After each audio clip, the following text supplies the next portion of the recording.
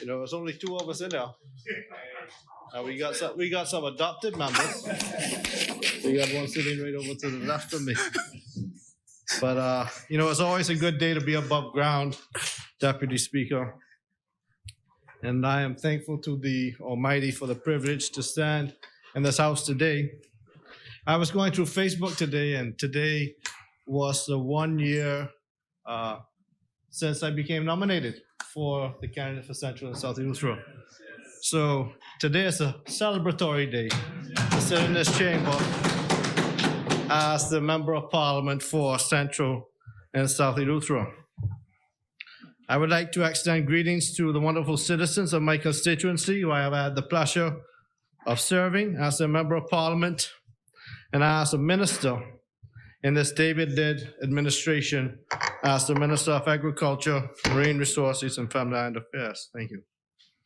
Permit me the opportunity to take a moment of my time to extend heartfelt sympathy on behalf of my wife and family to the entire constituency of Central and South Eleuthera, as we extend sympathy to the family of Ori Saunders and to the Gator and Burrows family of Governor's Harbor on the passing of Sandra Dean and Cleveland Burrows, to the McCarty family of Hatchet Bay on the passing of Ms. Perrine McCarty Isaacs.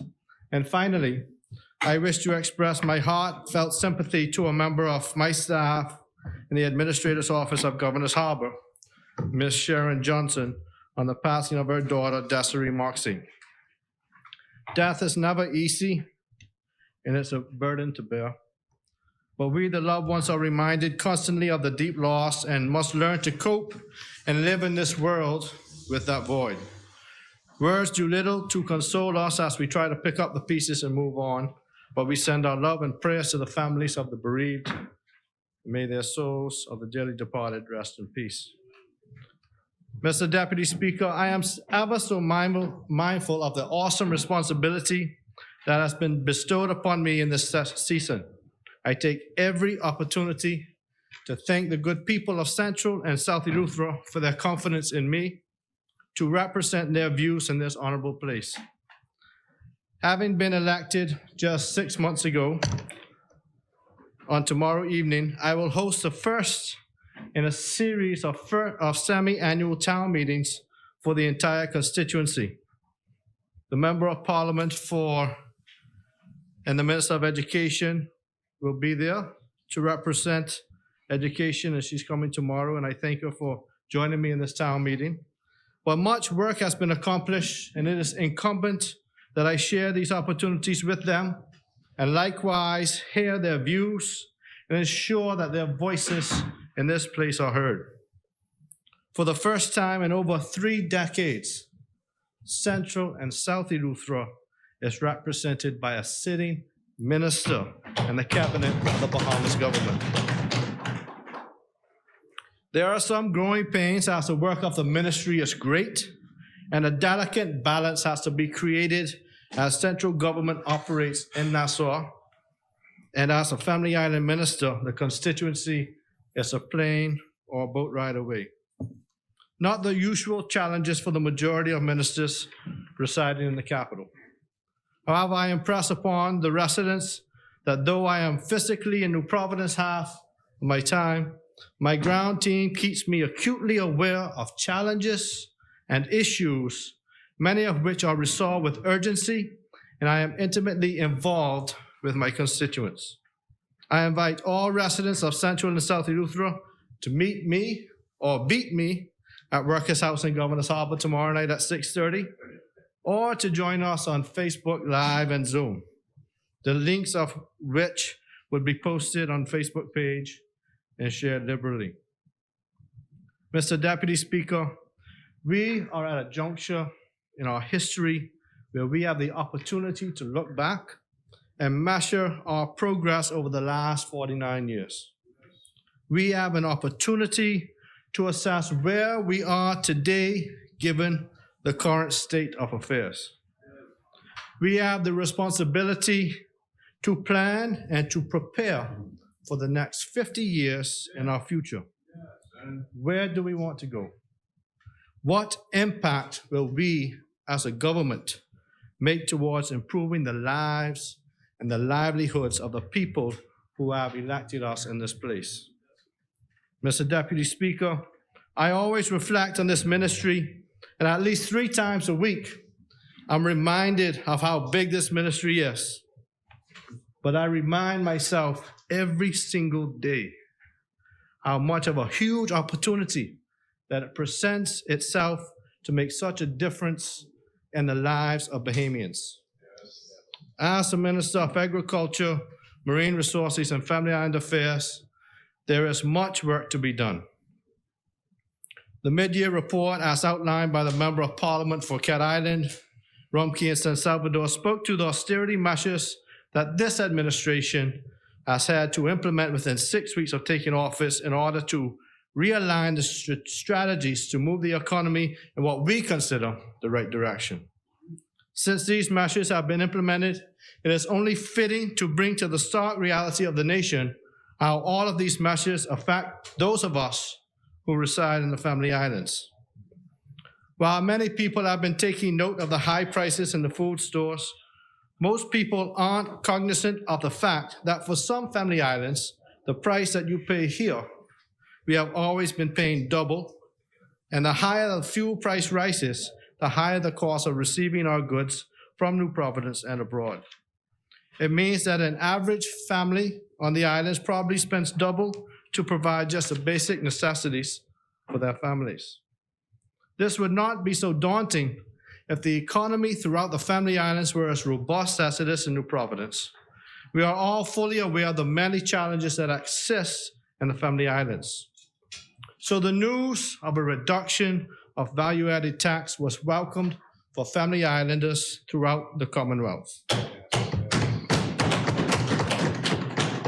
You see, it gave a small but important breathing space for families to do a lot more with the little that they have. For an average family, that reduction in VAT meant a little lower on the light bill and a little lower on food in the cupboards. The residents of the Family Islands welcomed wholeheartedly the relaxation of the COVID-19 restrictions, while it is noted that there are still a few restrictions left to be relaxed or discarded. The Family Islanders can breathe a sigh of relief. You see, while the communities in Nassau and Grand Bahama were able to gather, open restaurants with outside dining, host events, and small businesses were able to slightly rebound after being locked down for such a long period. The same cannot be said within the Family Islands.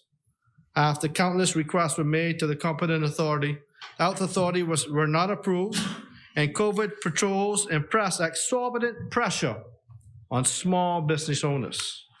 Unlike the cities, Family Islanders are comprised of 95% of small business owners, many of whom were affected greatly by the interpretation of the restrictions and the implementation of the same. Today, many small businesses throughout the Family Islands in the first and second schedules are appreciative of the relaxation of these restrictions. The long-awaited end of PCR testing as a requirement to leave the island is anticipated and welcomed. Small business owners and entrepreneurs at Princess Keys Limited are appreciative of the government's intervention in ensuring that the Ministry of Tourism stalls that rest directly outside the cruise port gates have been reopened with the relaxation of COVID-19 protocols. This means that these people can go to work. Entrepreneurs that are straw vendors, artisans, food vendors, and the like are able to make a way for their families again. You see, these straw vendors could not go to work for 2 years. But starting next week, Tuesday, the first cruise ship will arrive at Princess Keys, and the vendors will be out in front of the quays to offer their wares. And to further ease the burden of these Family Island residents who, through no fault of their own, experienced a delay in opening, the Member of Parliament for Axuma and Reggie Island, who serves as the Minister of Tourism, has agreed to waive the stall fees for the vendors at Princess Keys for the next 6 months. So Taran, Shanta, Viona, thank you for calling and agitating on behalf of the vendors, and we will continue to make it happen for you. It's a new day in Central and South Eagles Road. Deputy Speaker, so many people have been struggling just to make ends meet, and while we make decisions in this place, we must be aware that the decisions that we make not only affect those that reside in the capital in Grand Bahama, but that the complexities of life are different in the Family Islands, and the rules should be tailored to ensure that there is a protection of the livelihood of these people as well. Additionally, with the relaxation of the COVID-19 protocols and the return of cookouts, not having been able to fully implement national health insurance, which we are going to do, many Family Islanders have lost their battles to illnesses that could have been avoided had they had access to proper health care. I continue to be an advocate for health care in the Family Islands. Family Islanders struggle on a daily basis with health issues, especially cancer that is so rampant in our society today. One of the biggest setbacks to a full recovery is the access to treatment. Ironically, even the initial treatment is denied if you are unable to meet the down payment requirements at PMH. Since coming into office, we've already been able to assist mothers in my constituency plagued with cancers of different nature. And as a parent, I am hard-pressed to be of assistance to mothers. The recent news from one of the patients I received just a few days ago gave me hope as she announced that she was cancer-free. So a mother of 2 is now able to breathe a sigh of relief to spend time with her children. But you see, this is my prayer for all young mothers, that they are able to seek treatment and receive the care that they need so that they can return to their families. So being able to host the cookouts, while it might seem minuscule to persons in the Family Islanders, it is a way for them to have access to health care and proper financing for medical assistance. Deputy Speaker, I'll speak a bit about regattas and festivals.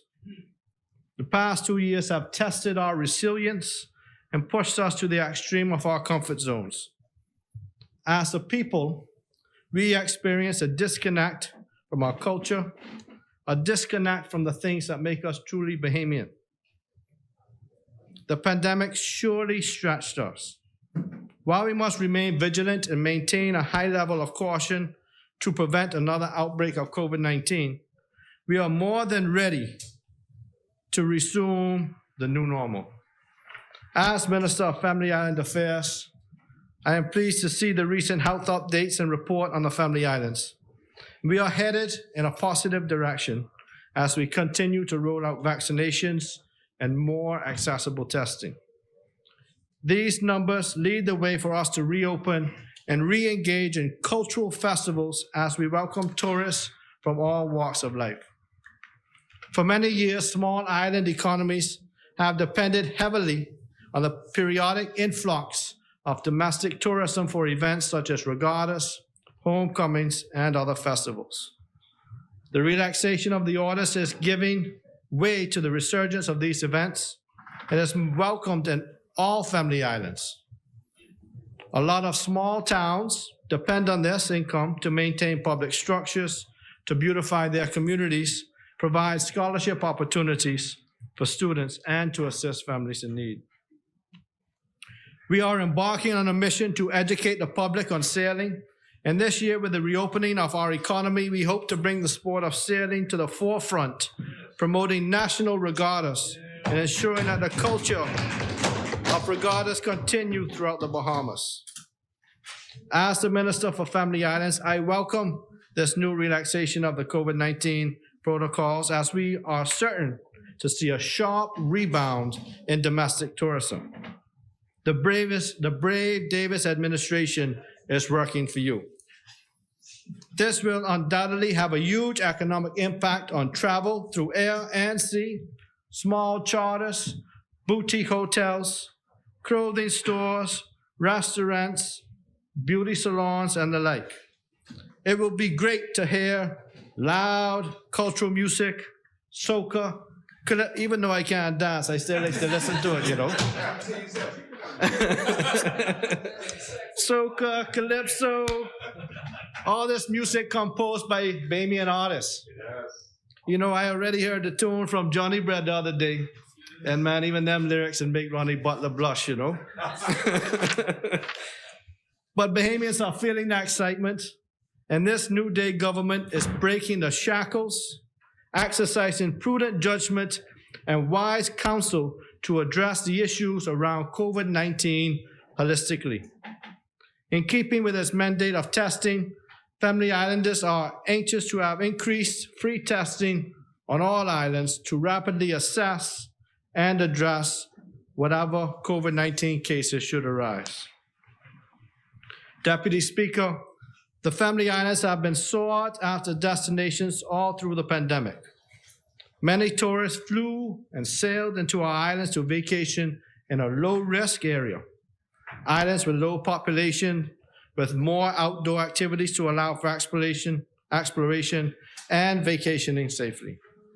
To date, visitor arrivals are steadily increasing. We have seen airlifts in Family Islands like Eleuthera, Exuma, and even in Abaco. On Eleuthera, vendors with rental cars are sold out for the season. Hotels have been booked since the beginning of February, and there is continued growth in this industry. I want to let the Family Islanders know that having a Family Islander as your Prime Minister, a Deputy Prime Minister who's a Family Islander, and a Minister of Family Islanders who's a Family Islander, will work in your favor. We continue to lobby to our Cabinet colleagues for the need to decentralize the services and ensure parity throughout the Commonwealth. I am pleased to say that they understand the assignment, and several Cabinet members have visited their offices. I'd probably say almost all offices in the islands. Minister of Education spoke today and said she visited every island. She's coming to Eleuthera tomorrow to try to finish some of it off. Staff issues are being addressed, and the way that business is executed is changing, ushering in a brand new day. Deputy Speaker, since taking office in October, I have had the pleasure to serve on the board of National Economic Council as the Minister of Family Islands. Notwithstanding the pandemic and effects of Hurricane Dorian, I am amazed that so many projects and so many investors were not engaged or encouraged to develop, especially in the Family Islands. To date, we have reviewed so many projects with interest in the Family Islands to encourage economic development in these areas. We understand that there is a delicate balance to strike between economic development and preserving our environment and our culture, especially in some of our islands. It is with this in mind that we pay thoughtful attention to details to ensure that the Bahamian people get the maximum benefits from these projects, not just subservient jobs. Things are going to happen in Eleuthera. Things are going to happen in Abaco. Things are going to happen in Grand Bahama. Things are going to happen in Andros. Things are going to happen in Maikau. Things are going to happen. Jobs are being created. People are getting back to work. Good days are yet ahead.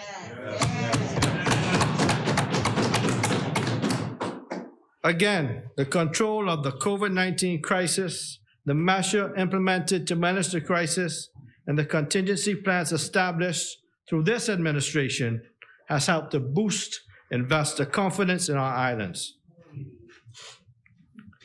Mr. Deputy Speaker, this Davis-led administration is Family Island friendly.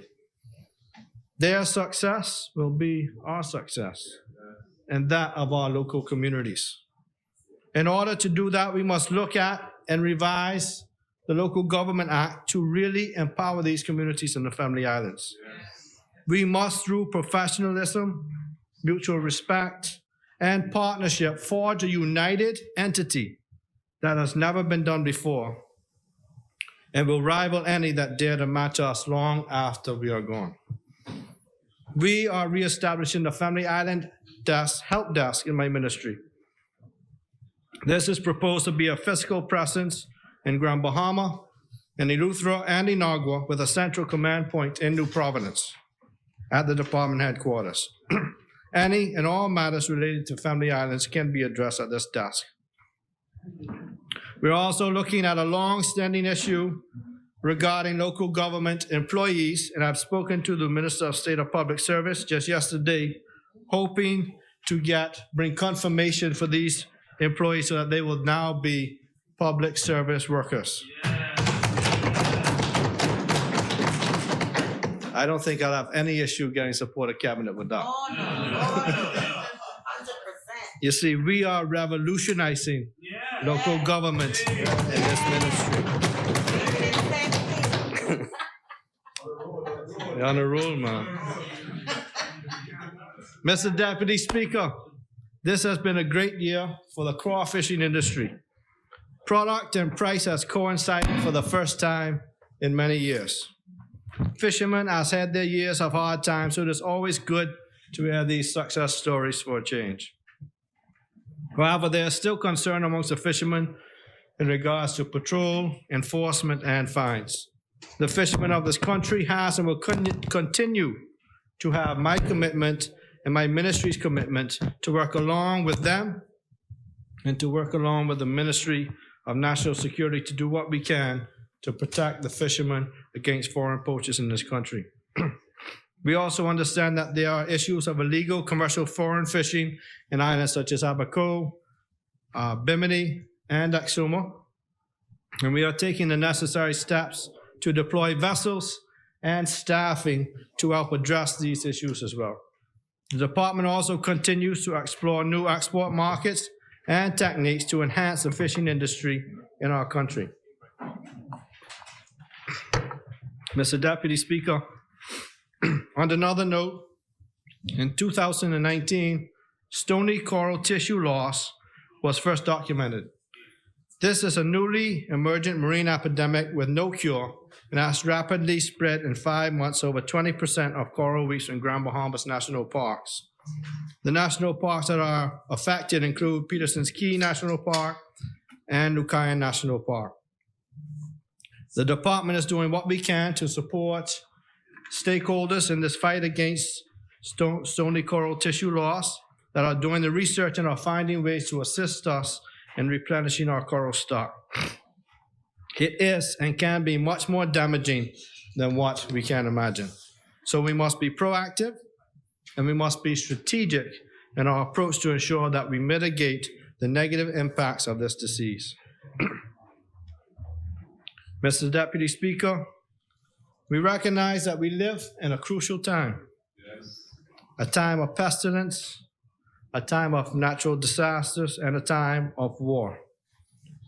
The evidence of change is upon us. As we have increased in knowledge globally, we have moved away from simple practices that actually sustained our forefathers.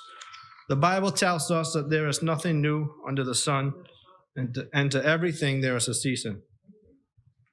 We see the stark reality every day as prices on everything increases.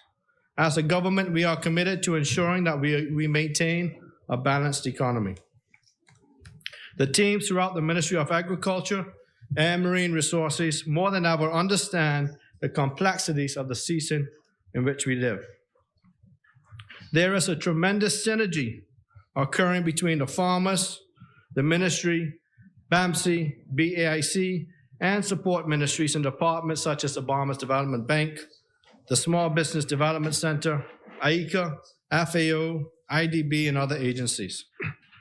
The seriousness of the global realities has opened the door to positive communication, a transparent sharing of ideas and opportunities.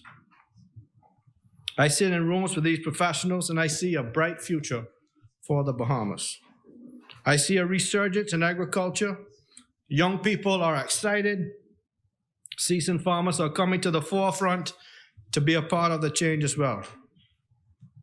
We have distributed greenhouses to schools and communities to foster a love for growing. Yes. We see that there is a great interest in farming as people understand the importance of growing what we eat, not just to support a healthy lifestyle, but the more we grow, the more we are able to reduce our imports, and the more we grow, the more we have the opportunity to create export markets. Yes. We have talked much about BAMC over the last few months, but it is a pleasure to see that new life has been breathed into this important project. BAMC has an awesome task ahead to teach, to train, and to play a pivotal role in food security. A return to its original purpose with a futuristic approach to science, technology, and practicality. BAMC will engage professional Bahamians to grow, engineer, and stockpile our seeds, grow seedlings, and act as a physical agricultural bank for a wide variety of plant species, roots and tubers, pigs, and ruminants. Meanwhile, it will simultaneously teach our children to take farming to the next level. The high-level talks and discussions are fruitful. We are putting together an action plan to be implemented in the new budget to elevate from conversation, to elevate from conversation to action.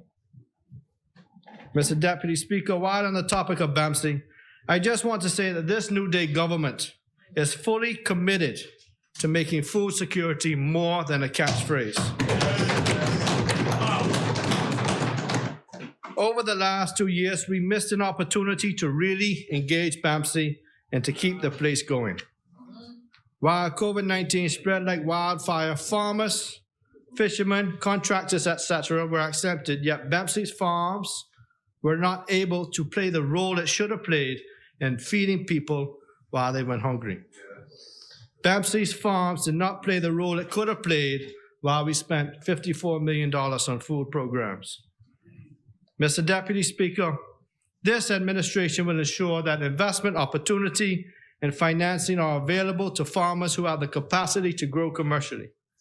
We encourage farmers to work along with our teams to devise workable farm management plans to maximize the opportunities that are available.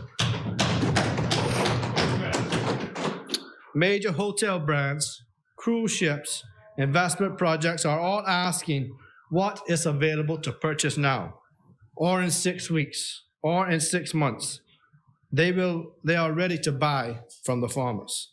So we encourage all farmers to begin to reevaluate their farm management plans and make the information available to ministry personnel so that buyers are aware of what products are available.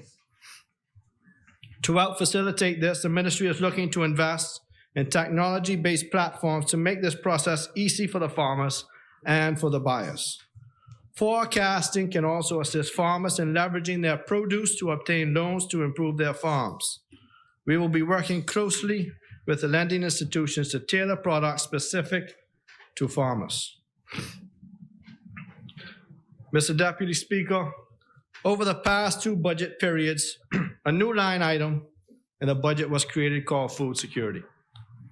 I support this line allocation. However, I was sitting here earlier today wondering how the side opposite can speak about cutting budget here, cutting budget there. Then they speak about importance to feed our people.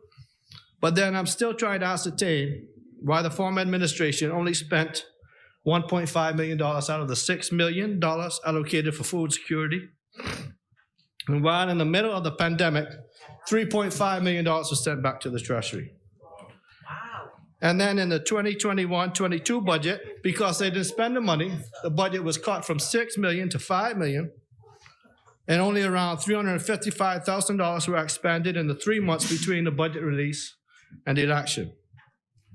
What was not evident was the short-term medium-term, and long-term strategies to utilize these funds to create a sustainable farming module to make food security more than just a catchphrase. You see, that's the difference between action and talk. If the money's there for food security, you spend the money. That's it, simple. Use it.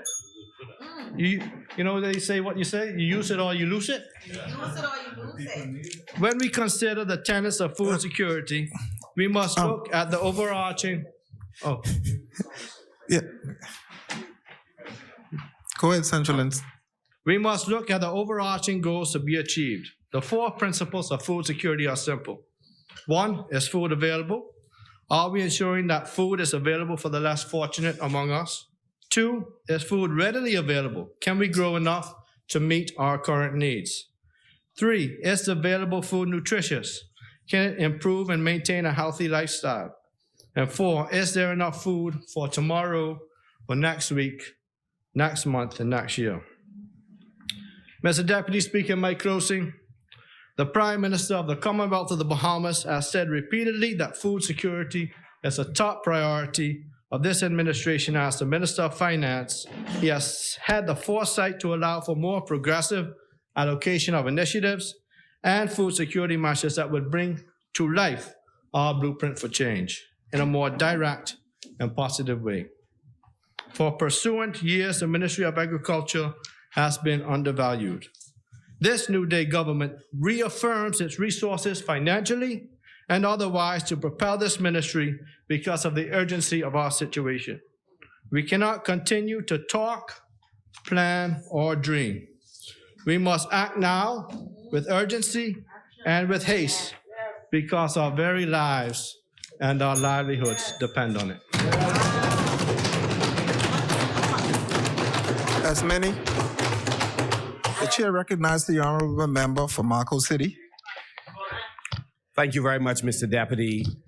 When the minister spoke last in this place, one of the points that was made about state-owned enterprises was that one of the reasons the government is reversing the position we took, which was to enter into a public-private partnership on packing houses, the feed mill, and had intended to do the same with the abattoir. We thought that this would be a part of the overall reduction of allocations to state-owned enterprises. I believe in the fiscal strategy report, this administration has made a similar point, but clearly the ministry had reversed it. And when the minister last spoke, the contention was that one of the reasons a PPP obviously could not work is that there was a lack of interest.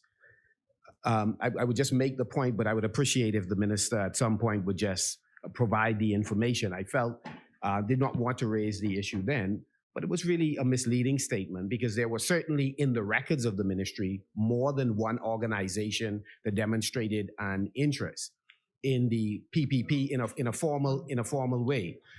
So it would. The chair recognizes the honorable member for Central and South. The information I provided came from the ministry.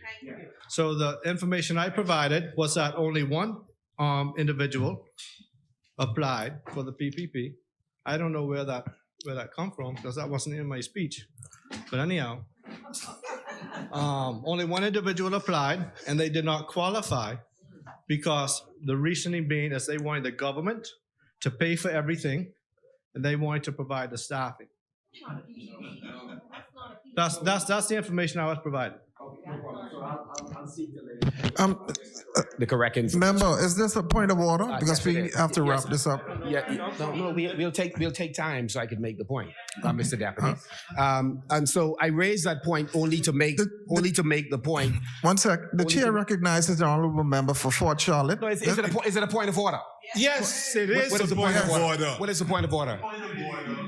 Is that you have made an allegation on your feet that this honorable Marco member City, one second. Can we get one person on the floor at a time? I'm being recognized on a point of order. You've made an allegation that the honorable member of South and Central Eleuthera misled the House. What basis have you established I would never say that you mislead without laying a basis. It is unparliamentary and you should withdraw it. The chair recognizes the member for Marco City. Mr. Deputy, the point I was making, which I wish to continue, is simply this. That today, the member, who I believe is armed with the facts, would know the basis of spending in, would you allow me to complete the statement? The Ministry of Agriculture, in the COVID emergency spending plan, ordered the very greenhouses, I believe, that the member is distributing. Let me just complete the statement. I will not yield. One of the set of greenhouses. Of the set of greenhouses. Came from funds. Central and Saudi Lucha. Let him complete. Let him wrap it up. Let me complete the point. So the first set, there's no possibility. Yes, members. So, the member for Central and South. So Yeah.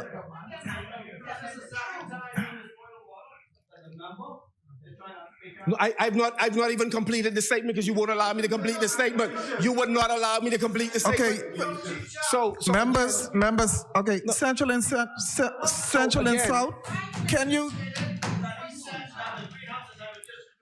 Let me complete the statement. No, you said they were funded by the ministry. Central and South, let him complete his point of order, and then you'll be the last person. Thank you very much, Mr. Speaker. Thank you. Prior to demitting office, there were two sets of greenhouses that we secured on behalf of the Bahamian people. One set of those greenhouses came as a result of the negotiations with the Chinese government. And so there was a set of greenhouses donated by the Chinese government. The second set were those that we ordered, in excess of 100. So to the point that I originally stood to make, that when we in fact made the order, there is a timeline. Even then, there were supply chain issues of those items coming into the Commonwealth of the Bahamas. I'm sorry? Okay. 100 greenhouses we ordered. All right, the honorable member for Marco City, can you wrap it up, please? Because I'm making a point. This is not time sensitive. It's whether or not I'm being accurate about what I'm saying. And so the point is. Go ahead. So the point is that there were two sets of greenhouses, and I'm answering a direct point made by the member concerning funds that were not spent. Some of those greenhouses, again, came from the Chinese government. A second set came as a result of us ordering it. We intended to continue to order greenhouses so that small businesses, backyard farmers, and schools would be able to take possession of them. The allocation of funds by any particular government depends on whether or not those funds are in fact utilized by the company to begin to send the item. So the minister would be well aware of why there were delays in ordering or executing certain projects. So when the minister talks about what funds were not utilized, this was not an issue on whether or not there was a commitment to food security. But I wish to offer the explanation. I know for a fact that you are fighting to demonstrate the loyalty to leadership. Go ahead, but don't do that at my expense.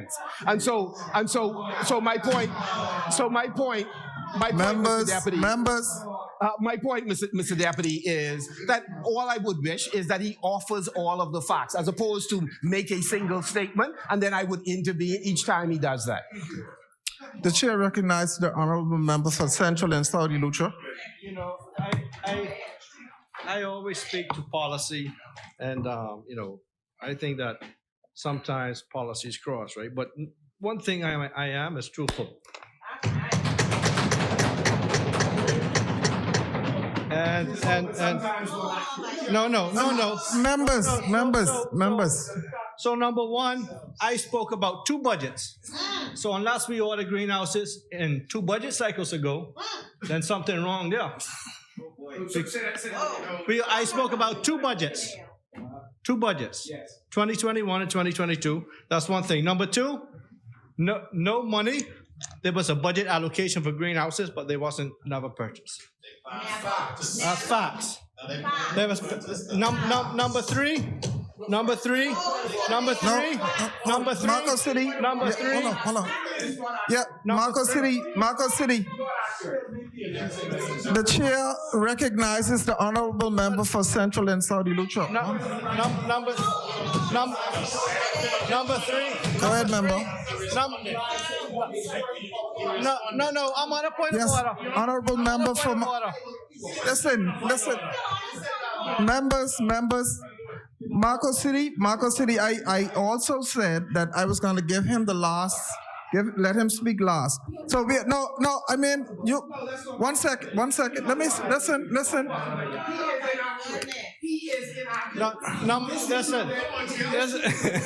Said the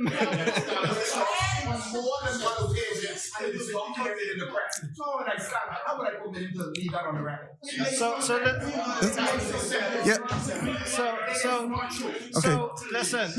The chair recognizes the honorable member for Central and Saudi Lucha. Let him finish. I'll give you a chance. Yes, sir. Yes. Yeah. No. So I spoke. I don't even know how this got to greenhouse because I was speaking about budget allocation. Our report was for food security. The greenhouses that have been donated through communities have been done so from what the Chinese government donated.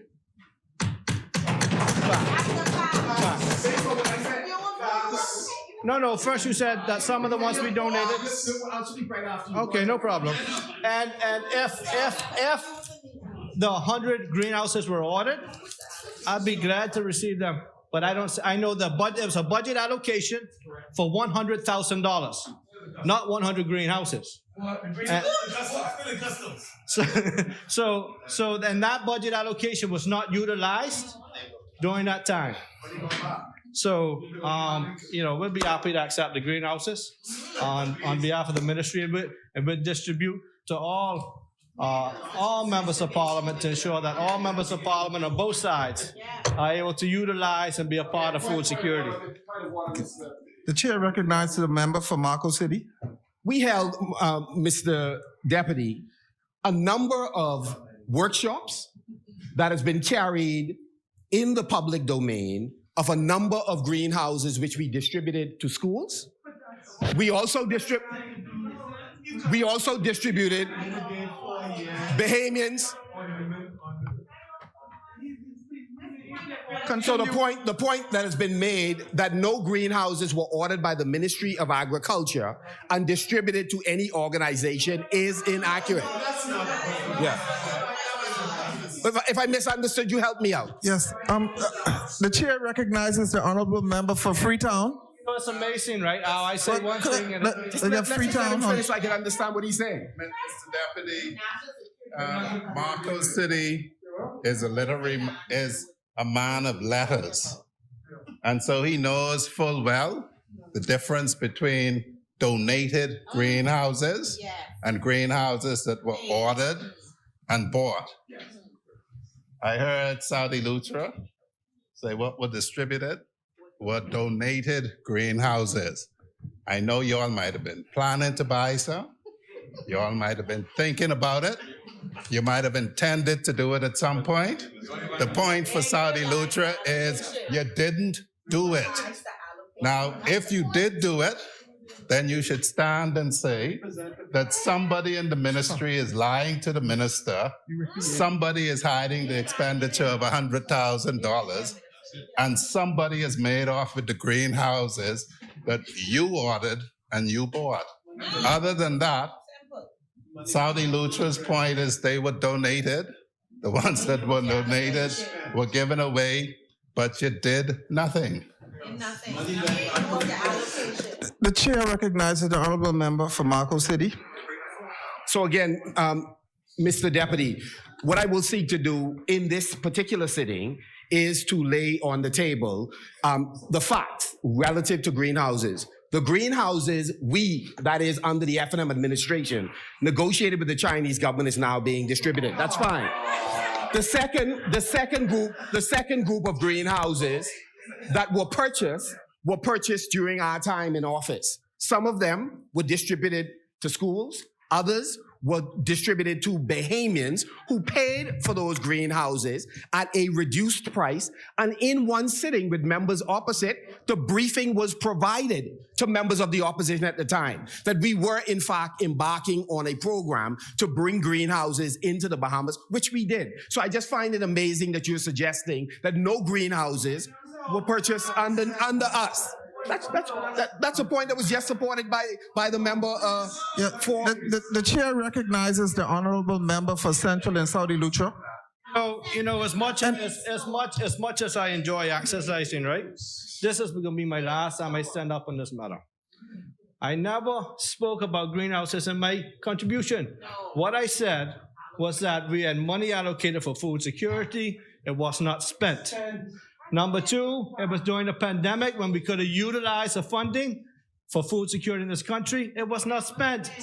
If the member for Marco City spent money for greenhouses, I'm happy about that. It helped people in our country, no problem.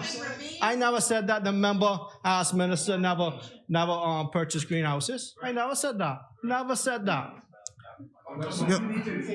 Never said I never said that. No. Okay. You spoke about Honorable. so anyhow, the Ministry of Agriculture, Marine Resources, Family and Affairs is very, very, very dedicated to food security, and we will make sure it happens. Thank you. Thank you, members. As many. The chair recognizes the member for St. Anne's. Thank you very much, Deputy Speaker. Good afternoon, members of the House, members of the public.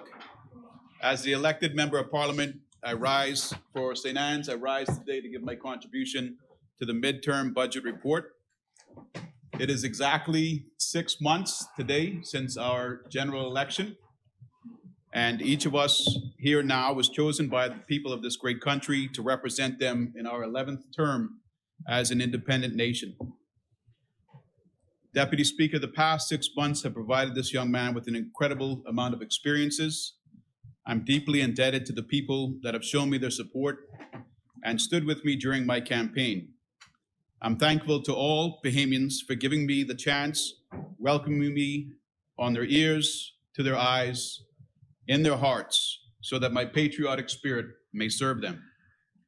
My armor, Deputy Speaker, is not on today. Mr. Deputy Speaker, I'm not here to battle. There is no war in my heart, no victory to be won by poking at this PLP administration and knocking them off the course of good governance charted by the Free National Movement.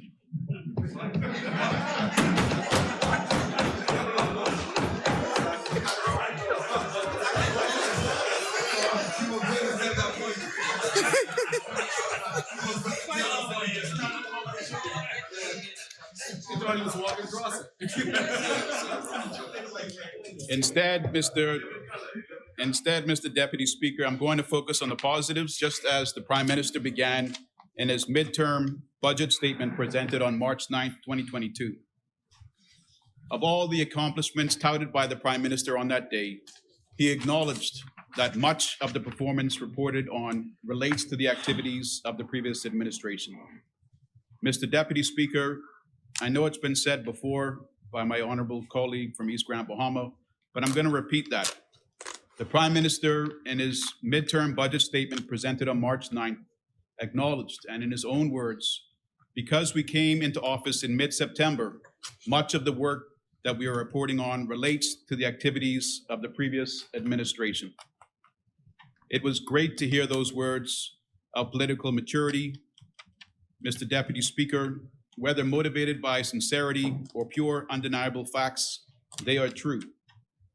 Much of the performance that the government is reporting on in its mid-year budget report relate to the activities of the previous administration. Hotels are filling up. In fact, Mr. Deputy Speaker, from a picture I saw of a catamaran sailboat recently, some might conclude that our tourism industry is overflowing.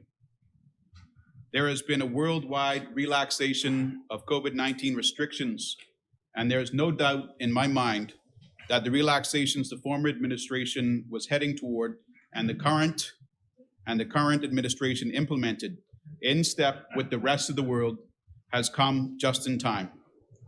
Our employment numbers have increased. Hotel resorts that had been closed due to renovations have begun to open their doors to opportunities for more Bahamian households. Fewer people are on unemployment assistance, giving us the opportunity to reassess the state of the National Insurance Program and determine how monies can be added back to ensure the sustainability of national insurance benefits and pensions for generations to come. Developments, Mr. Deputy Speaker, are collaborating with the Technical Training Institute, BTBI, to source skilled labor and give them first priority of employment on their projects. It's not important to note that the levels of entrance had increased at BTBI under the previous administration, because that level of entrance will continue to increase there for years to come. And this is the direction that our nation needs to go. Revenue collections, Mr. Deputy Speaker, are up. VAT collections are up. Our debt to GDP ratio has improved. Even a dividend of $24.5 million from PTC is good news. Mr. Deputy Speaker, I agree with the Prime Minister's view. We are headed in the right direction. What some people call the SSPLP, but I recognize properly as the PLP, may have a chance after all, if it stays on the course set by the last F&M administration.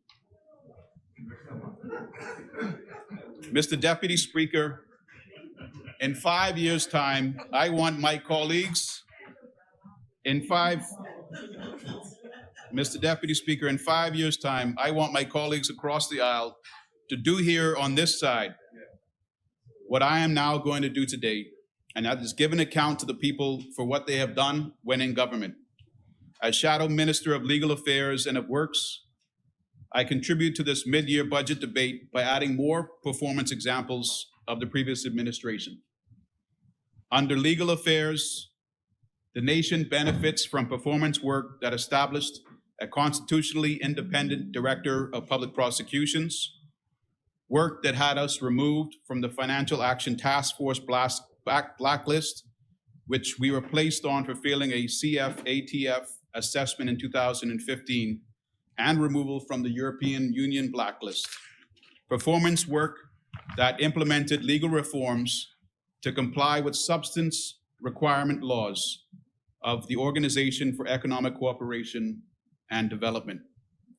The nation also now benefits from performance work of the last administration that enacted the DARE Act, Digital Assets and Registered Exchanges Act, which has led to a major digital asset provider locating business to the Bahamas, creating jobs for Bahamians, and diversifying the financial services industry.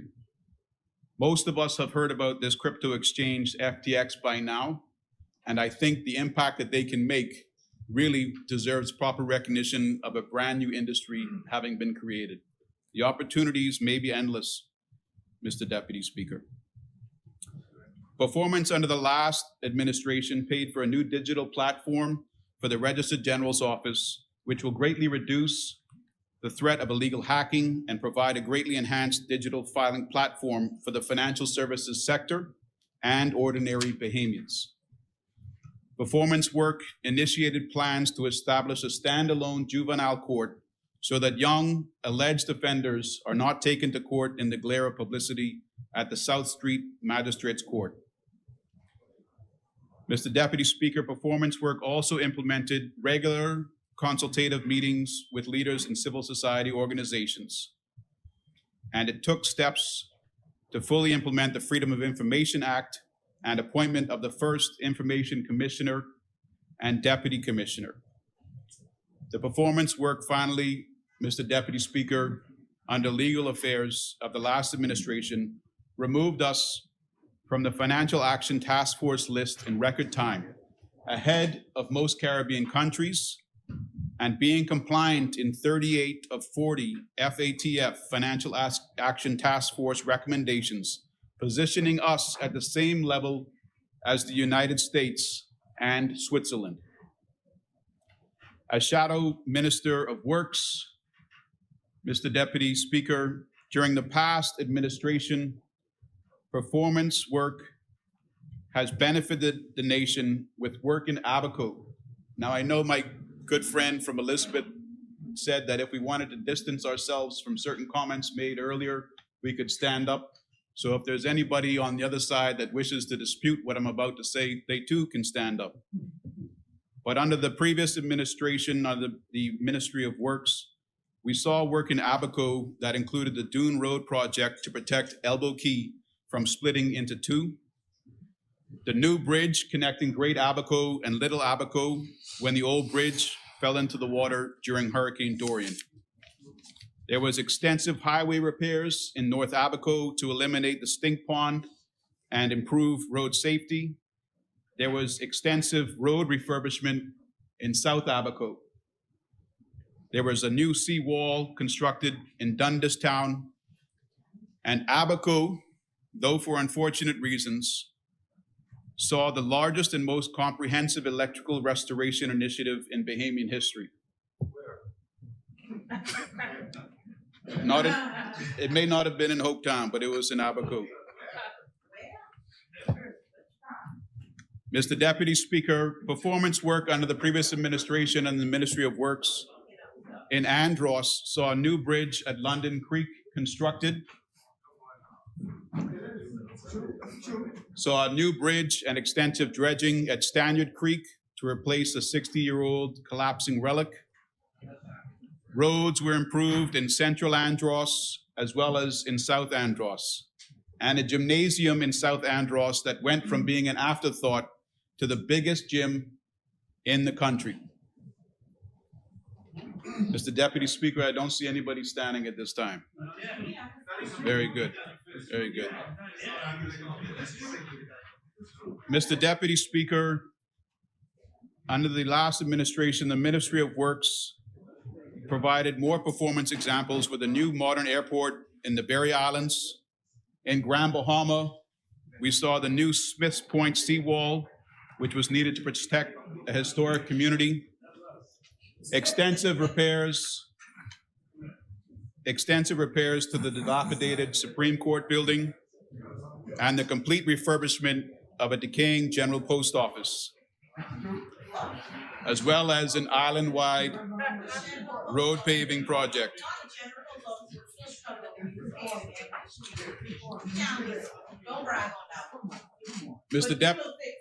Mr. Deputy Speaker, during the past administration, the Ministry of Works also saw performance work in Eleuthera with a new mailboat dock in Rock Sound, road paving in South Eleuthera communities, highway paving throughout Eleuthera, developed plans for a new airport, repaired the glass window bridge, and completed engineering studies and prepared plans for a new glass window bridge as a modern tourist attraction. Even Spanish Wells, Mr. Deputy Speaker, St. George's Key and Russell Island received under the previous administration with a new modern bridge that connects St. George's Key and Russell Island, as well as extensive road paving in the area. This was all done under the Ministry of Works during the past administration, Mr. Deputy Speaker. And as I said at the beginning, I want this government in place now to be able to call off the accomplishments that their ministries, in my case as Shadow Minister, Works and Legal Affairs, not in 6 months, at the end of the term. I'm not poking fun at you, as I said. I'm actually promoting our country and making sure that our people are aware. And then down in the Deputy Prime Minister's constituency in Ragged Island, the new school, community center, and hurricane shelter, capable of withstanding 180-mile-per-hour winds, to replace a decrepit old school that was destroyed in Hurricane Irma, and and in Exuma. And in Exuma, Great Exuma, even little the community of Black Point, where my friend Tucker Roll hails from. You saw highway paving in Exuma. You saw roads in Black Point. You saw developed plans for a new airport, and the construction of the airport even began. This is our Bahamas, whatever side you're on. The chair recognizes the member for Exuma and Ragged Island. I would only advise the member to do a bit of fact checking on some of his infrastructural brags. He may not be aware that the school in Ragged Island is still under construction. And that's not what he said, though. And he may also not be aware that the works for the roads in Black Point, although it started, it was never actually completed. So we have a situation in Black Point where there is sand and seal paving on one side of the road, and there is no paving on the other side of the road. So I think when you boast about these developments, I would only caution you to fact check to ensure that you are not insulting the people on the ground. I don't think you intended to do so. I just caution you, though, that you should get your facts right when you speak in Parliament. Visit the places first, then brag. I'm obliged, Mr. Deputy Speaker. If the F&M administration did everything, there'd be no need for the PLP to be in government.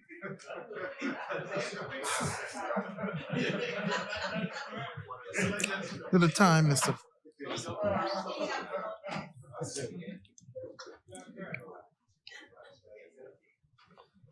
Mr. Deputy Speaker, performance work under the past administration also saw New Providence touched with the multi-million-dollar refurbishment of West Bay Street and its water mains, paving of more than 100 roads such as Nassau Street and Farrington Road throughout the island. Construction work was restarted at the baseball stadium, and we undertook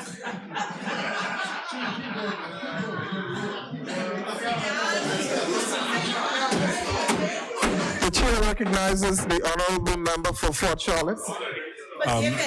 Just on the point of order, the honorable member would be quite aware that for essentially 4 years, the Andre Rogers Baseball Stadium that you just referred to, $24 million would have been invested on the ground. And for the past 4 years, it has been basically at a standstill. But I'm happy to announce, Mr. Deputy, I'm happy to announce that the cabinet has just approved funding, and I've just received a notice today. In fact, within the hour, Mr. Deputy, from the contractor that he is now in receipt of $5 million, which will enable him to move forward. The chair recognizes the member for Marco City. Mr. Deputy, the member for Fort Charlotte spoke on this matter some time ago. And what he omitted to say, I corrected on the record in this House with no objection from him. And that is the escalating costs for the stadium occurred under the Progressive Liberal Party prior to 2017. So the figure that he referenced and the ballooning figure as a result of some of the omissions in the design again occurred prior to 2017. It is not true that for 4.5 years, nothing happened with the stadium. He's fully aware. No, even what he said is an amendment to what he said originally, and that wasn't good enough. Work did in fact occur, including settling some of the outstanding issues that were left undone by the Progressive Liberal Party, and it was advanced in the years leading up to the 2 years in particular leading up to the election. And so we have present in the most recent Ministry of Youth, Sports and Culture, who can lay out those items that were done. But it is wrong for the member to continue to come here and say that nothing was done in 4.5 years because it is not factual. Never The chair recognizes the member for Fort Charlotte. Thank you very much, Mr. Deputy. Mr. Deputy, I responded to the honorable member of St. Anne's, who was itemizing the accomplishments of the previous administration. And one of those accomplishments was the construction of the Andre Rogers Baseball Stadium. The honorable member of Marco City has contradicted St. Anne's by stating that some work was done, but he said the $24 million was on the ground, and his allegation is that there were certain things under the previous PLP government. I never said nothing was done in the past 4 years. I said very little was done. Very little. Well, I'm saying very little. Let me repeat. Let me repeat what I said. He said very little. Let me repeat what I said. Well, I am stating it now. Honorable member, we have one member on the floor. Let's respect. Look here. Yeah, let him speak. Very little was done. But one of the things, Mr. Deputy, that I have made very clear in all of my contributions in this House, where very little was done, we will complete. The things that we committed to doing, we will do. You see, the people didn't elect us to talk about what did the people did what they had to do. Our job is to get the work done, and we will. The chair recognizes the honorable member for Marco City. But hold on, let me finish. When the honorable member for Central and South Lucha was speaking, we wasted 15 minutes of back and forth. This time, listen, let me finish. Wasted? Yeah, no, let me finish. Listen. I appreciate, and I'm sure the Bahamian people appreciate everybody's passion from both sides. But at the end of the day, let's respect this House. That's all I'm saying. Let's respect this House and make sure that once one person is speaking, then let's respect that person and we speak in order. That's all. And once the chair recognizes you, then you can speak. The chair recognizes the member for Marco City. Mr. Deputy, the issue I take with the commentary only is, and I could be wrong, and I'll be happy to sit and listen to you. We have had others who have made a range of statements. We sat down and listened to a communication by the member for Cat Island, Rumkey, and San Salvador. That's ordinarily not a contentious presentation. And we endured. We all sat. We didn't interrupt. But yet members on the other side wish to police our statements as if we're children. That's not going to happen. It's not going to happen. And so prior to 2017, so that we do not mislead the public, prior to 2017, the exact same inspirational speech was given about making sure we complete projects that we start.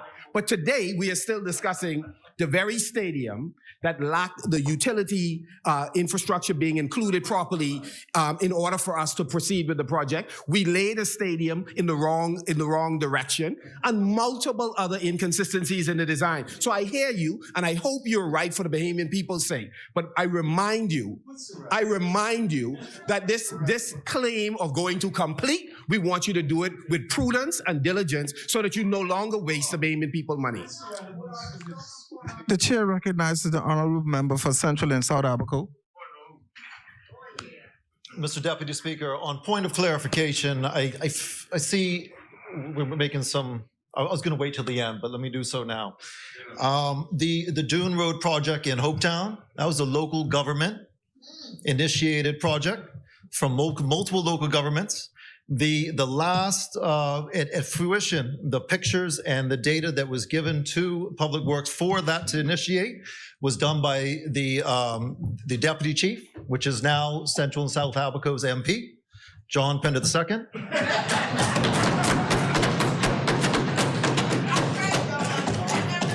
The roads in South Abaco are tremendously damaged and have been so for some time. Oh, wait a minute, let me retract that. That same dune project was not started until after Dorian. That's how long it took for this to come to action. The roads in Central and South Abaco have not had any serious work done for some time to where it is a detriment to safety and people lose their lives on a regular basis. The BPL is infrastructure is tremendously under strain and has been previous to Dorian, where we have had almost daily power outages. So I would like to really know where exactly the infrastructure, Deputy Speaker, I'd like to know where that infrastructure money was gone for the BPL, because from what I understand and what I came to and what I did my assessments on, it just doesn't make clear. But particularly the Hopetown Dune Restoration Project, that was a local government affair by Central and South Abaco's MP at the time was Deputy Chief of Local Government for Hopetown District. Thank you, member. The chair recognizes the member for St. Anne's. Thank you, Mr. Deputy Speaker. When I have gone from this house in many years yet, I'll come back with my sons and admire the new library that we'll have in the new Parliamentary building. And I'll look back on the Hansard record and I'll show them that this was the day, and this was my comment, that provoked the Minister of Works to make an announcement that there would be further construction and completion of the Andre Rogers Baseball Stadium. I'll make sure that my participation in that history and that hopefully great facility will be noted. Now, I'm not sure why the member from South Abaco came up. I was trying to keep track of who I was going to respond to, and really, I'm a one woman man. I'm a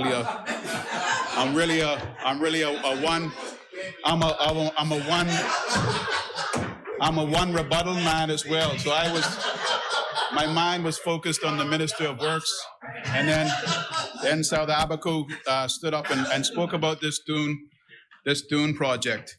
And if I only go by his words alone, he said that it was initiated by local government under numerous local governments, and that he continued talking. And if you ever go into court, someone who continues talking is going to put themselves closer to being in trouble than if they had kept their mouth closed to begin with, because he said it was after Dorian that this government came in and completed the work. So I'm not dismissing the participation of local government. I think that it's extremely important, and I'll give, if in fact he was, I don't know his position, but I acknowledge him to be an honorable man, so I accept his statements in local government. The point is the project was done, and I'm only identifying work that was completed or begun.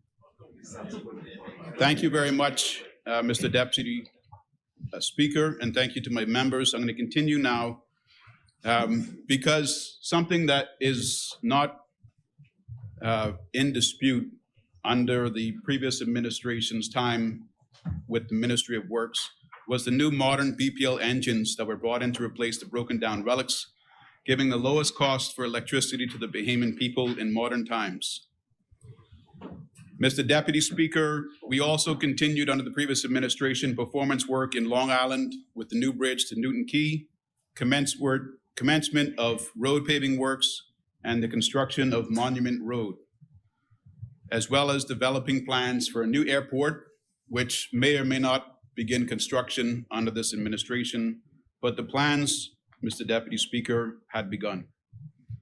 Even in Nagua, Mr. Deputy Speaker, which is generally recognized for being where Morton Salt is, we gave attention to that, and plans were developed for a new school in Nagua. Yeah, I don't run from the words that I say. Mr. Deputy Speaker, as our nation continues forward with this interim PLP at the helm, my aim is to ensure this honorable House continues. My aim is to ensure this honorable House continues to do the people's work. My aim is to ensure that this honorable House continues to do the people's work. It should be our goal to pass new legislation or amend old legislation every month that this House is not on break.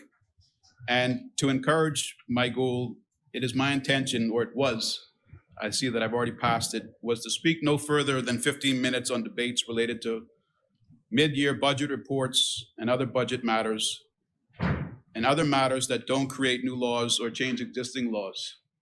I intend to limit my debate contribution to 15 minutes. If we're not addressing the laws and the legislation, we are the legislator.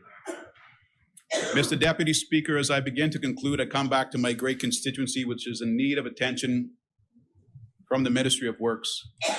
Woodlawn Way in the Winton area has for many years been in need of repaving. Sassoon Road, San Souci Road, and Newgate Road need speed bumps. Mr. Deputy Speaker, I don't know who's receiving contracts.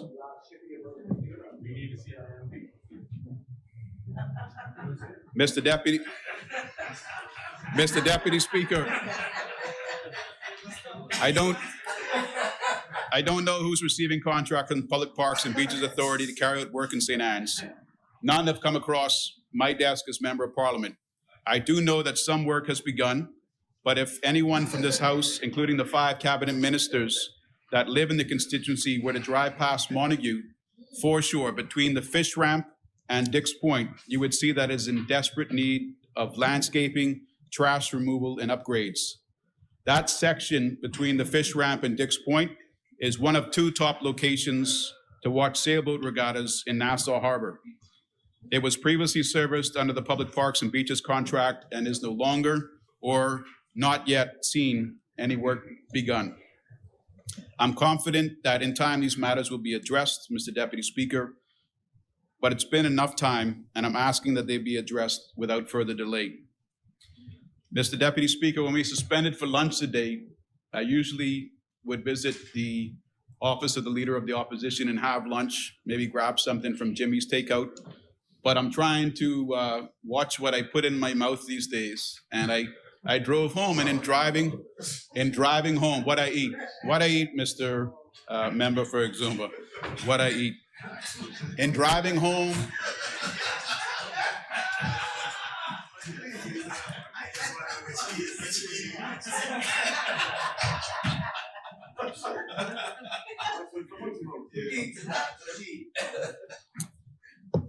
Mr. Deputy Speaker,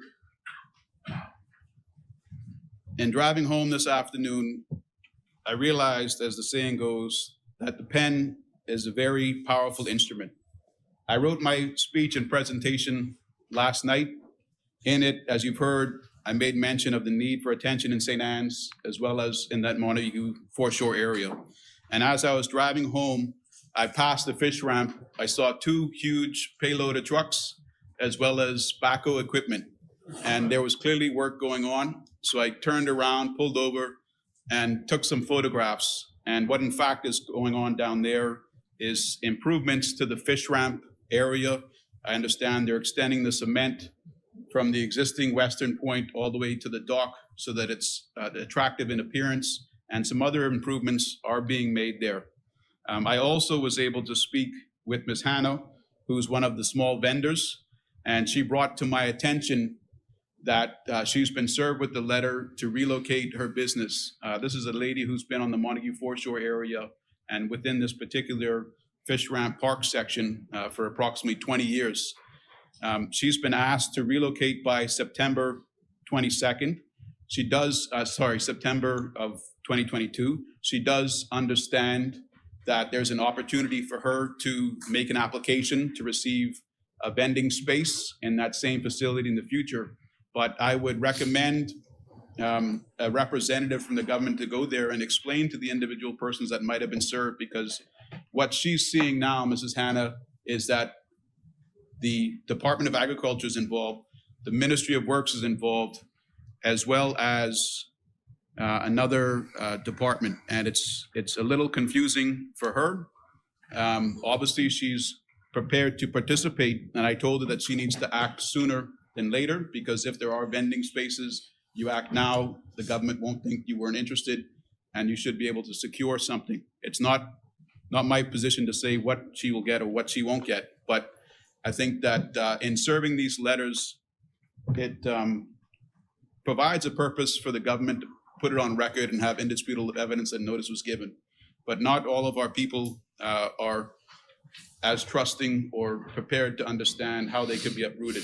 And it would be beneficial for her and the other persons down there to be consulted one-on-one, not just with the representative. There's not many stalls. Mr. Deputy Speaker, I want to acknowledge, as I wrap up now, the passing of 4 men whom either lived in or had a great connection to the constituency of St. Anne's and have died in the past few months. The first is the late Sir Godfrey Kelly, who was a former member of Parliament and attorney, a longtime member of the Free National Movement Party, and a philanthropist, having made a significant donation to the Bahamas Bar Association's acquisition of its new premises on Mackey Street. I'd also like to recognize the late Wade Sands, a well-respected businessman, a man of God who proclaimed 3 keys to success were work, work, work. And the third man is the late Edward Turner, also a colleague at the Bahamas Bar with myself and spouse of my former member of Parliament, Loretta Butler Turner. And then finally, Mr. Don Darbo, who passed away within the last week. He and his wife, Charlene Darbo, owned the photography business on the corner of Kemp Road and Shirley Street, known as Fine Image. All, Mr. Deputy Speaker, were good family men, and their loved ones would miss them. Mr. Deputy Speaker, as we go through this mid-year budget debate and go back and forth with what is said, let's not ignore the activity on our streets. The rate of murders recorded since January 1st now sits at 27.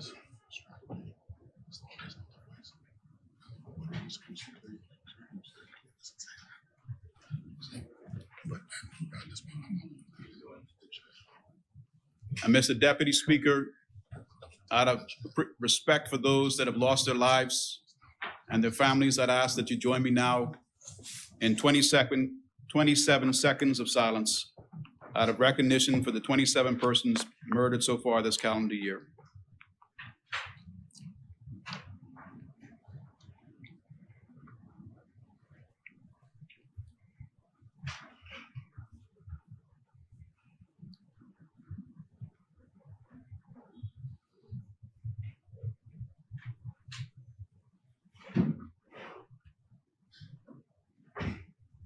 Thank you very much, Mr. Deputy Speaker. Members, forward, onward, upward together. Always one Bahamas. Mr. Deputy Speaker, I'm obliged. Thank you. Thank you, Honorable Member.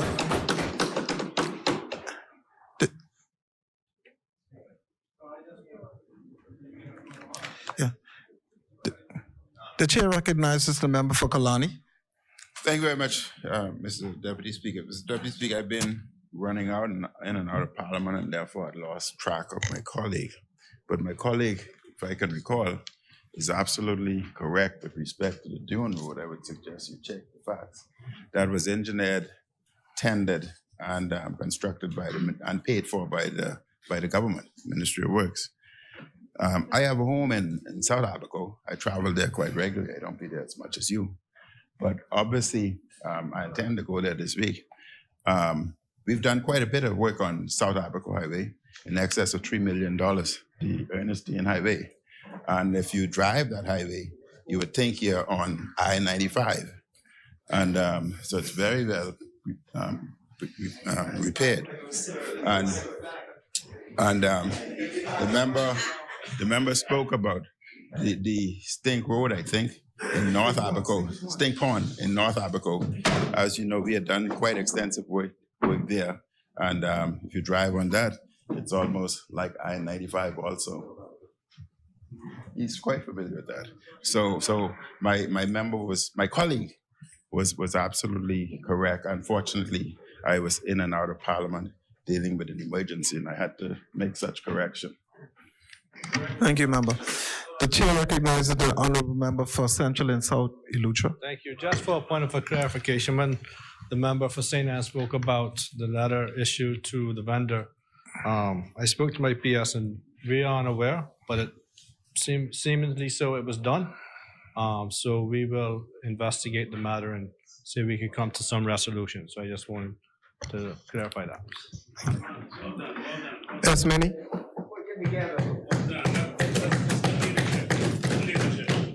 The chair recognizes the honorable member for South and Central Andres. Oh. Go ahead. Yeah, the chair recognizes the member for North Abaco. Good day again. While I appreciate the contribution that you're making about Abaco, boasting, bragging of asphalt that we replaced on streets, the sting point in which we speak of is about probably 100 feet, maybe 200 feet of street that was damaged during the storm. Asphalt was placed back there afterwards. But I would like for us to be respectful to Abaconians, for the many persons who would have gone through the hardship, who needed food and help, not road. I spent my first Christmas after Dorian in Abaco. I was sleeping with spiders, snake, and whatever crawling creature could get into our home because of the damage to our home. The first act my government did was give contracts to clean up on the highway. When I asked the administrator about it, they indicated to me that the government position is they don't clean communities. Thank you for the asphalt road. Thank you very much. But we are human beings and we deserve much more. We needed representation from our government, and what we got was neglect and other persons fattening their pockets on our misfortune. We will never forget that, but we forgive you all. Please be well.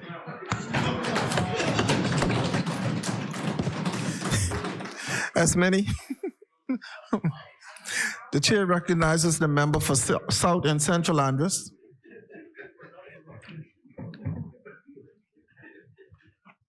Mr. Deputy Speaker, I rise on behalf of the great people of Mangrove Key, Central, and South Andres to make my contribution to the midterm budget and the wider objectives and vision for the country as laid out by the New Day government.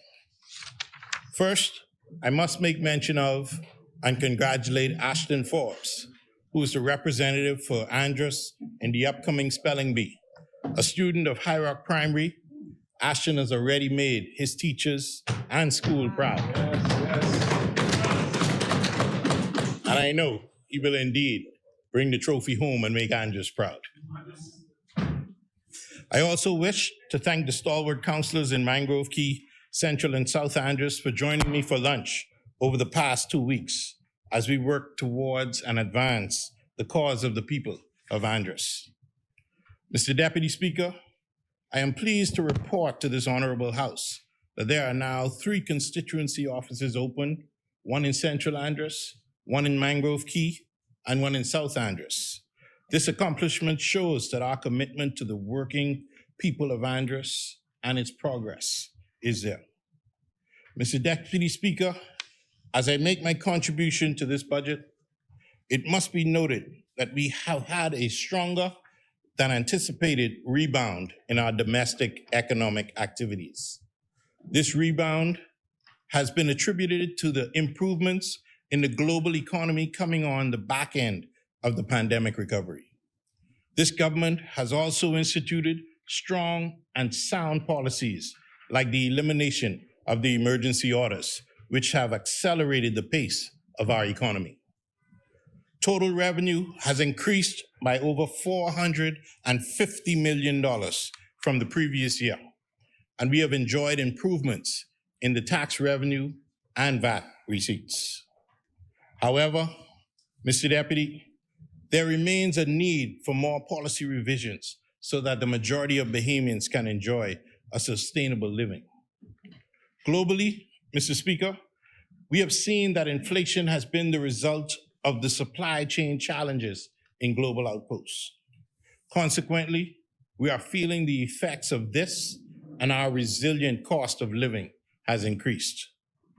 Higher inflation hurts everyone, especially those who live on fixed incomes, like our pensioners and retirees. Thus, the pension and gratuity payments have been adjusted by 7.3% to allow for a raise in the pension benefits. This is welcome news, Mr. Deputy Speaker, especially for the many retired pensioners living in Andros. I think about the retired teacher who has worked to ensure that our students gain the necessary knowledge to advance in life, who has to experience a depreciation in purchasing power because no change was made to the pension benefit before. But it is a new day government, Mr. Deputy Speaker. Not only that, but the Davis administration has reinstated promotions and raises owed to the public servants. If people are doing the work, they ought to be paid for it. Yeah. Mr. Deputy Speaker, the government has prepared a fiscal strategy report which has several objectives. One such objective is for the community-centered or bottom-up approach for each island in our nation, which focus on growth and expansion of essential areas of development. This is welcome news for Family Island residents and businesses who often feel disenfranchised from the Nassau-centric focus of economic activity. I note that Family Island development is a top priority as a part of the national development planning endeavor. Through upgrades in infrastructure, airports, and other utilities, the people of Andros will be poised to benefit from such initiatives. The Davis administration's policies and strategies that prioritize infrastructure play a key role in supporting economic recovery and stability. However, there must be the execution of the right kind of infrastructure so that we can achieve positive and transformative outcomes. Deputy Speaker, the overarching goal of this New Day government is to ensure that in the short term, there is economic recovery, and in the long term, there is lasting stability. This type of infrastructural upgrade provides lasting social and economic value for everyone. It produces long-term prosperity for future generations and creates the conditions to transition towards a resource-efficient, sustainable economy. It is designed with the flexibility to respond to future trends and challenges, and able to adapt to technological improvements and incorporate better solutions as they become available. Global studies have shown that airport development is positively correlated with economic growth, industry, and population density. Therefore, such an undertaking, although years in the making, can transform the economic outlook of communities within Mangrove Key, Central, and South Andros. There is a need, Mr. Deputy Speaker, for every airport in Andros to be redeveloped. Yes, my brother from North Andros, I stand here advocating for you as well. North Andros and the Berry Islands are included in my wish list. The short-term and long-term benefits are arguably impactful in sustainability, resiliency, and inclusivity. For the people of Mangrove Key, Central, and South Andros, a stimulus effect will be seen, which facilitates the goal of a Getting Andros progressing. Mr. Deputy, as part of our economic policy initiatives and reforms, the Davis administration has indicated its intent to provide continued support for the growth of micro, small, and medium enterprises, or MSMEs, to a tune of $50 million. Generally speaking, we acknowledge that MSMEs contribute to the economy by creating jobs for the growing labor force and stimulating economic development in areas outside of city limits. A vibrant MSME sector is an indication of a thriving and growing economy. Therefore, it is imperative that the government structure policies that reduce the constraints on these businesses, allowing them to realize their full potential. Further to this policy, Mr. Speaker, is the announcement of approved new crowdfunding regulations, allowing for a low-cost mechanism for MSMEs to raise capital. This exercise is a great indicator of market support and credibility, and is a wise choice for entrepreneurs to test their products before taking on large business loans and debt. Another policy initiative coming out of the midterm report, Mr. Deputy, is the diversification of the economy. This supplementary budget is designed to ensure that we expand the blue and green economies to allow for economic diversification and financing opportunities. The people of Andros are poised and ready to take advantage of this economic policy through the realization of several types of business ventures within the blue economy. One such type business is aquaculture. Researchers estimate that by 2030, 62% of all seafood produced for human consumption will come from the aquaculture industry.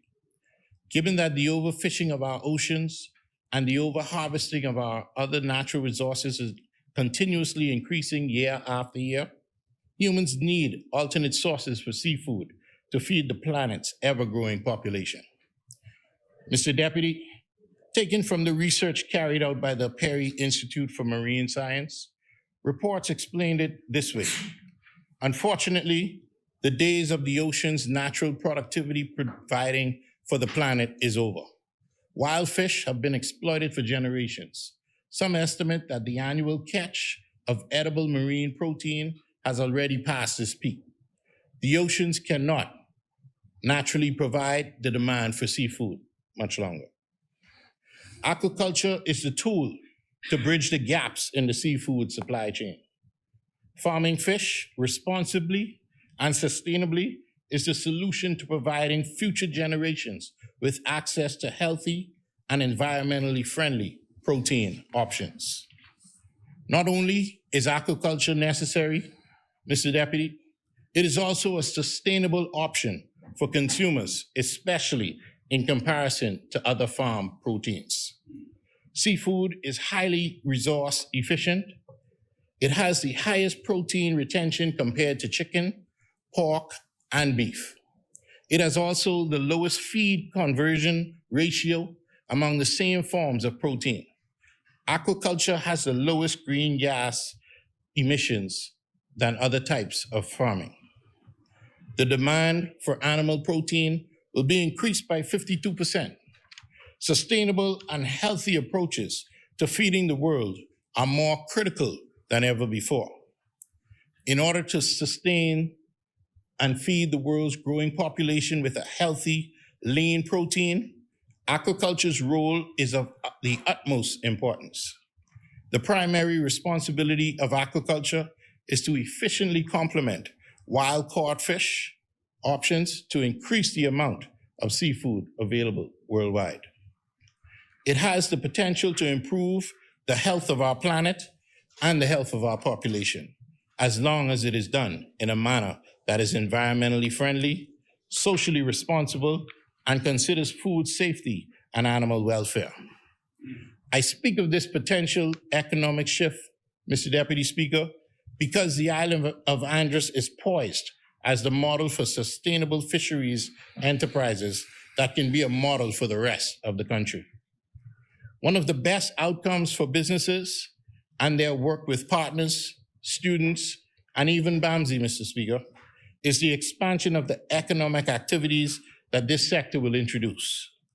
The opening of new agriculture businesses, aquaculture plants, and hydroponic labs will spur growth in the economy that has the potential to outshine some of the current major economic sectors.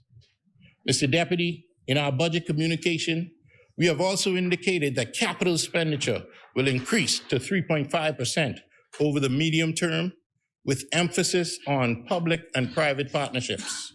It is hoped that these partnerships will be undertaken in the green economy.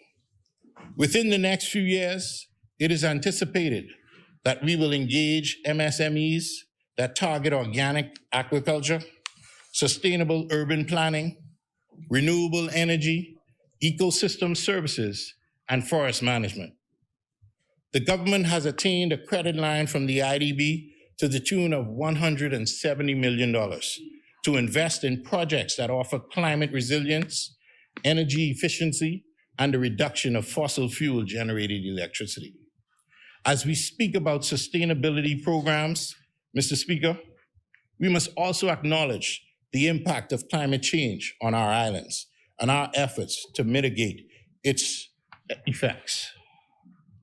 We know that there are approaches to reduce the effects of human activities on changing global temperatures. However, we must also note that nature has its own mechanics to keep the planet from overheating. A natural mechanism involves the use of carbon sinks, those large bodies of water and forests which inheritably absorb more carbon from the air than it releases. We know that the island of Andros represents an important carbon sink in our region.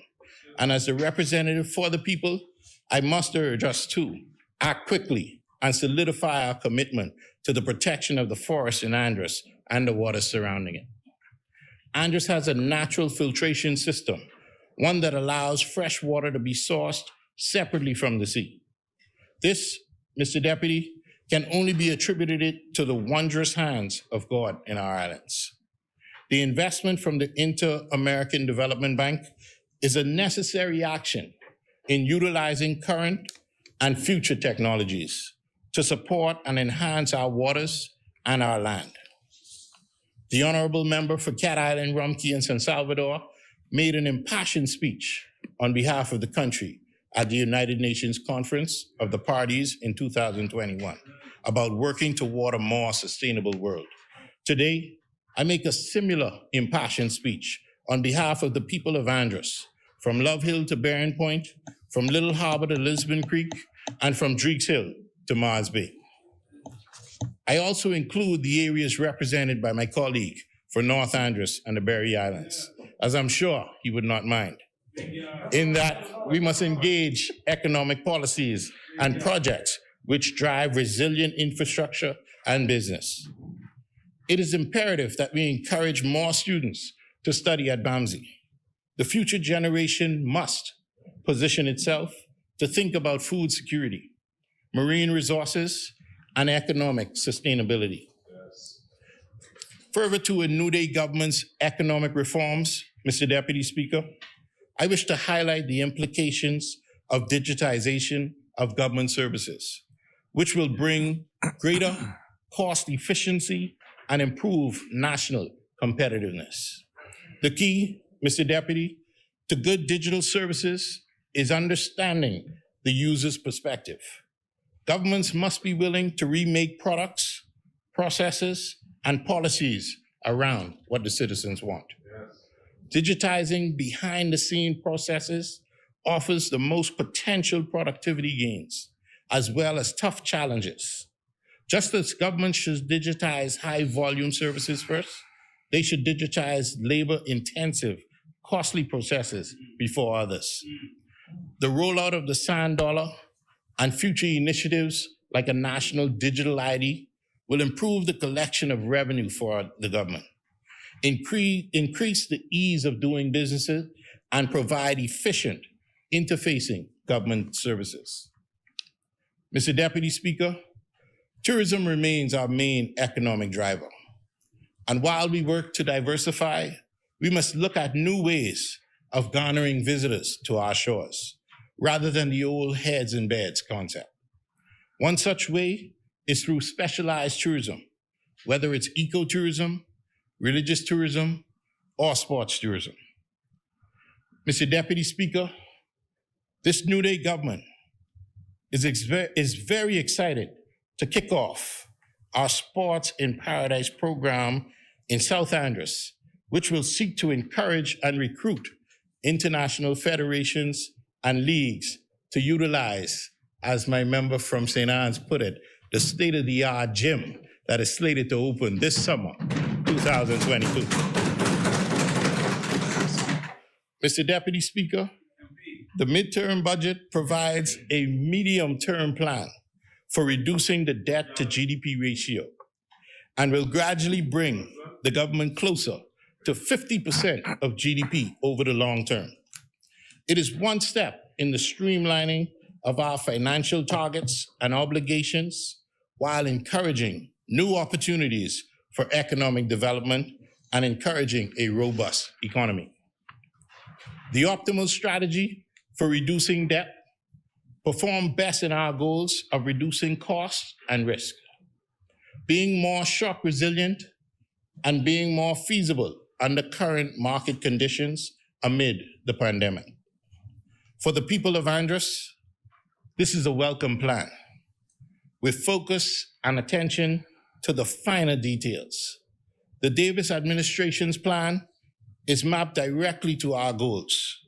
We have funding mechanisms in place for collaboration, innovation, and efficiency, and improved policies and regulations which facilitate a better citizen experience in government systems. We are well on our way, Mr. Deputy Speaker. Efforts by this New Day government have already resulted in increased revenue collection and a decline in the debt to GDP ratio. Although the midterm budget represents a snapshot of where we are, it is a strategic focus and an executable plan that we bring to the public. We can and we will get there. May God continue to bless Andros and the entire Commonwealth of the Bahamas. Thank you, Mr. Deputy Speaker. As many, the chair recognizes the honorable member for Golden Gates. Mr. Deputy, like my colleague for Central and South Eleuthera, it was a year ago today that we were ratified as candidates. But to God be the glory, look where we stand today. I remain grateful to the people of Golden Gates for placing me in this position to serve them, and it is an honor and a privilege. I would like to extend traveling mercies to my oldest daughter, Lauren, who left today to return to university while we were on the break, and she was tuned into the house this morning, and she spoke about the theatrics. So it must have been entertaining, but it's good when young people find it important to tune in to what we are doing here in terms of ensuring that they understand what's going on in our nation. Deputy Speaker, as I stand here today and take a look at the country's fiscal state during this midterm budget period, I am optimistic about the economic and fiscal health of this nation. We have weathered the storm, literally in the case of Dorian, and we have made it through the worst of the pandemic so far. All indicators suggest that we are reversing the plunge that we took economically after COVID-19 sent the global tourism market into a rapid and acute decline. Things are starting to feel normal again, and hope is returning to many homes who have suffered financially for years. And it's a beautiful thing. But Mr. Deputy, as we celebrate all of the positive signs of growth, there is still a social ill that is causing great concern among our people. That is the scourge of violence. Over the weekend, we had 5 murders within 3 days. Initial reports indicate that these murders were gang-related, even in cases where the victim was innocent. The intended target has been described as gang-involved. People often describe killings as gang-related to somehow make sense of the violence or even victim blame. I take no solace in that fact. If these murders were all in fact gang-related, that does not diminish the value of these human lives, not in my eyes, and certainly not in the eyes of God. Every life is precious. Every life lost is a tragedy. I know that the Police Force's 2022 plan was presented last week, and I look forward to the positive impact that their new strategies will have on crime. Over the past week, we have also had our hearts broken. by the story of a young single mother who tragically lost her life in the person of Carissa Culmer. While the details of the death have been unconfirmed, what we are aware of is that there is a major issue, and we have to stop spending time paying lip service and spend enough time actually doing something about what's happening in our society. We're talking specifically, in this instance, about violence against women. Yes. I'd like to say that tonight at 6 p.m. on the Southern Recreation Grounds, there will be a candlelight vigil to commemorate the life of this young victim, Carissa Culmer. And we, the female parliamentarians, intend to join our First Lady, Anne Marie Davis, as we support the family of this victim. Deputy, right-thinking Bahamians around the country are saying enough is enough. We are fed up with the violence, and rightfully so, not just because of this singular incident, but because of years upon years of suffering and pain enjoyed by women in this nation. As a woman in Parliament, it is my duty to shine the light on this issue and advocate for the rights of women as much as necessary to drive change and keep the protection of women and their rights at the top of the agenda. We are beyond the point of talking about this issue. Now is the time for action. Yes.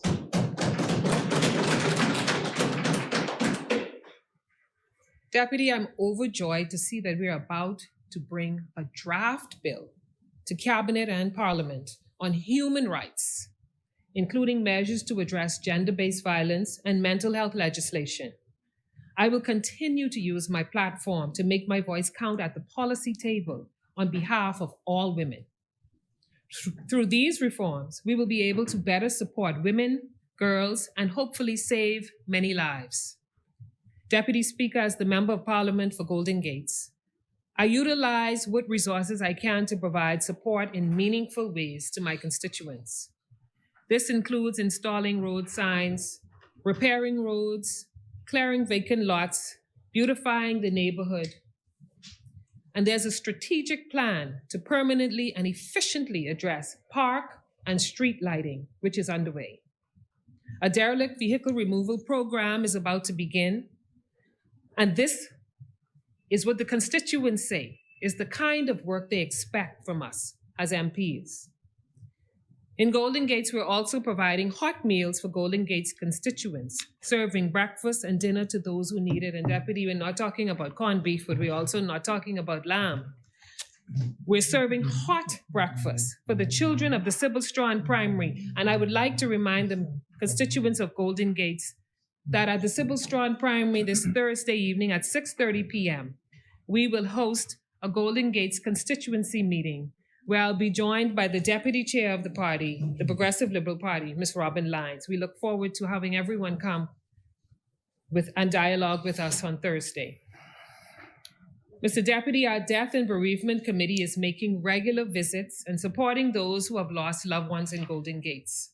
We are still assisting constituents with finding gainful employment within the private sector, and we are partnering with the National Crime Watch Association to support a few Golden Gates Crime Watch groups for better monitoring of our community. During these trying times, we must be our brothers and sisters' keepers. If we want to see our communities fulfill their potential and become all that we know they can be, we can only realize that vision together. If we want to see our children live more empowered lives and our women and girls liberated from the oppression of sexism, gender-based violence, and inequality, we can only achieve these things together. As members of Parliament, it's our job to use the resources and platforms at our disposal to represent our people and be the glue, the uniting force that speaks to their problems and finds solutions. It is my honor and pleasure to serve the people of Golden Gates in this regard. I may not have all the answers, but whatever I can do to help, you can rest assured, knowing that I will always work with a bias towards action. Mr. Deputy, as the global economy improves and the tourism market recovers, we are seeing some very positive signs that a turnaround is coming for our nation.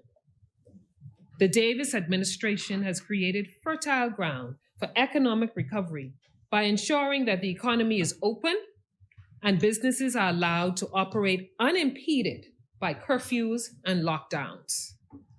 These decisions made during the early days of our administration has paid dividends in the form of an accelerated rebound to our economy. Thank goodness, we have competent and compassionate leadership in the driver's seat. We are seeing that tourist arrivals are up and COVID-19 cases are currently down. Now, obviously, we're not politicizing the pandemic, nor are we pretending that another wave cannot happen. But we can promise the Bahamian people that if another wave comes, this is what the Davis administration has done for you. We've balanced safety with the need to allow commerce to flow unimpeded again. We've brought free testing and free medical grade masks to the masses. We've brought in more nurses and expanded the amount of hospital beds in country. And we've stocked up on the necessary resources and continue to vaccinate as many people as possible. This is what having a strategic plan combined with decisive action looks like.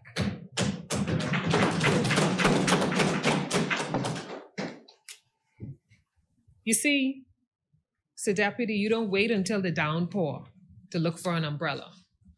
The era of ad hoc, reactionary policies and protocols is over.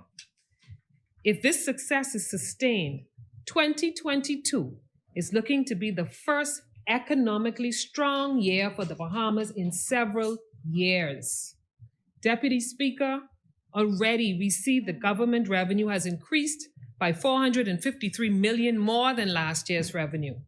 Meanwhile, total expenditure has seen a relatively small increase of $3.6 million. And this is taking into account the backlog of promotions that was cleared, the increases in pensions, and the payment of gratuities and back pay within the public service alone. So, East Grand Bahama, there's no plan to cut public sector jobs. But under your administration, there was a hold on payments of increments and promotions that we, in fact, have reinstated. This is what integrity in government looks like. You can clearly see and feel where the money is being spent. In the absence of results, that is where minds begin to wonder about what is really going on. And like the old saying goes, where there's smoke, there's usually fire. So I, like any objective observer, look forward to the ongoing... Point of order. The chair recognizes the member for Marco City. Yes, with respect to the deferral of increments during our time, it was stated publicly and in the House that it was going to be as a result of what was occurring in the midst of the pandemic. But the following year, when resources permitted, that we were going to, in fact, reinstate it. So this was not a case of intentionally seeking to bypass what was, in fact, due to public servants. I just wanted to raise that particular issue. And I'm glad that the minister has proceeded to do what needed to be done. Thank you, Marco City. In the midst of a pandemic, public servants were the frontline workers who never stopped working. Country didn't have the resources. So I, like any objective observer, look forward to the ongoing investigations into the food program, the Public Parks and Beaches Authority, the Disaster Reconstruction Authority, Water and Sewerage, and BPL. While I'm not here to point fingers or assign blame or score political points off of accusations or gloat about perceived corruption, members opposite who may find themselves directly or indirectly involved in these investigations, if they have followed the rules and laws as they claim, should not have to worry about anything. These investigations are being executed at the highest standards of integrity. You will not see anyone participating in a political witch hunt, nor will you see members of the opposition trotted out in handcuffs without substantive evidence against them. That is the hallmark of a banana republic and is not what we aspire to be as a nation. It's actually a part of the legacy of the past administration. But you will not see ministers being scolded from the judiciary bench for behaving inappropriately and meddling with witnesses, police officers, and testimonies. You will not find that this administration will ever give out huge contracts to key witnesses involved in politically motivated trials in a questionable manner. Members opposite need not run from this truth. The PM laid out this morning the pure facts that were clearly uncomfortable for members opposite. The Davis administration is not about petty revenge or destroying people's lives for the sake of political one-upmanship. We are a different breed, and we'll let gutter politics stay in the gutter. But that does not mean that if wrongdoing is discovered, that it will not and should not be appropriately addressed. Accountability, transparency, justice are hallmarks of good governance that we should all embody. So I applaud this administration for taking action on this matter and moving with urgency to uncover the truth. Deputy Speaker, in the interest of greater accountability and transparency, this administration is making amendments to the Fiscal Responsibility Act, the Public Procurement Act, Public Financial Management Act, Debt Management Act, and the Statistics Act. Through these acts, we are promoting stronger, more transparent, more accountable governance. We have some ambitious but attainable goals that we are targeting by the end of this 5-year term. We will be limiting expenditure to 22% of GDP while expanding revenues all the way up to 25% of GDP.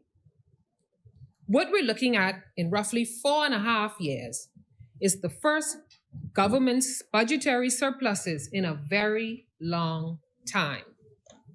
The steps we are taking now are laying the foundation for that future. Now, I know there are people who have heard this kind of talk before and are justifiably skeptical. Many recall the member for Kalani, once upon a time, when he was just the leader of the opposition, saying, and I quote, "I don't believe in increasing taxes. I believe in decreasing taxes and increasing opportunities. Increasing taxes is a lazy way out. When you don't want to think, you just tax," end quote. He was perfectly right. That is why Prime Minister Davis has gone on record, not just as the leader of the opposition, but after taking office as the Prime Minister, to state definitively that no tax increases are planned and that any such increase would only be considered as a last resort. Unfortunately for the member for Kalani, his administration ended up raising VAT by 60% on the backs of Bahamian people. Well, he talked the talk, but this Davis administration will walk the walk. I invite the Bahamian people to judge us by our actions. There are so many exciting developments on the horizon. I'm very interested in seeing the support rolling out for small businesses and the diversification of industries that contribute to our economy. Of course, we have the rollout of a revamped approach to investments, Bahamas Invest, which is being spearheaded by the member for the Exumas and Ragged Island. We have domestic investment and trade reforms being delivered by the newly launched Ministry of Economic Affairs. And we have energy reform in the works to create a more resilient, more reliable, more sustainable power grid. Mr. Deputy, I may be biased, but I'm most excited about the initiatives coming up that I'm directly working on as Minister of State for the Public Service. And I remain grateful to the member for Cat Island for allowing me to serve in this important role, of which I am most passionate. I'm enjoying being stopped as I'm out and about in the country, being thanked by countless public servants who are grateful for the long-awaited letters and extra funds that are showing up on their bank accounts. So, Deputy, the people are grateful, and the people are feeling the new day. Coming up, we have the continued promotional exercises and the confirmation of additional persons who've been waiting and waiting. Employees like my colleague from Central and South Eleuthera have mentioned, who work for school boards and local governments will be happy to know that progress is being made on regularizing them so that they are fully incorporated as public servants. They will no longer have to sit on the outside looking in. We are reforming pension plans and exploring the possibility of a contributory plan. And of course, we're ensuring that increments are paid in a timely manner. These initiatives are not simply line items on a budget. Our passion lies in the impact that these actions will have on people and their families.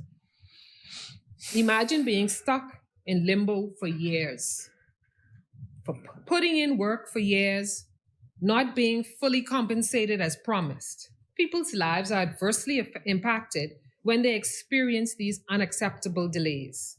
And if there's anything I'd like to accomplish as the Minister of State for the Public Service, along with the member for Fox Hill, it would be to clear up these issues and put in place processes that make these less likely to happen ever again. So when you see me acting with urgency, it is with this in mind, our people. Deputy Speaker, a major initiative that will undoubtedly have a positive impact on the continued digitization of government processes. This will increase employee efficiency and effectiveness, as the member for South and Central Andros would have said, and will ultimately lead to greater cost effectiveness and greater returns on investment as the productivity of the workforce goes up. These changes will ultimately support this new day administration's ability to deliver on our mandate. We can only deliver as quickly and as efficiently as our human resources allows us to. Their limitations become our limitations. So we must do all that we can to put the right resources in place so that they can do their jobs. Under public service, we will digitize files and HR systems. We will launch a virtual call center and conduct digital surveys and polls. It's called digital transformation for a reason. Once these initiatives are completed, we would have transformed the way public service works, moving it from an analog process to a 21st century digital process. Deputy, we have a lot of plans that we are executing simultaneously. With limited resources, the truth is that all of our plans won't come into fruition overnight. I know this can be frustrating for many people who are eagerly awaiting these promised changes, especially when they are seeing some movements. I can relate. But the members of the cabinet are hard at work, anxiously pushing for the substantive achievement of our agenda. We understand the plight that many people are in and the expectations they have for us in comparison to the lackluster governance seen during the past 4 years. I'm not here to ask anyone to lower their expectations, to be more patient, or to not want what they want. Instead, my objective is to work along with the rest of this administration to rise to the occasion. We signed up for this job knowing fully well how difficult it would be. And now is the time for us to demonstrate how real leadership shines. During times of adversity, it is a time for action, not excuses. I believe that when it is all said and done, the Bahamian people will see that the Davis administration is doing what we must to deliver on our agenda as we push towards a better Bahamas for all people. So, Deputy, I thank you, and God bless us all. Thank you, Honorable Member. As many, the chair recognizes the member for Long Island.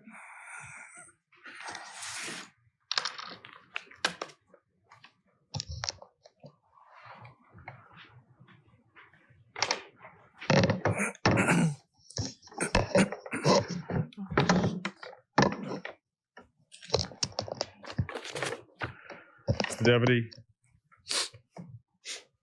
I rise. I'm distinctly privileged to rise on behalf of the great and hard-working people of Long Island, whose indomitable spirit is legendary. I thank them, my home people, the people from whence I came, for the opportunity to serve in this place on their behalf. And I can assure them of my unwavering commitment to them. Mr. Deputy, I remain focused upon moving Long Island from strength to strength. To borrow that famous phrase, to make Long Island great again. Mr. Deputy, I commend the government for following the F&M's sound fiscal policies. The new administration cannot legitimately criticize us about infrastructural development, for example, in the country over the last 4 years. More has been done over the last 4 years than has been done during any 5-year period before in terms of infrastructure. Check the record. Record levels of capital works done by the F&M. Record levels. Whilst we've seen a record of misinformation, Exoma, the truth is otherwise. Well, let me tell you a few of them. And I can tell you that pretty much all of the islands received infrastructural works, from roads, to airports, to docks, to bridges, water mains, touched nearly every island in terms of water mains, water and sewage, community shelters, schools, or a school, inaugural, dredging, demolition, etc. This was the most active infrastructural campaign, I believe, in history the last 4 years. Oh yes, and as the new government, I'm going to challenge you to do the type of things that we did for the Bahamian people. Exoma, you know I have to put a plug in. Given the recent budget communication and the litany of alleged unbudgeted government obligations, I find it incredulous that not a single finance bill has been tabled to seek authorization for supplemental funding to meet these so-called unbudgeted obligations. The reality is, Mr. Deputy, Bahamians bemoan the rising cost of food and fuel throughout the archipelago. Yes, whilst we all have personal feelings about the increase in VAT in 2018 to 12%, we must acknowledge that VAT was removed from all medicines, breadbasket items, and insurance policies. Today, formerly zero-rated products now attract a 10% VAT. This administration's reintroduction of VAT on these items has caused added stress to Bahamian households, particularly at the gas pumps, at the food stores, at the pharmacies, and entities such as BPL, the hardware store, the lumber yard, etc.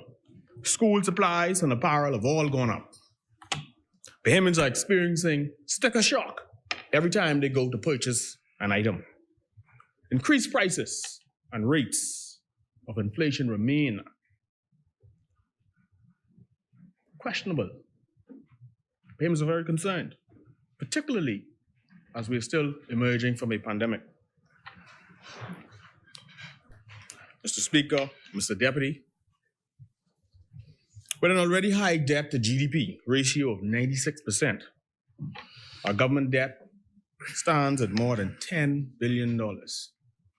Our debt to GDP ratio and our running of deficits around $500 million, with 18% of government expenditure going to pay interest on loans, is quite concerning. With inflation and skyrocketing inflation, West Grand Bahama, and the conflict between Russia and Ukraine impacting global oil and commodities prices, the impact is being more sharply felt. These days, we see slowdowns in international production and transportation, and concerns caused by COVID and the war in Ukraine. And it's driven up the cost of living, created disruptions in oil and food prices, and reduced our buying power, coupled with this government's determination to apply 10% across the board. When we look at inflation, we look at a country like Barbados, our sister, where they are mitigating inflation by reducing the VAT payable on petrol by 14 cents and capping VAT in diesel or for diesel to 37 cents per liter. What are we going to do to address inflation? In the Turks and Caicos, they're offering relief packages to combat inflation and any economic impact of the war between Russia and Ukraine. So what they're doing in TCI, they're reducing tax on fuel by 25%. And they're also reducing customs processing fees from 7.5% to 5%. All approaches that we can adopt in the Bahamas to tackle inflation. And I support the sanctions on Russia. Frankly, anything to prohibit war crimes is welcome. I note this week that Bahamas issued sanctions on Russian actors. But my question is, whilst I welcome that, how does it impact our local financial sector? And so, Mr. Deputy, what is the government doing domestically to offset the supply chain issues? And we know that those supply chain issues, that's a phrase used to speak to labor shortages, factory shutdown, trucker shortages, shipping issues. What is the government doing to mitigate the rising cost of living, hyper-international inflation, and increased government taxes that Bahamians are now facing? I have some suggestions. The government can immediately remove VAT on breadbasket items, medicine, baby and feminine products, water bills, etc. The government can restore 12% VAT on property transactions for millionaires, those properties above 2 million, and use the additional funds to help the poor. The government can remove VAT on all locally produced food. The government can eliminate customs duties, excise taxes, shipping fees on certain items to reduce the cost of food and goods landed in the Bahamas. See, Mr. Deputy, the government can also provide funding for fishermen and farmers, greater funding for fishermen and farmers through grants. Increase backyard farming and community farming projects. Increase the amount provided for social services, food assistance programs, and to increase the amount of people eligible. Indeed, Mr. Deputy, the government can also increase the amount provided for the school lunch program. Just follow the F&M's Universal Breakfast and Lunch Program, West Grand Bahama, and increase the amount paid to the vendors. And of course, the government can increase the amount provided for electricity assistance and so on. Given our consumerism as Bahamians, because most things we buy, we import 90 to 95% of everything. We are at the mercy of market forces. We must begin to buy and support more locally produced products, whilst engaging and facilitating means for farmers and fishers to increase their production or catch. I've always thought that the budgetary allocation for the Ministry of Agriculture and Marine Resources was pittance, completely inadequate, and did not represent the serious investment in the growth and development of these initiatives or these industries. And I can say that, South and Central, you can't say it, but I can say it for you. The time has come for real monies to be allocated to this ministry and for lip service to come to an end. Food security issues must be addressed. The insecurity makes us one of the most economically and socially vulnerable and exposed countries in the world. Given that the government has boosted the increases, or boasted of increases in revenue collection, are these increases coming off the backs of the public? That is, increased taxes, or a broadened tax VAT net, or a VAT tax net broadened? Or are they really resulting from true economic growth? Rather than economic growth, could the increase in revenue be because the government is collecting more revenue due to the price of imports, the increasing cost of transportation, and the fact that VAT is charged on imports at a percentage of the cost of the item and the freight? Could that be the reason? Given the increasing cost of breadbasket items, medicine, and other supplies, why doesn't the government consider removing VAT charges from customs duties? Why maintain a tax on a tax? It makes no sense. Mr. Deputy, what is the debt reduction strategy of this administration? Has the Debt Management Committee been formed as yet? And if not, when will this committee be formed? Overall public sector debt stands at $11.64 billion. a gain of some 800 million during the calendar year. In addition to the supersized debt and the large deficit, does the government have a plan to overhaul and/or divest itself of state-owned enterprises? Mr. Deputy, prior to Hurricane Dorian and COVID-19, per a 2013 Department of Statistics report that was widely reported on, 12.5% of the Bahamian population was living in poverty. If our GDP was contracted by some 20% in 2020, as was widely reported on, widely stated, what is the current levels of poverty in the Bahamas, the true levels of poverty in the Bahamas, given COVID, given Dorian, and so on? Undoubtedly, the government must implement better social protection systems. The food distribution system, which is a public-private partnership, was a $54 million investment by the Minister administration. This ended last September. Given the super inflation and rising food prices, many families are finding it harder to make ends meet. The social safety net must be propped up, given these increases, so that persons can supplement their incomes. Times are hard. The Bahamas committed to the 2030 Agenda for Sustainable Development. Where are we as it relates to meeting those goals, one of which is the alleviation of poverty and social inequality? Mr. Deputy, given the fuel crisis we are now facing, it's time for the government to make a meaningful investment in mass public transportation, whether that is proper, organized busing systems, or a tram, or maybe even a metro network. I mean, I think Jamaica is doing it, if I'm not mistaken. Other places have done it. We could do it too. We could do it. It is high time that renewable energy sources are truly embraced and incorporated and installed throughout the archipelago.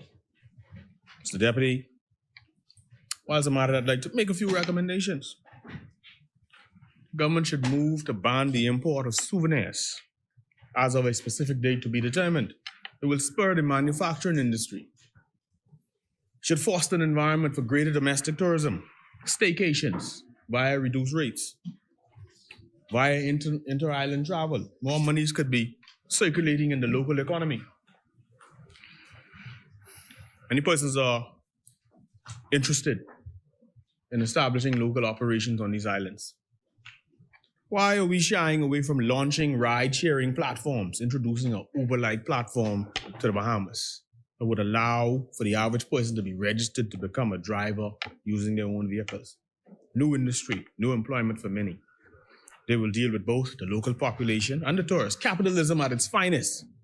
And in capitalism, you offer the best product, the best price, you thrive.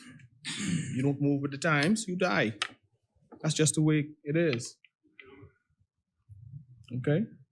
And we must, as we move forward, look at these new industries, micro industries, new jobs and opportunities for Bahamians. Foster local spending by promoting VAT-free Fridays or weekends. This would encourage local spending at eateries and stores. Mandate a lower interest rate or the lowering of the interest rate by banks, particularly as it relates to business ventures and land purchases and construction. Leasing Crown land. Government should consider leasing Crown land at fixed rates that would lend to great returns, as the government's land inventory is large and unused. You could lease it. Charging anchorage fees. During the pandemic, we had some 50 cruise ships anchored in Bahamian waters. Nothing was being paid for it, zero. Same applies for many of these huge tankers. They should all be paying fees to the Bahamian government. When they pass through our waters, they should pay a fee. When they pass through the Panama Canal and the Suez Canal, they pay a fee. The Suez Canal and the Panama Canal, they pay a fee. The Bahamas' waters provide major shipping lanes. There are hundreds of ships currently passing in and out of our waters. And guess what? You could get an app. There's an app where you can actually see marine traffic yourself coming in and out of the Bahamas. We should make something from that. As it relates to our water resources, Mr. Deputy, water is a national security issue. You've inherited that. And Fort Charlotte is a major national resource. Most of our water production is in the hands of foreign RO providers. Tried to change the course when I was there. But this position cannot subsist into perpetuity. You cannot, and the plant. Yeah. Oh yeah. Whenever they want to talk to me, I'm happy to share whatever I know. But this position cannot subsist into perpetuity, where foreigners are producing our water and selling it to us. Come here, bring a plant. You could buy the plant. You pay the fees, maybe even for the drilling of the well, and you pay them prime dollar for them to sell your water back to you. What a shame. Bahamians can do the same. I formed an RO unit. Can expand and build on that. Local water entities can also participate. Water bills to WSC, when I was there, to the tune of some 40 to 50 million per year, all paid to foreign operators, all this money leaving the Bahamas for the most part. And you're talking about, in one case, one operator since 1996, 97, paid some $400 million. You know how much I could buy a plant for every island, almost every community on every island for $400 million. And that's just one operator, okay? How can you stop them, my brother, when you have 20-year contracts? Some contracts, you have to wait on them to end. Solar is the way for the future. I disrupted some of the contracts, but solar is the way for the future, I believe.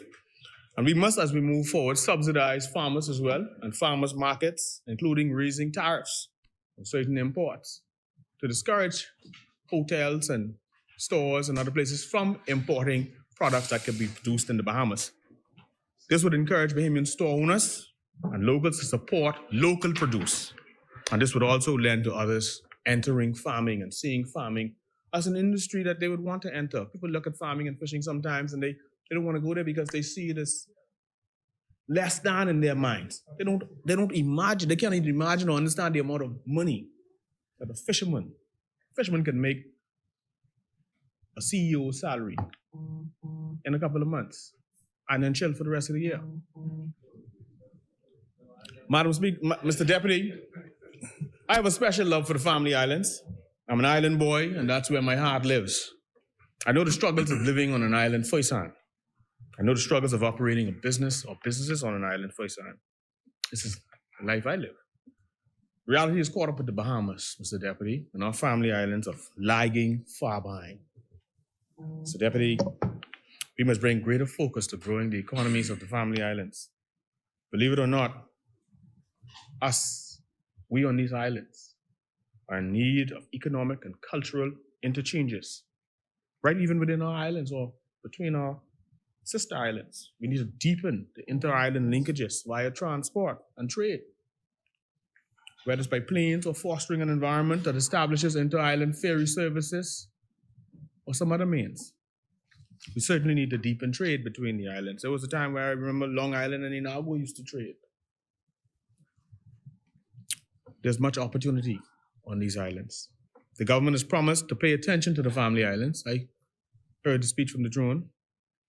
However, can this work given the various cuts that are pending, projected to be happening in the next budgetary cycle? Can the government pay attention to these islands in the way it should with the projected cuts to local government budgets? The current local government budget for Long Island is a meager $640,000. This has been the case for some time now, and I've been complaining about it for some time now. And as I said, during our administration, that is unsustainable. As such, there's absolutely no way that a budget that merely meets small capital works and salary payments can take a cut. If anything, this budget should be increased to some 1 to 1.1 million to 1.5 million per year. Family islands such as my constituency must be put in a position to be better able to now chart our own course, economically and socially. There remains an urgent need to address the failing infrastructure throughout the islands. And I understand that no country, I understand we all face issues as a result of COVID, but some of these infrastructural issues must be addressed. And I'm happy to speak to the member for Fort Charlotte on these matters. Mr. Deputy, I was happy during our term to be able to undertake a number of initiatives in my constituency. And two of them were the opening of the passport office, where Long Islanders no longer have to travel to Providence to get a passport. And of course, the opening of two road traffic offices on the island, where now persons don't have to walk around with a sheet of paper in their back pocket, can't rent a car when they go to the States, or have to come to Nassau to get a driver's license, or driving cars without decals and up-to-date licenses. Mr. Deputy, one of the biggest concerns for us in Long Island is our airport. We understand that the airport was put out to tender. I'm advised that a Long Islander won the tender for the land side and all the legwork was done. I asked the government, when will this contract be signed? And when will work commence on this long-awaited airport? Mr. Deputy, I'm pleased to note that the air side, that is the runway, was released to potential bidders some time ago as well. Has there been any updates on the evaluation of those bids, if any? The airport for us is a huge boost for our economy and will lead to an increased economic boom on Long Island. And I continue to encourage Long Islanders to get ready. And to remember for Charlotte, I'm hoping that you would help me to drive this home so I can bring this airport to Long Island. I've been hearing about this all of my life. And I'm relatively still young, fortunately. But all of my life I've heard of this airport and the need for it, and we want to deliver this airport. I'm happy to participate, fortunately. During my tenure at the Water and Sewage Corporation, we also was able to extend water mains throughout the island. We were able to complete some 18.9 miles, lots 1 and 2, from Central to South Long Island, including the capital, Clarence Town, taking water to the capital for the first time. And then, of course, some 12.9 miles in lots 3 and 4, which would be areas like Whimsys on down to Millerton. And then, of course, we left a lot number 5, that is Boyne Ground area, Boyne Ground, Clintons and Seymours, that area to be done. The Caribbean Development Bank, when at the time of the election, was reviewing the tenders, giving their input. And so I'm hopeful that those works could be undertaken in North Long Island, that is from Boyne Ground northwards.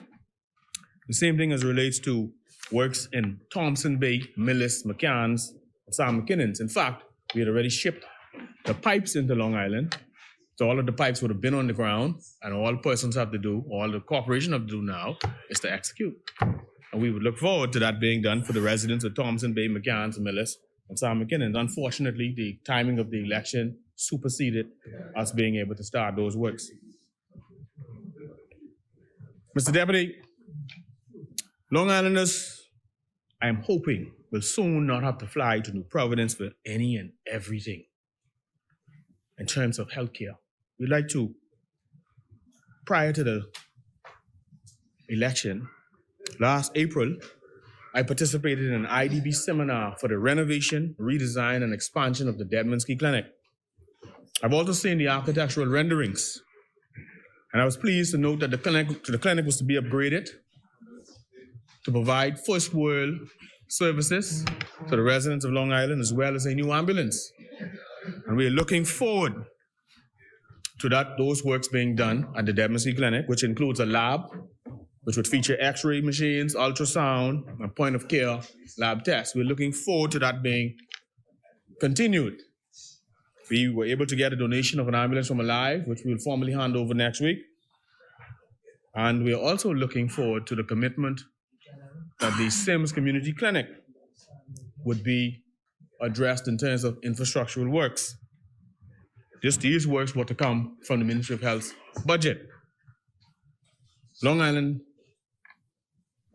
has experienced some health challenges, or some challenges with respect to the responsiveness concerning our health concerns on the island. And the fact that our infrastructure is dilapidated or behind the 8 ball. We would like to see these works executed. They're already on the drawing board. This money is already allocated from the IDB for Dedmanski. I understand there was monies in the Ministry of Health budget for the same community clinic. Same applies to addressing staffing issues at the health center or the health centers on the island.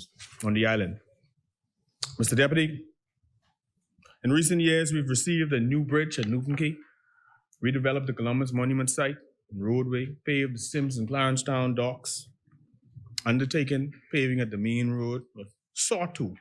And you know, Fort Charlotte, this contractor who's been paving that main road down in the north there, he's been dilly-dallying on that for some time. And I think it's important that we are able to have those paving works executed because the people are becoming quite frustrated. They're driving in the dust and no blacktop being put down. And this has been ongoing now for at least a year to a year and a half, maybe even more. I would appreciate your intervention with respect to those paving works in Long Island. These works were also supposed to include some 117 stop signs, 122 curve signs, 92 speed limit signs, and 26 settlement signs. And I can tell you, Fort Charlotte, that I will be reaching out as we put together a list of concerns, and I'll share some of you here. And I'm hoping that you can help us with addressing these needs. We know that we need to dredge or clear them out of the Sims and Salt Pond docks. We need further road works in different settlements on the island, sidewalk construction, schools,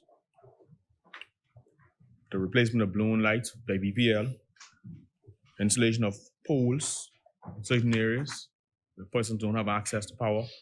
We have drainage areas in certain parts, drainage issues in certain parts of the island as well. You look at places like Hamilton's that get flooded, Clinton's get flooded during a heavy rainfall or a storm. The seawalls, the now Prime Minister initiated a seawall project there that was quite beneficial to us. We can expand on that project as well. And of course, like I said, scarifying important roads or side roads, paving side roads like Dunmore Road, which is in a horrible state, Hogan's Road, O'Neill's Road, Church Street, Carlton Hill Road, that is commonly known as Hardin's Road and Turnbull and so on. And then, of course, the creation of green and recreational spaces. Long Island fishermen remain pleased with the fishing legislation that was passed and have only expressed to me their concerns in there being a full implementation and ensuring that it's fully enforced.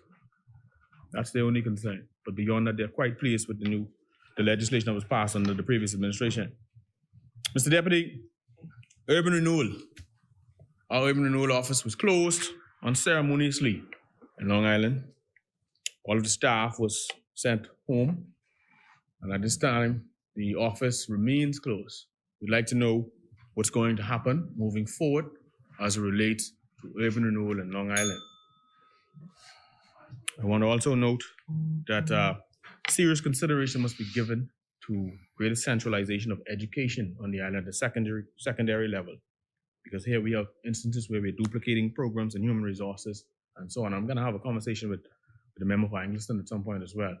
We are in desperate need of special education teachers on the island and also to address certain teacher shortages we have on the island. We have kids on the island who are very special, and the reality is we need special education teachers so that these kids have an opportunity to go to school as well. And I speak to that as a trained teacher myself.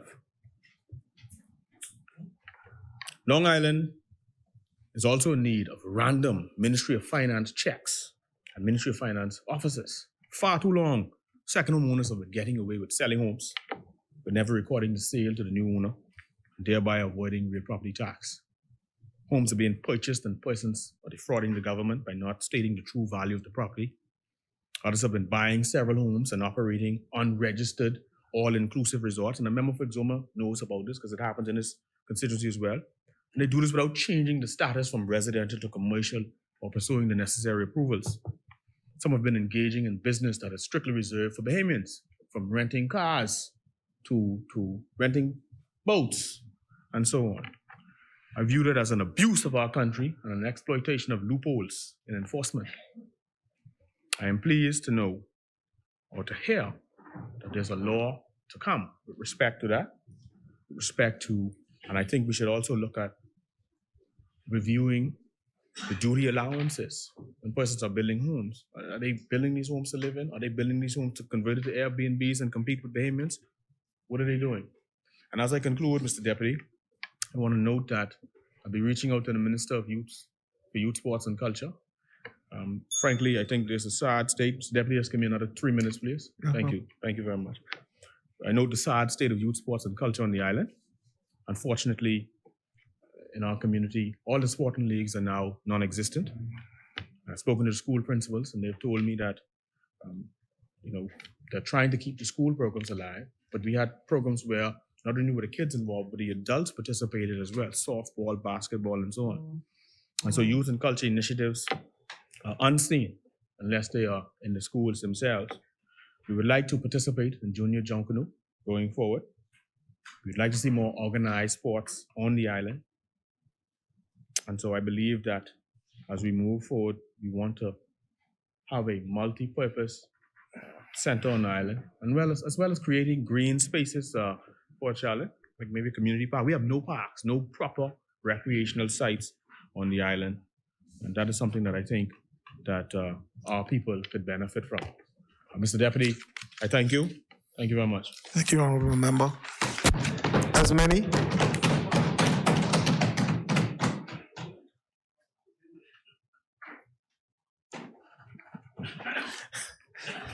The chair recognizes the Honorable Member for Pine Ridge.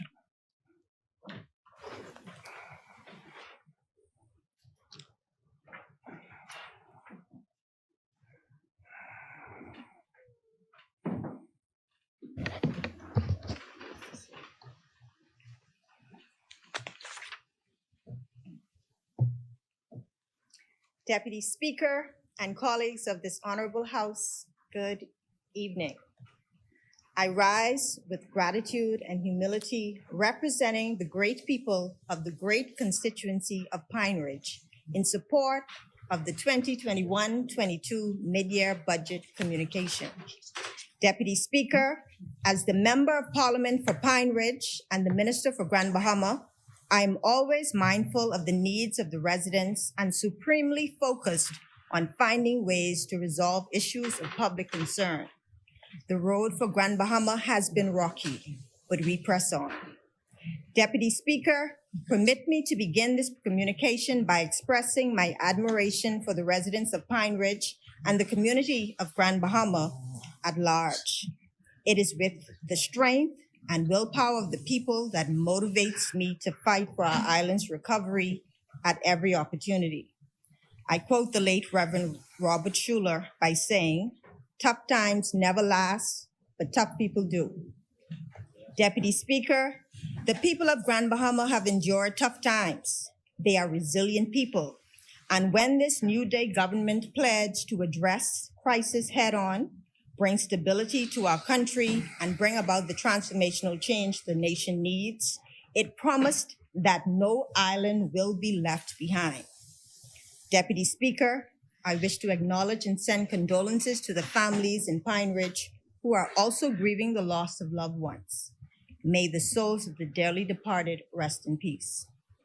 Deputy Speaker, when the Ministry of Education and Technical and Vocational Training announced the return of in-person learning on public school campuses, Team Pine Ridge quickly mobilized to donate face shields, face masks, and hand sanitizers to all schools in Pine Ridge on day one.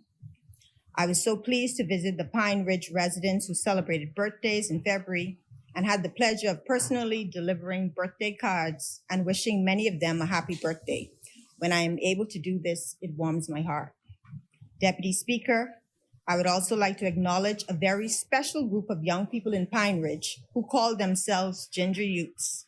Every 2 weeks, this dynamic group of community-minded young people engage in community cleanups in different areas of Pine Ridge and distribute snack packs to children in the constituency.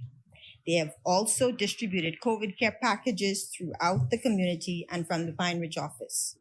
For the month of April, they have selected 13 precious seniors in the Pine Ridge community to gift with fruit baskets. I am inspired by these creative, gifted young minds and vow to do everything I can to encourage them to continue to be civic-minded. Deputy Speaker, as part of my 10-point agenda for Pine Ridge, I have committed to executing personal career development programs that will prepare Pine Ridge residents for the workforce. I am happy to announce that we will be hosting a job readiness fair in April to assist residents with proper resume preparation, interview skills, obtaining birth certificates, passports, and national insurance cards. Deputy Speaker, the health and wellness of the community is a top priority for Pine Ridge as we embark on our Healthy Lifestyle series in May. This will include the Tame Pine Ridge Exercise Club, Park Fitness Program, and mental health sessions. For entrepreneurs, the third Pine Ridge Constituency Entrepreneurs Creating Opportunity Seminar is scheduled for May. This powerful seminar will be a training session for entrepreneurs on the process of applying for business loans and grants through Access Accelerator Small Business Development Center.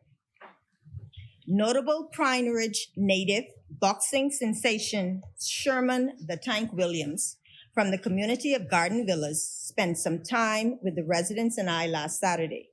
The plan is to launch our youth mentorship program to reach our young people as we witness a surge in violence. We will also host a young boxing program and boxing tournament in July 2022.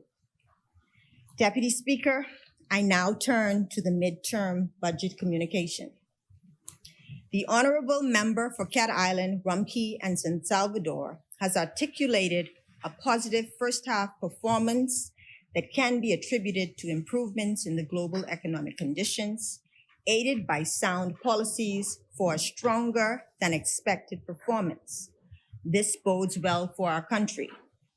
The Ministry of Finance and Ministry of Economic Affairs teams should also be commended for taking the bull by the horn to achieve this milestone. As for the Ministry for Grand Bahama, in my examination of the last 6 months and undergoing a comparative analysis of budgets before, it is quite obvious that the ministry morphed into a ministry of administration. Quite necessary, but with limited resources to make the impact that the island truly needs. That's not what I envision for the Ministry for Grand Bahama, because we are results-driven, action-oriented, and people-focused. There's no way that we will be there and allow the ministry to continue to be a ministry of whatever happens. If anything, let it be known as the Ministry of Innovation. When 82% of your budget goes to administrative costs, and when 43% of your budget goes to pay the electricity bills of other ministries, then it's not much of a budget to get things done.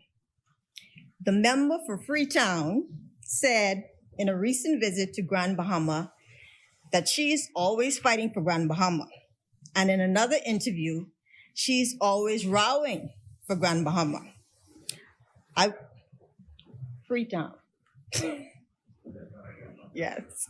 I wouldn't go that far other than to say,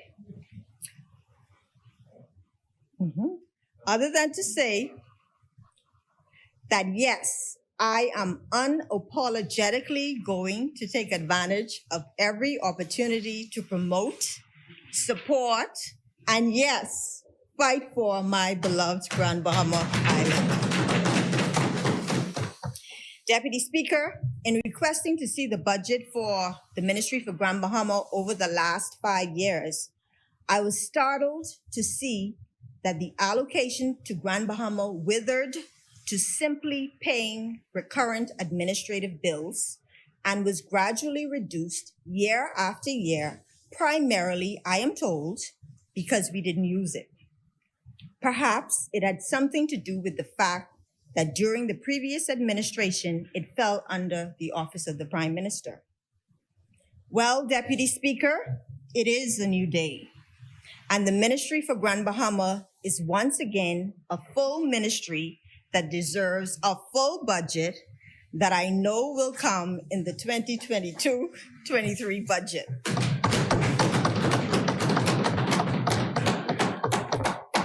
The mandates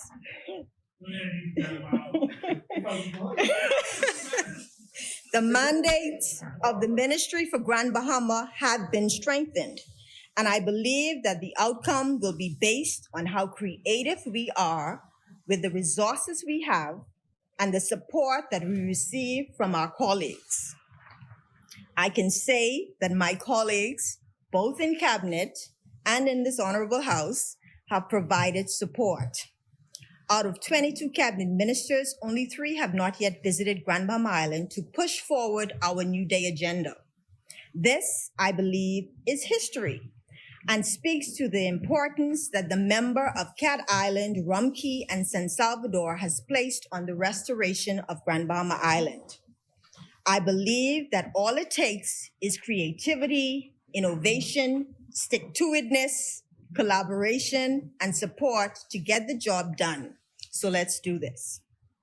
Deputy Speaker, in accordance with Article 77 of the Constitution and upon active advice of the Prime Minister, the Ministry for Grand Bahama is charged with coordination and liaison with ministries, relations with the Grand Bahama Port Authority, revitalization and promotion of Grand Bahama as a tourism and industrial center, promotion of agricultural development in Grand Bahama, promotion of employment and entrepreneurial opportunities in Grand Bahama, development of the Grand Bahama International Airport, community rehabilitation and restoration in East and West Grand Bahama.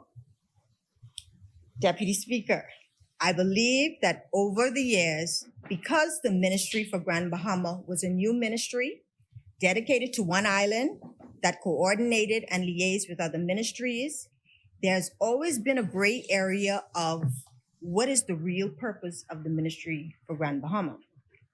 But today, I'm going to tell you not just what it says that it is, but that this New Day administration will ensure that it gets things done.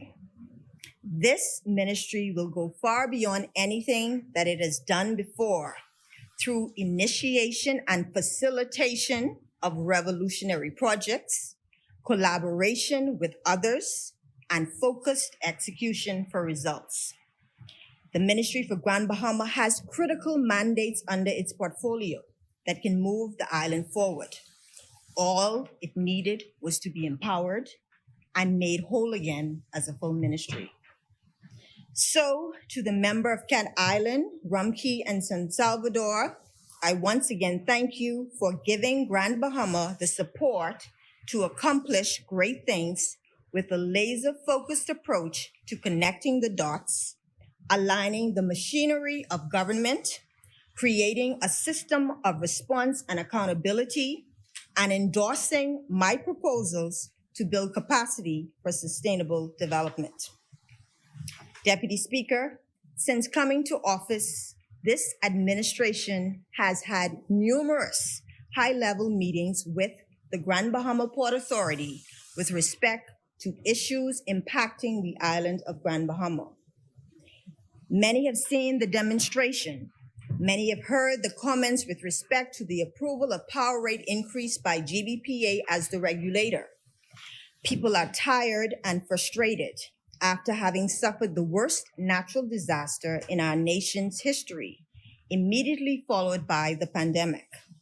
I've said time and time again that we have to partner for development. We have to work together to make things happen. No longer can we work in silos and expect to get things done. We should be looking to see how we can put our collective heads together to fix things. This is why CoLab, Partnerships for Development, a new unit within the Ministry for Grand Bahama, was created. In our Blueprint for Change, we pledged our commitment to execution and to create an enabling environment. In line with this, the Prime Minister assigned various mandates to the Minister for Grand Bahama, including partner with NGOs, businesses, other government agencies, and the community at large to assist with meeting the basic needs of residents and for the growth and development of Grand Bahama Island. Collab will position the Ministry for Grand Bahama and Grand Bahama Island to become the launch point of many of the commitments made to the Bahamian people in our Blueprint for Change. This is a ministry that can mobilize quickly and enlist others to ensure that mandates are successfully executed and that objectives for Grand Bahama align with the government's overall objectives. Some of the initiatives to be undertaken by CoLab include immediate relief programs, collaborating on home repairs, Grand Bahama Clean, Women's Crisis Center, Rehabilitation Center, community centers, shelter development program, extended stay facility, community outreach enhancement, training for community outreach leaders, holistic transformation program, grant writing, tourism product development initiatives, and other initiatives for growth and development. The makeup of partnerships for development includes government, the corporate community, the regulatory and municipal bodies, Chamber of Commerce, international organizations, nonprofit organizations, sister cities, and most importantly, the community at large. Deputy Speaker, this is what the Ministry for Grand Bahama is working on day and night. It's about results and action for the people. Deputy Speaker, in a restructured budget, I see the promotion of Grand Bahama Island as key to moving our island forward. Grand Bahama is going to be around the table. If my ministry's mandate is to promote Grand Bahama, then we should not have to only rely on the Port Authority's promotional material promoting the city of Freeport for the promotion of our island. And if the Ministry for Grand Bahama is mandated to revitalize and promote Grand Bahama as a tourism and industrial center, then why would we not have our own promotional material to promote Grand Bahama Island to the world? Deputy Speaker, in the upcoming 2022-23 budget, we can expect there to be a line item reflective of this administration's New Day agenda for the promotion of the entire island of Grand Bahama from east to west. In conjunction with the member for the Exumas and Ragged Island, you will soon see new tourism promotional material promoting the things to do on Grand Bahama Island, because we have been intentional about changing the perception that there's nothing to do on Grand Bahama. Yes. Quite to the contrary, there are so many untapped things to do off the beaten path that only needs to be featured while we create new experiences to support the island's projected growth. We will get the message out. And finding out what we have, the hidden gems, is only the first step. The next is to enhance what currently exists and to create new tourism product through our soon-to-be-launched Orange Economy Tourism Product Development Micro-Grant Program called Empower Grand Bahama.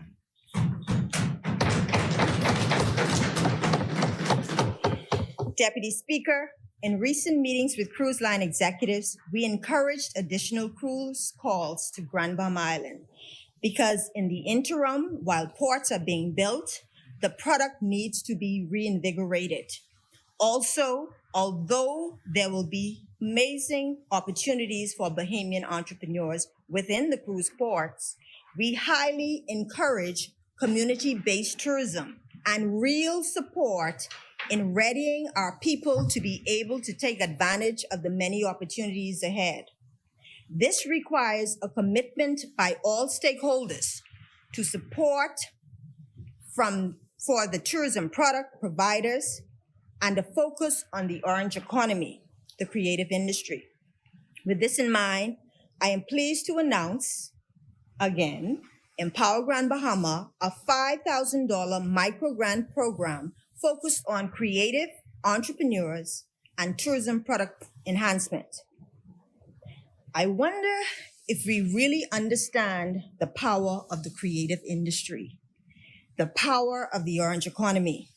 These are our musicians, our artists, our artisans, our graphic designers, our DJs, our photographers, our culinary artists, our junkanous and rake and scrapers, and authentic product providers.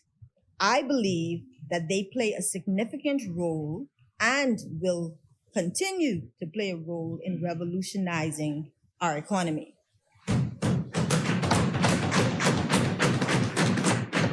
This initiative will be supported by the Small Business Development Corporation and the Tourism Development Corporation to further enable Bahamian entrepreneurs who are focused on the development of tours and other attractions. With the support of the good member for Central and South Eleuthera, we will also provide some relief to the vendors at the farmers market downtown so that we can get all the stalls open back up who went through so much after Dorian and the pandemic. The grant is also for other straw vendors to provide authentic Bahamian products and for new vendors of projects that will soon be launched to support the tourism product throughout the island. The $5,000 is a start.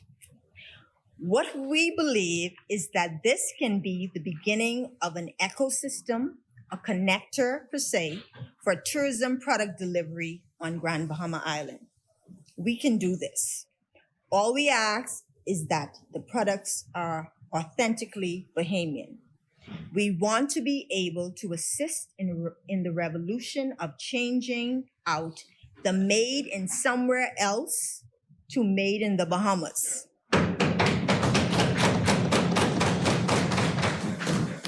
We want to be the place where the cottage industry thrives, fulfilling another mandate of our Blueprint for Change.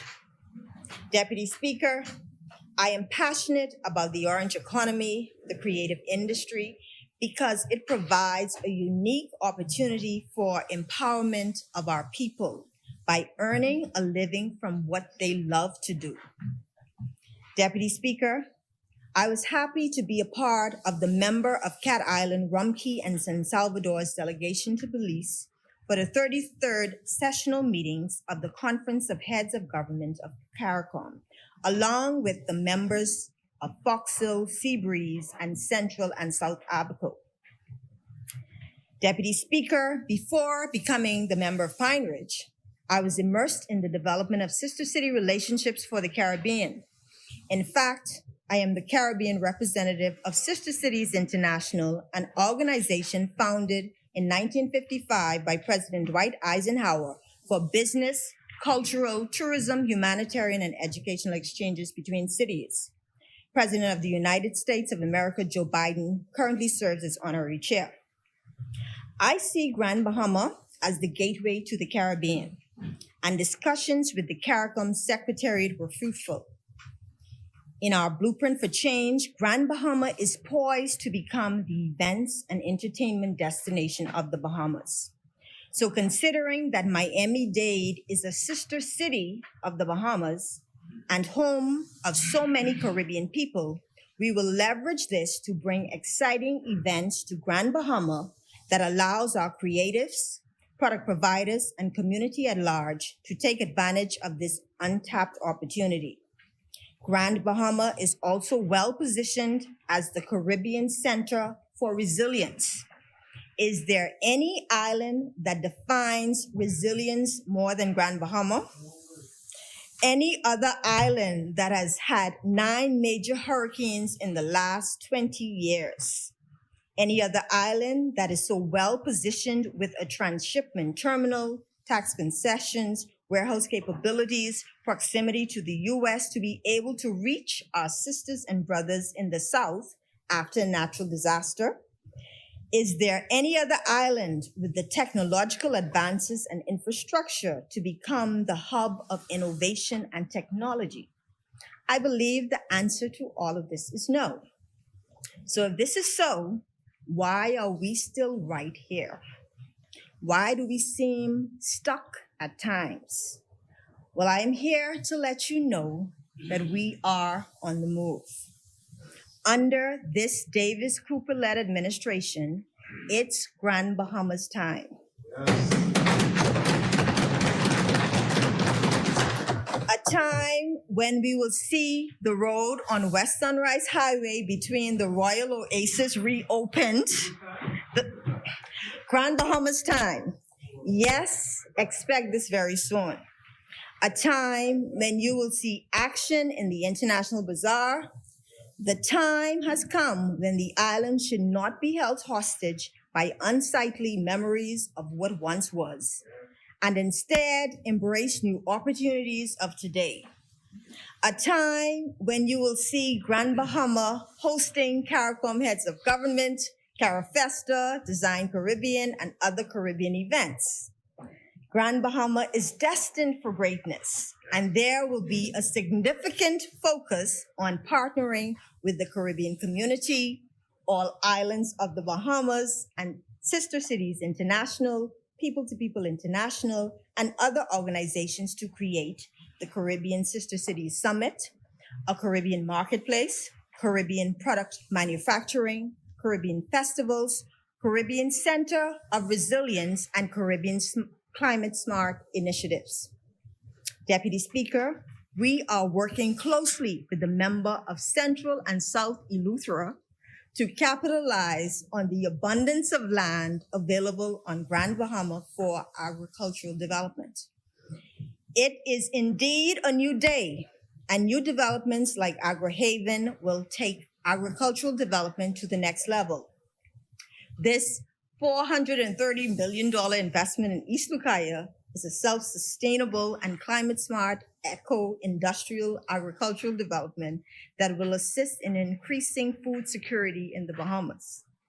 In our capital expenditure, we have committed to farmers market downtown refurbishment, Hawksbill Cultural Village, enhancement of the 8 Mile Rock Fish Fry, vendor booth opportunities at the Grand Bahama Arts and Crafts Center, and vendor booths at the Fishing Hole Cultural Village. Deputy Speaker, in our Blueprint for Change, we committed to the development of a new hospital with an oncology center. As the member for Cat Island, Rumkey, and San Salvador indicated when he visited Grand Bahama in January, we should be breaking ground in June 2022. I wish to thank the member for Tall Pines in advance, in his absence. Thank you for the free COVID testing facilities. Thank you for the new hospital and oncology center. And thank you for the mental health and geriatric center as proposed.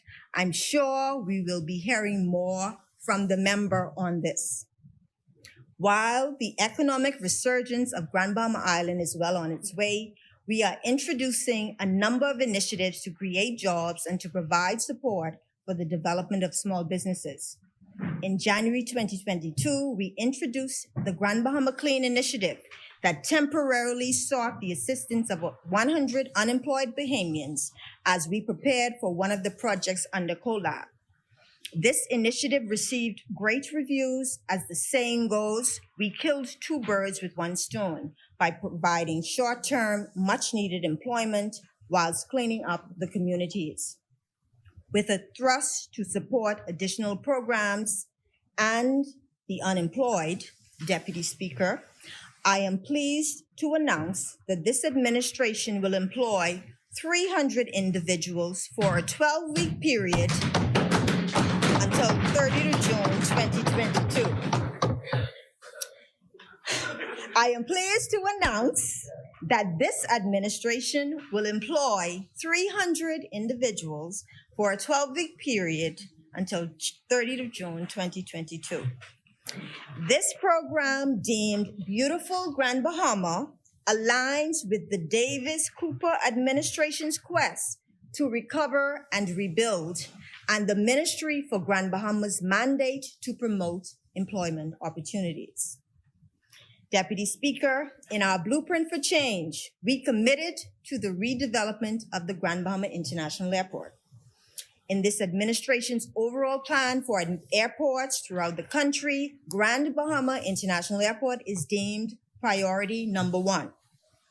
The member for the Exomus and Ragged Island will share more details in his presentation tomorrow. But while we are in the process of redevelopment of a new airport, generators have been ordered for the existing facilities, an elevator for the control tower is on its way, and funds have been allocated for provisional repairs. Deputy Speaker, with respect to the rehabilitation of East and West Grand Bahama, for the West, Holmes Rock Junior High School should be ready for opening in September 2022. 8 Mile Rock Administration Complex is scheduled for completion June 2022. And for East Grand Bahama, you have certainly not been forgotten. Immediate plans are underway for cleaning of road verges as a result of our beautiful Grand Bahama initiative. In liaison with the member of Fort Charlotte, East Grand Bahama should also expect road patching, road signage, new roads, repairs to broken culvert, repairs to cemeteries, boat ramps and docks, reconstruction of government complex, refurbishment of school buildings, repairs to parks, construction of storm drains, and reconstruction of seawalls. All of which should have been a priority immediately after Hurricane Dorian. But instead, the former government was busy incurring almost $1 million in charges for storage fees from donors. Thank God for a new day. And with his guidance, we will get it done. Again, in our blueprint for change, under a plan for each island. Member, are you requesting more time? Yes, please. Not too long. Thank you. I'm working. Thank you. Again, in our blueprint for change, a plan for each island, the vision for Grand Bahama Island is quite clear. We see it as the home of maritime and logistics, and I wanted to take this opportunity to shine the spotlight on one Mr. Albert Hepburn, who recently opened his new office facilities for Elnet Maritime Center. What a remarkable achievement in an industry where few Bahamians have broken through. Mr. Hepburn has partnered with me on Maritime 101 to introduce young people to the world of maritime and continue to progress Grand Bahama in the blue economy. Deputy Speaker, I'm so excited that the trajectory of Grand Bahama Island, the future is indeed bright. In our blueprint for change, we committed to 52 weeks schedule with major world-class events every quarter for year-round opportunities. With Grand Bahama designated as the home of events and entertainment, it's only fitting that at least half of these events should be on Grand Bahama. I see Grand Bahama as the home of innovation where many of the new and innovative projects are spearheaded. So a quick summary of projects not previously mentioned and what has happened or will be happening.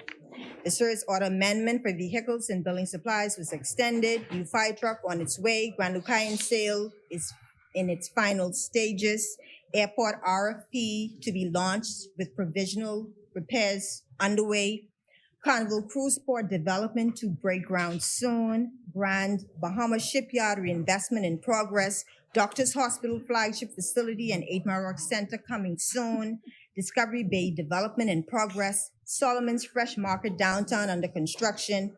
Parliamentary registration, public service, and DRA move to downtown Freeport in progress. O2 development at Bell Channel in progress. Multi-sports complex, shelter, and indoor swimming facility at the Grand Bahama Sports Complex for the new budget period. Deputy Speaker, in this budget and all future budgets, Head 74, the Ministry for Grand Bahama will represent a project-based results-driven operation. That's the only way to get things done. It's about action. As I close, many of you may have seen the Ministry for Grand Bahama's Inspire series that was launched with releases on Mondays, Wednesdays, and Fridays. In the series, religious leaders throughout the length and breadth of Grand Bahama offer encouraging words and prayers for our people, our country, and our island. Deputy Speaker, I would be remiss if I didn't say how pained I was, how hurt I am, how saddened we should all be with the revelations made this morning by the member for Cat Island, Rumkey, and San Salvador, particularly on the food program.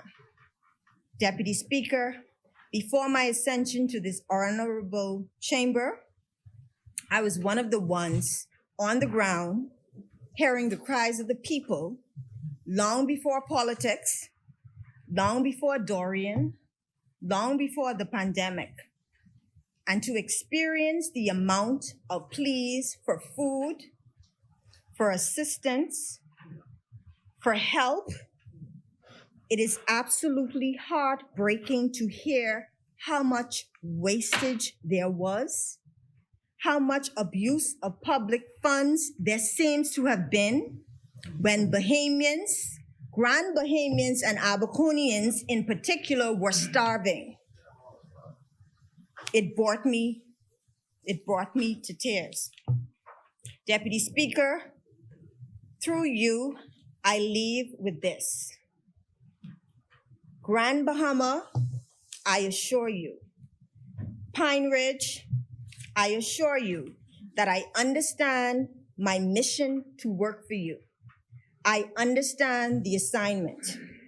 As Minister for Grand Bahama, I do not have the luxury of just talk like many do. We in the Davis Cooper administration are getting things done that impact the lives and livelihoods of our people. I have shared some of it with you today, and there's so much more to come. Thank you and good evening. Thank you, honorable member. The chair recognizes the member for East Grand Bahama. Mr. Deputy. Mr. Deputy, I deliberately wanted to wait until the member for Pine Ridge completed. And I wanted to do a couple of things to clarify. We appreciate the continuation of the projects that started under the Free National Movement. We appreciate the continuation of the airport project. We appreciate the continuation of the downtown project.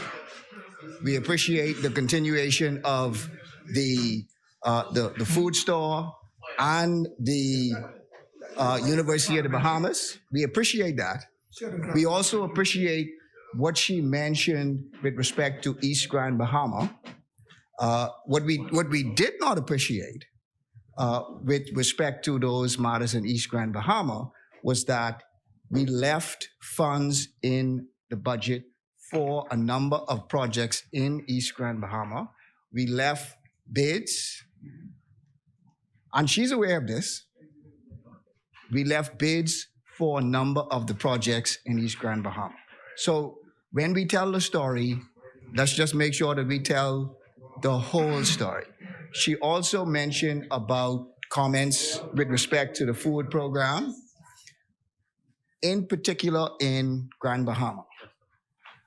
And the member for Cat Island was quite clear this morning. He did not mention the food program in Grand Bahama this morning. So I just leave it there. Thank you, member. As many. The chair recognizes the member for Bain and Grandstown.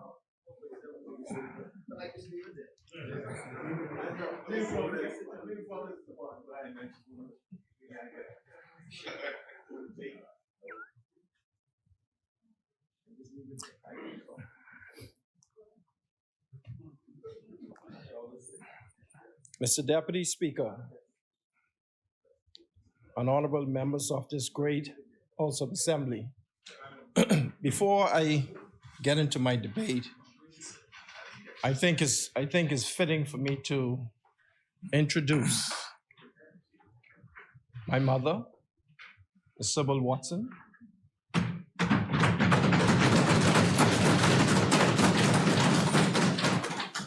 and my sister, Dr. Norma Pinder. This is an historic day for me because I can tell you my mommy probably never thought I'd make it this far, but she's probably happy to see me. In addition to that, I am very happy because the member for Cat Island, the Honorable Prime Minister, is here today, and I've never presented in his presence, and I've always thanked him for his support. So I say good day to everybody. A new day has dawned, and it gives me thanks and praise to the Almighty God, who is my Lord and Shepherd. It gives me profound pleasure rising on behalf of the wonderful constituents of Baines and Grantstown. I won't be long, Mr. Deputy. Had it not been for their confidence, I would not have been in this place in this capacity today. I continue to say how appreciative and how honored I am to serve as the Member of Parliament for Baines and Grantstown.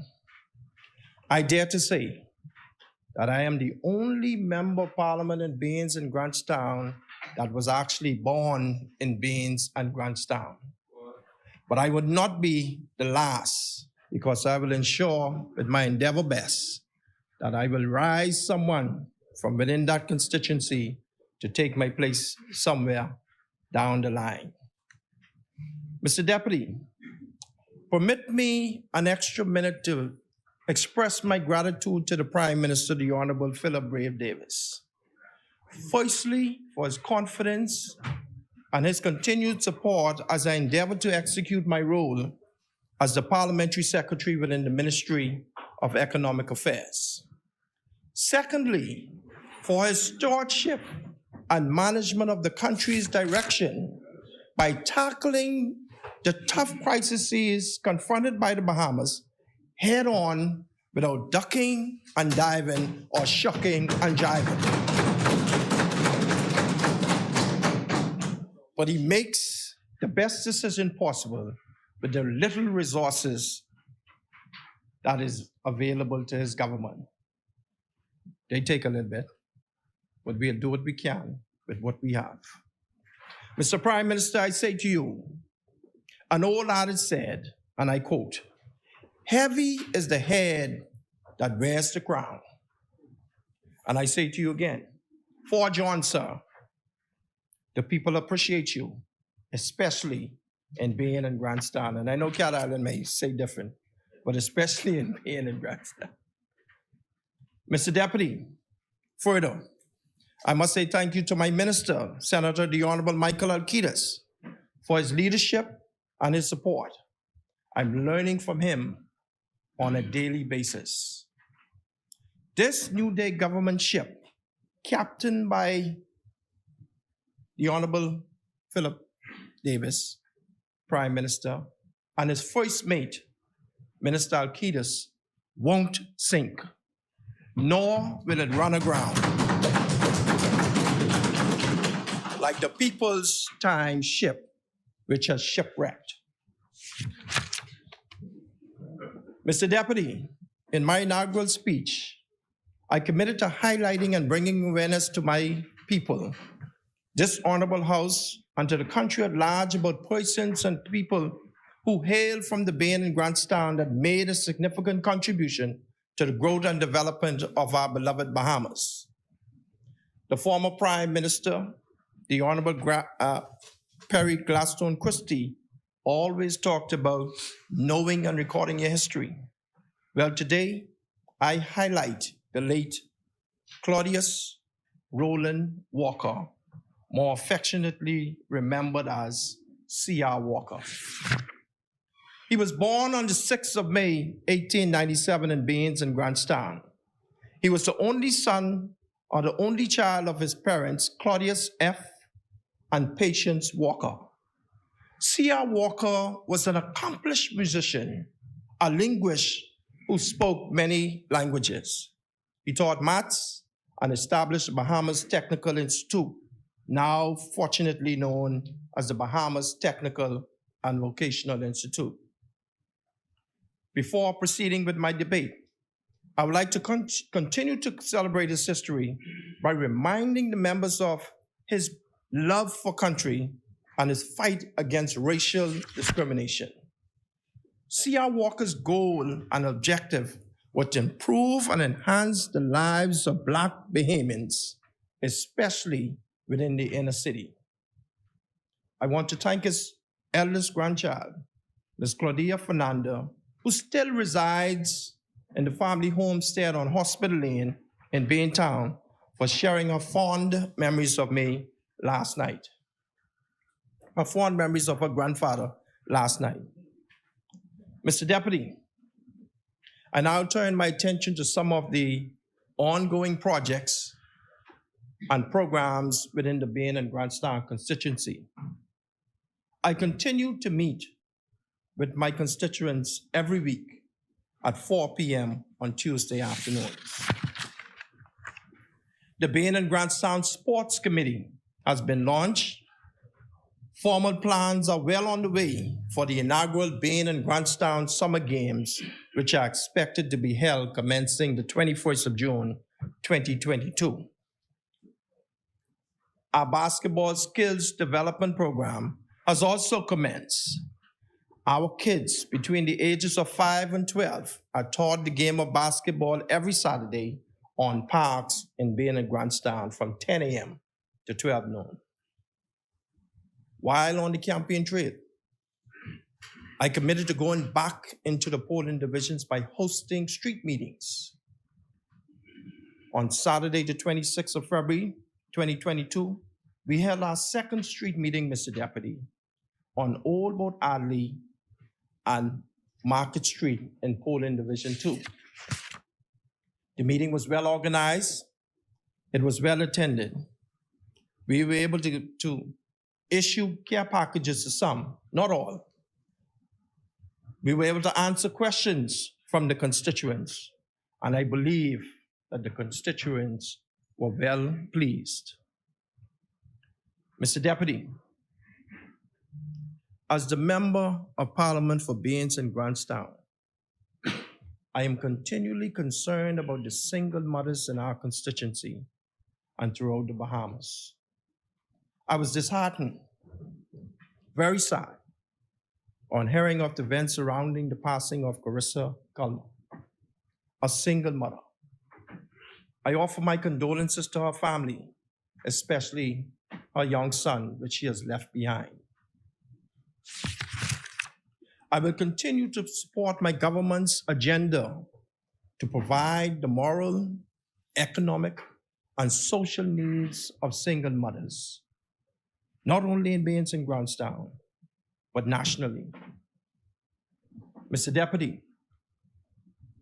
within the Bains and Grandstown constituency, last week, FTX has partnered with Lend a Hand Bahamas to construct a community center on Lewis Street to assist residents of all ages with individual needs. I say, like the Minister for Angliston, Minister Hannah Martin, I make a strong appeal to other entities that have the wherewithal to come forward and assist. The constituency board continues to function and assist pastors, churches, and community leaders where possible, and with whatever possible. The monthly newsletter, The Drop, we call it, continues to raise eyebrows by capturing the events, activities, and projects conducted by the Member of Parliament within the Bain and Grandstown constituency. Ladies and gentlemen, members, it's a new day in Bain and Grandstown as contracts have been awarded to some deserving and hard-working Bahamians. We weren't able to service everybody, but we did the best with what we had. A number of unemployed, and I thank my colleagues, a number of unemployed persons within my constituency has been hired and are able to feed themselves and their families. No longer do we have to wait on the long lines for a package of food. Members, more is expected to come as we are set to partner with the Ministry of Social Services and Urban Renewal with respect to the small homes repair programs in Bain and Grandstand. And I say to the minister, thank you very much. Mr. Deputy, I want to talk a little bit about digitization. To many, it's intriguing. To me, it's customary. And I beg leave to discuss the matters related to the blueprint for change as it relates to the e-Bahamas revolution agenda.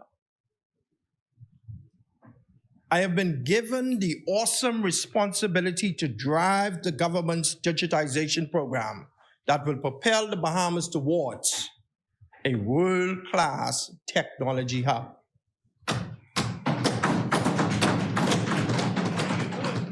They didn't do it, but we will. I look forward to working with the Minister of Education as her ministry seeks to develop a technology curriculum within our schools. And I pray that she starts with the elementary school. Mr. Deputy, it is high time that we eliminate the stresses of our people running to and fro just to interact and transact with government. The members of this House of Assembly on the 29th of March, the Ministry of Economic Affairs will be hosting the Bahamas government's digitization symposium. Let me say that again. To all the members of this House, on the 29th of March, the Ministry of Economic Affairs will be hosting the Bahamas government's digitization symposium. All ministers, parliamentarians, permanent secretaries, and chairmen of the various government boards are invited. Your invitation are forthcoming. Please pencil us in. We look forward to your participation.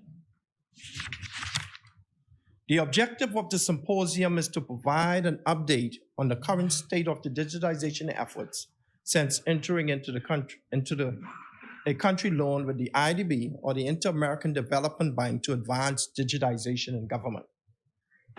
Further, the symposium intends to bring awareness and garner buy-in from all participants with respect to the digitization potential within your individual ministries, departments, and agencies.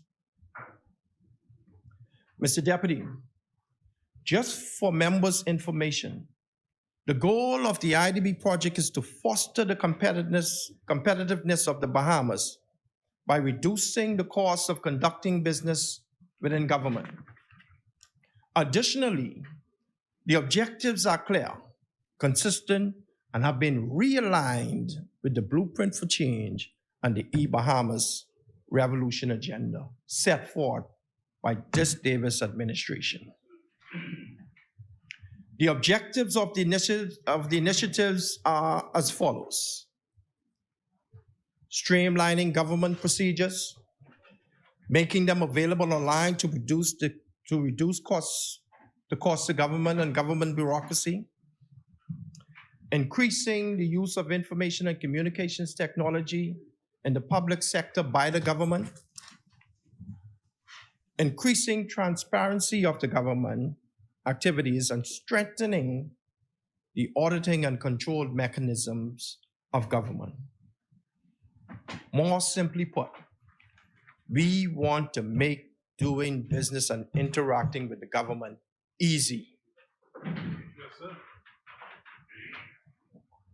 As the government adequately infuses technology in its governance, the country is expected to realize a favorable increase in gross domestic product, or GDP.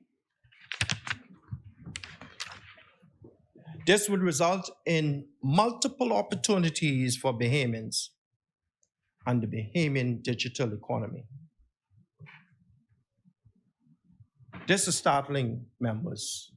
Since entering into the IDB $30 million loan project in 2019, the former administration only utilized 6.6% or less than $2 million of the allocated funds. Maybe you didn't hear me. Since entering into the IDB $30 million loan agreement in 2019, this is 2022, for digitization, the former administration only utilized 6.6% or less than $2.1 million of the allocated funds. As significant as the advancement of a digital economy is in this Bahamas, it appears to me that the former administration was either asleep at the wheel or out to lunch, having boiled fish. But this new day government intends to utilize the funds wisely and effectively to enhance the lives of Bahamians while improving government services electronically. This new day government intends to improve the ease of doing business, both for local business and international businesses wishing to conduct business with the government of the Bahamas. Point of order. The chair recognizes the member, East Grand Bahama. Thank you very much, Mr. Deputy. You know, digitization was a key priority for our government. The point of order is the member for Bain and Grantstown said that the government was either asleep at the wheel or his other point. No. But here is the reasoning behind that.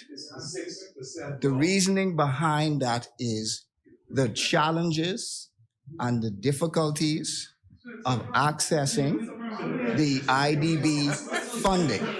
And that did not hamper the advancement of the digitization project. The digitization project moved ahead because we spent the government's funding as opposed to the IDB funding.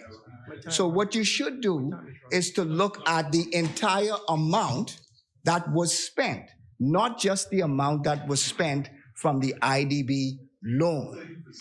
We worked throughout the IDB process, and the challenges with respect to accessing the funding, there were many challenges with respect to accessing the funding.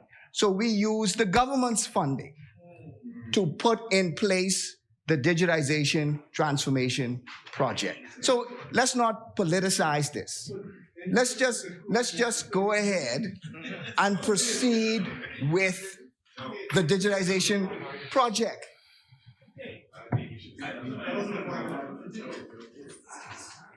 Mr. Deputy, that's not the... Excuse me, one minute. I just like to say, on a point of order has a meaning. If a member has a view that is different, that's not a point of order. So when we stand on the point of order, let's be factual. If you're disputing the facts, then we can stand on the point of order. Continue. Yes. You have the floor, Bain and Grandson. Yeah, thank you very much, Mr. Deputy. My conversations and meetings I had with the Inter-American Development Bank, they gave a different picture. I guess they wanted to be as professional as possible. But the reality is 6.6% was spent on $1.2 million, or $2.1 million was spent during the digitization project. I want to say to the millennials who wish to interact with the government using mobile devices, who desires to participate in a digital ecosystem here in the Bahamas, the e-Bahamas revolution is here, and we invite you to be a part of it. Mr. Deputy, $900,000 under the IDB loan agreement is allocated to support the 10 innovative projects geared to inspire creative and innovative juices of our millennials by identifying and proposing innovative solutions for the government. But guess what, members? Not one dime was spent by the previous administration and not one project initiated. I urge you, as young people, not to give up. This new administration got your back. Before December of this year, we intend to launch the 10 innovative project component of the loan, and we will provide the funding made available for this venture. So stay tuned. Our young geniuses will demonstrate their innovative skills in assisting to build a better Bahamas through the use of technology. Young people, it's a new day in technology, and this is your time.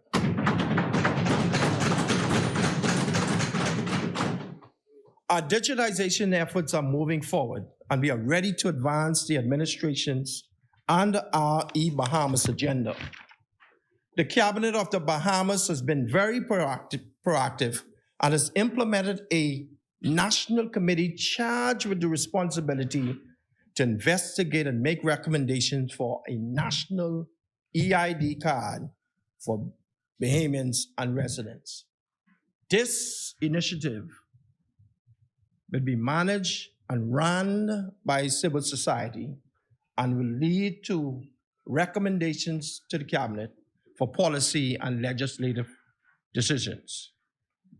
The committee is comprised of high-level professionals from governmental and non-governmental organizations who invest their time and energy towards accomplishing this component of the e-Bahamas Revolution's agenda. To this end, Mr. Deputy, I would like to take this opportunity to thank the members of the committee publicly on behalf of the Prime Minister, the Cabinet, and the people of the Bahamas for their commitment to the National EID project. The Prime Minister has mandated that the Ministry of Economic Affairs, in which I serve, to utilize the technology throughout our digitization program to improve and increase the delivery of government services. I want to pause for a second and say, by way of digitization status report, I would like to present to this Honorable House some achievements by the digital transformation and the Department of Transformation and Digitization. 52 services documented, true? 29 services in the queue to be automated, true? 45 services from 12 agencies have been launched and are available for access online. But since we came to office, we have seen an increase in the persons registered online for government services. The confidence in this New Day administration is here and ready to explode. Mr. Deputy, I listened to the member for East Grand Bahama as he spoke about the budget cuts in various ministries. I was shocked to hear a former Minister of State for Finance question the cuts, knowing full well that the allocations are adjusted as the needs and the priorities of the government's shift. I'm sure. He spoke about the cuts in education, the cuts in the police, the cuts in the defense force.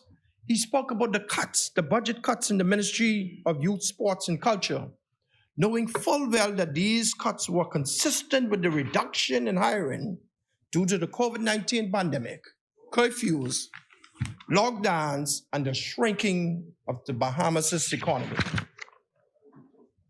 There was no Junkanoo this year. Teachers weren't hired as projected. Police and defense force officers couldn't be hired due to health protocols, hence the cuts. The chair recognizes the member for East Grand Bahama. Stop the clock for me, please. Mr. Deputy, again, what I spoke about this morning was cuts in the upcoming budget of July of 2022. It has not happened yet. And so that's the point that needs to be addressed. The point is, why are we projecting to cut the budget in July of 2022? That's the question. Mr. Paul.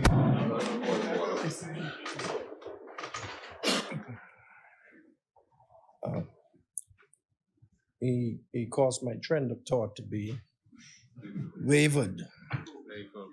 However,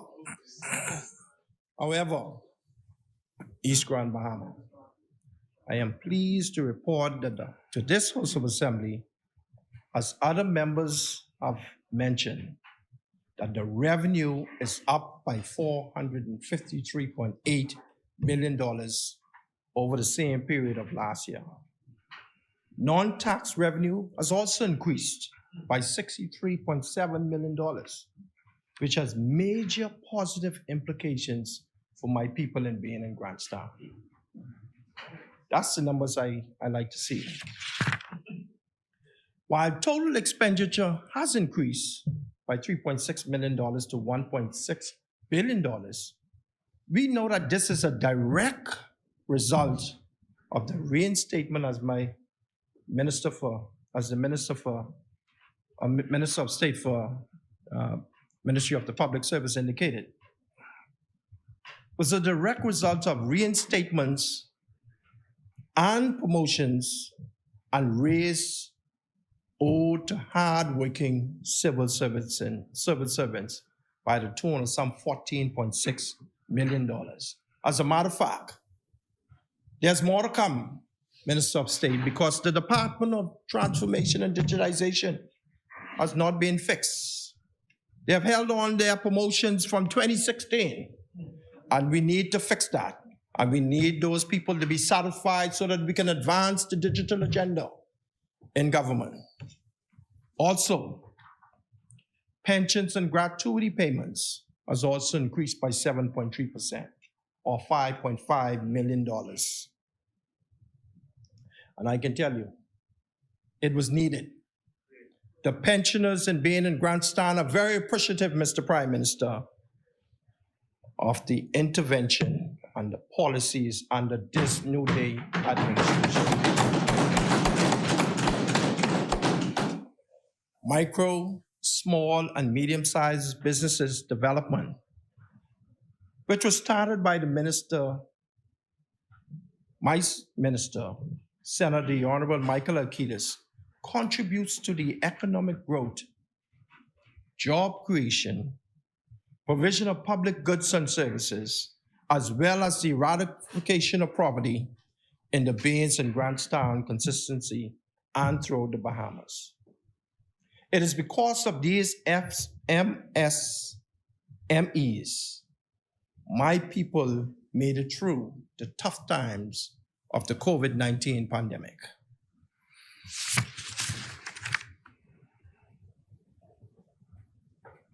Mr. Deputy, our government intends to continue providing funding of $50 million per year to further support the growth of these micro, small, and medium-sized entities. This will go a long way in restoring the economic sustainability and viability in our inner city communities. We are poised as a country for the advancement and the development of carbon credits within the Bahamas. This ecosystem, upon maturity, will also give rise to revenue enhancements that will support the gross domestic product of the Bahamas. Members, before I take my seat, we have all experienced the removal of the shackles on our feet and the mental depression that our people have encountered. We are happy. Could you imagine a few more months before there was supposed to be another election? Well, our people are pleased that the Philip Brave Davis administration is now in power. And with that being said, I say thank you and good night. Thank you, Honorable Member. As many. The chair recognizes the member for Kalani.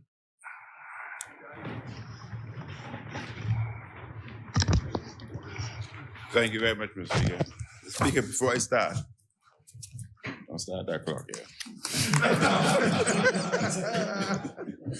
I ain't started yet.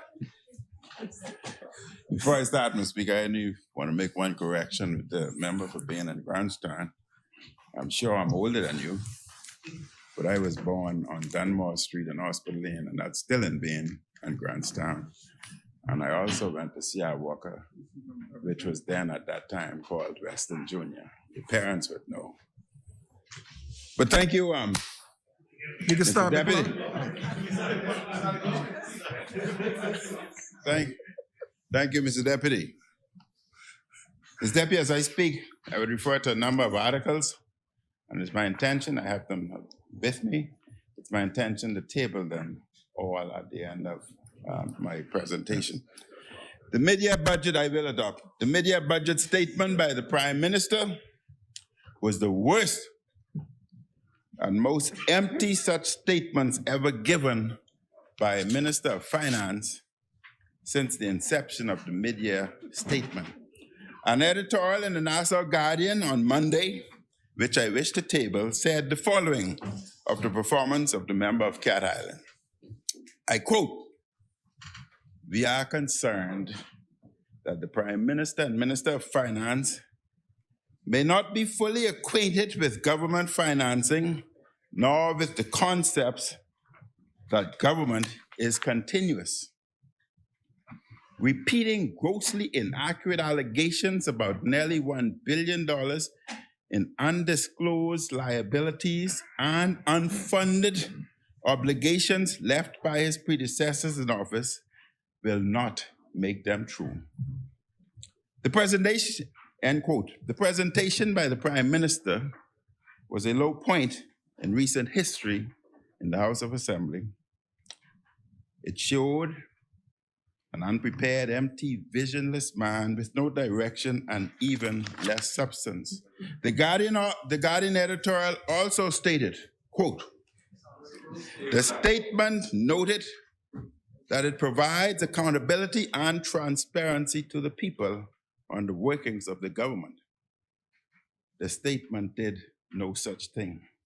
Not a single bill was tabled to seek authorization for supplemental funding to meet the alleged litany of unbudgeted government obligations. Instead, the statement continued the political campaign rhetoric of the last general election.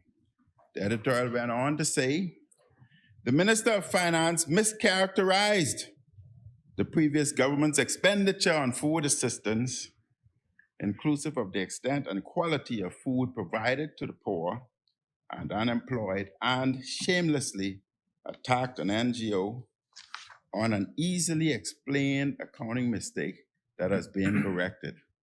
End quote. Mr. Speaker, this was a low point and disgraceful moment in this House. The member for Cat Island attacked a life-saving program that provided good meals and food for tens of thousands of Bahamians. May I remind the House that when the pandemic started, there was no vaccine. This is why... The chair recognizes the member for Fort Charlotte. Madam, Mr. Deputy Speaker, I rise really on the rules of the House. And I will explain why the members' conduct in this House is inappropriate. It says in the rules,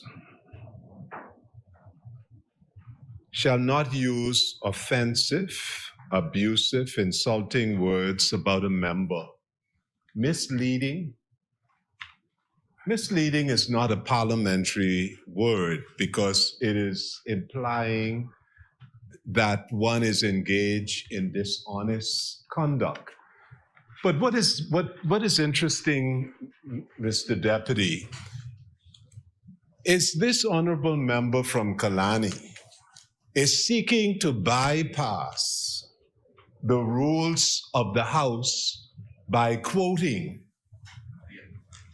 it don't matter, by quoting whether Guardian or another, by quoting, he's adopting the words as if those words are his, because the rules are very clear. I'm talking about rules of the House of Assembly. It says here, it says here in 33, look, turn to page 26. Every member desiring to speak shall rise and address the chair. Member may read extract from books, journals, papers, and documents, and may refresh his memory from notes, but he shall not quote from newspapers unless he adopts such quote as his own words. And had this honorable member gotten up and used those words as his own, an objection would have been taken. The same way I took an objection with respect to the member of Marco City. When you use those words with respect to the honorable member of Central and South Eleuthera. And you cannot circumvent the rules by quoting. I don't care what the source is. You have to adopt it. And had you done it, had you not tried to hide behind the quote from the newspaper, you would have been fully exposed as being in violation of these rules.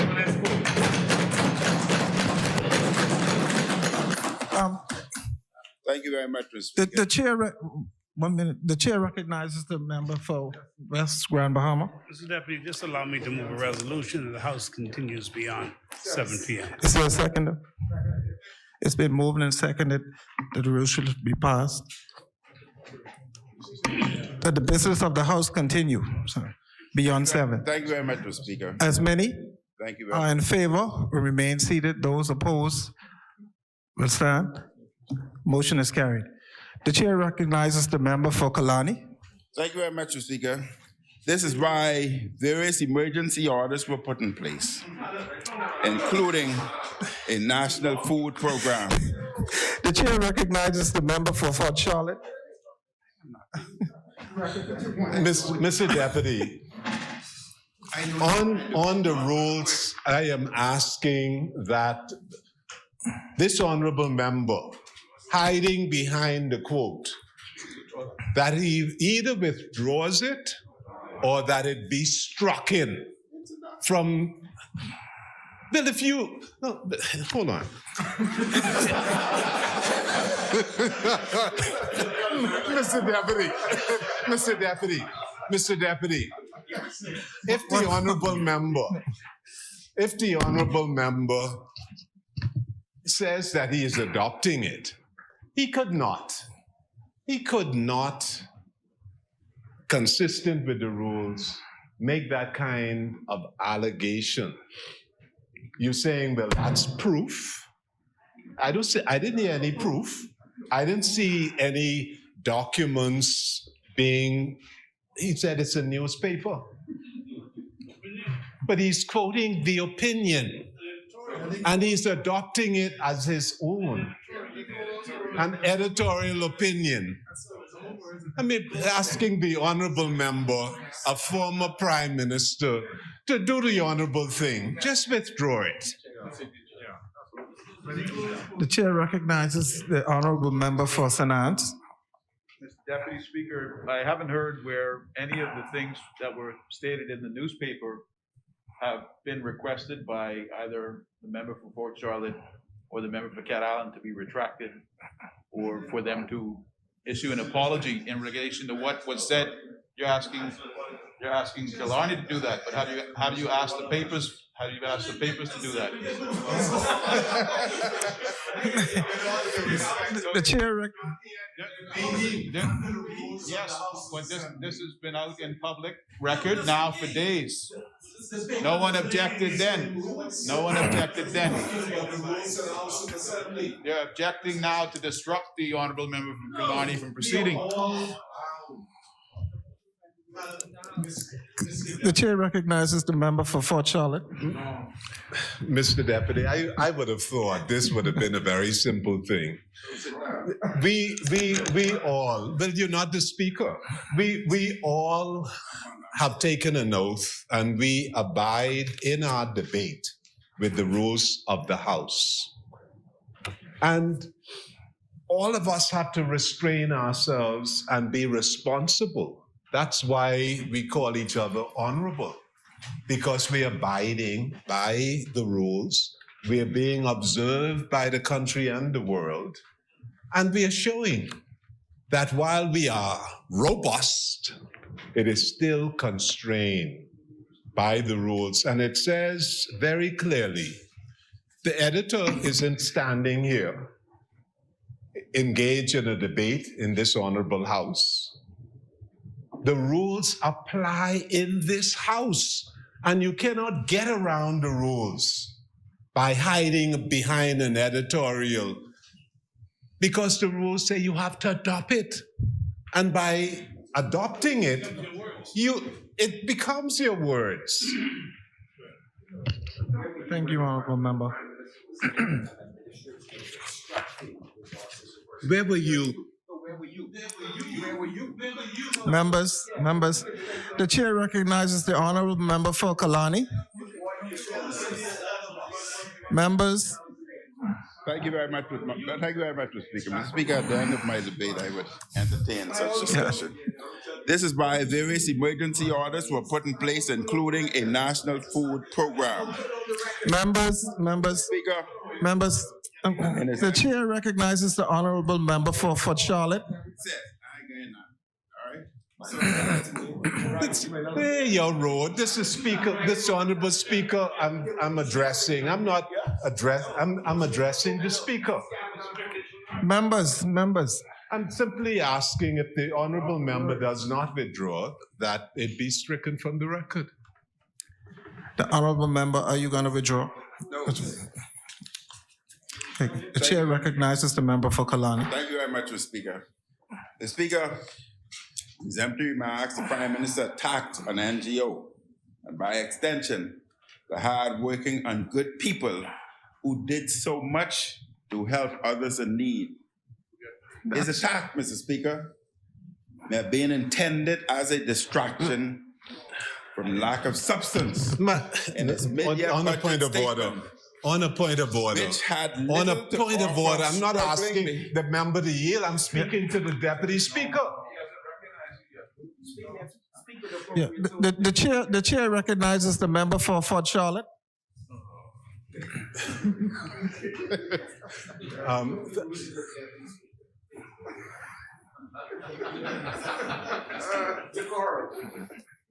The Honorable Member for Kalani has not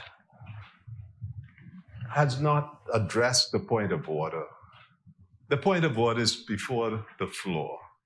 And we're simply asking if the Honorable Member does not withdraw, that the chair makes a ruling. Whatever the chair rules, I humbly accept. But certainly the Honorable Member has adopted certain words, implications, imputations about the Honorable Member of Cat Island and San Salvador, which impute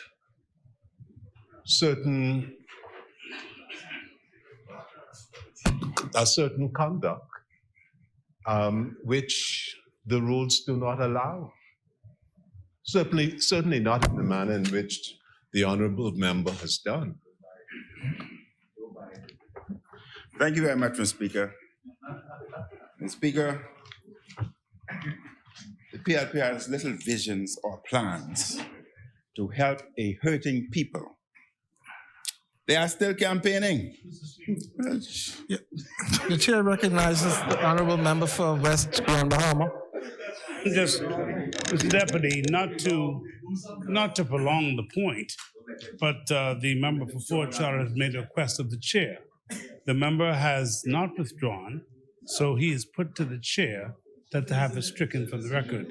So that question is put to you, Mr. That will be stricken. That will be stricken. Mr. Deputy Speaker, on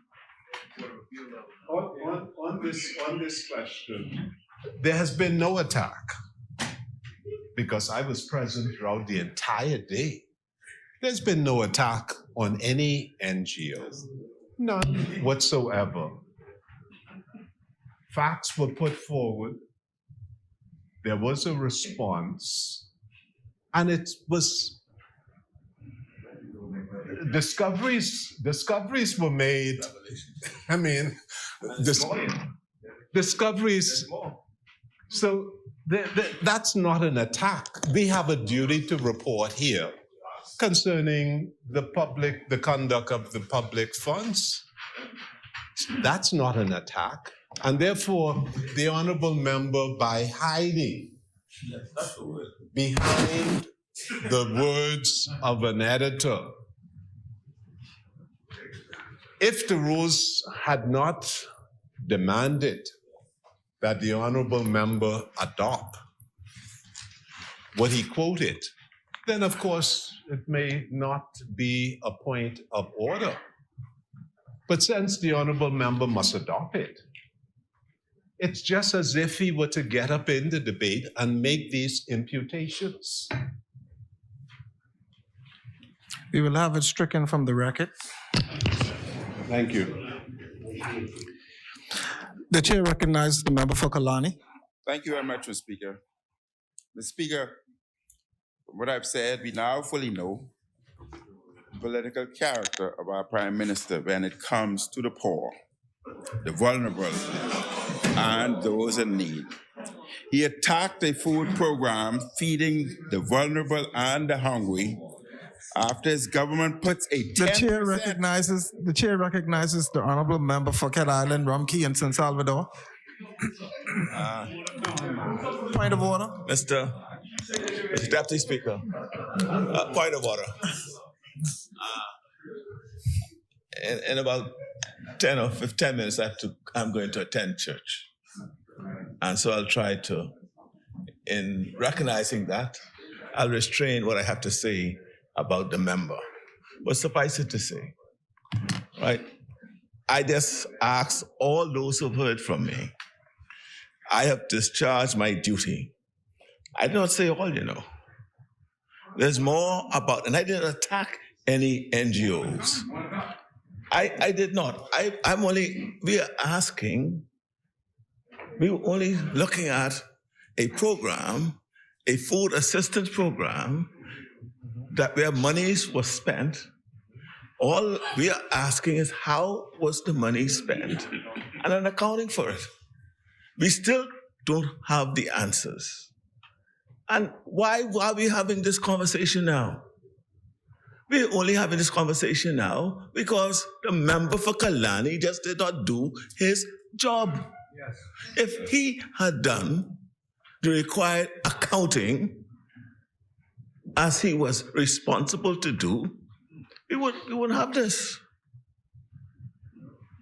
When we were asking back then, he said we continue campaigning. We ain't continue campaigning. You just remember what we're telling you from day one. Do the books. Get the books and let the Bahamian people know what you're doing. Right, I even warn you about it. See, it's no attack against any NGO. It's an attack on your gross incompetence. And we want to know why you fail. You know something? When I was walking in, somebody asked me, why is he so angry about this? Is he angry because $2 million was discovered, unspent? More than that, It's more than that. All we're saying is, people are hurting, yes. I don't understand what they're about. A man who locking up people because they're trying to take care of their grandfather, trying to earn a living by selling coconut water. Going to pump for water, you can lock them up. Talking with poor. I have no, look here. I have no issue with any NGO. You know what NGO means to me? Non-profit organization. But what I'm discovering in the food program that you set up, and it seems to be verbally, because I see no written agreement between yourself and whoever you hired. I see none. Right? All I see is you hired somebody to spend our money, the taxpayers' money, when you didn't have to do it, when there are structures in the public service to do it. That's what you did. And then you hide behind your competent authority veil and did not even ask, well, how are you spending my money? Why didn't you ask? And you're paying more than that, And they know. You weren't just paying the $7,000 a month. Because I say someone got $7,000 a month for the food program, I attacking them? No, I only telling you what the facts are. Because there's a 10% or 9% administration fee to be paid for administering the food program. That's attacking. I only tell you what the facts are. And like I say, we would not have this discussion today if you had done your job. When we were asking you to account, when we were telling you that you were breaking the law,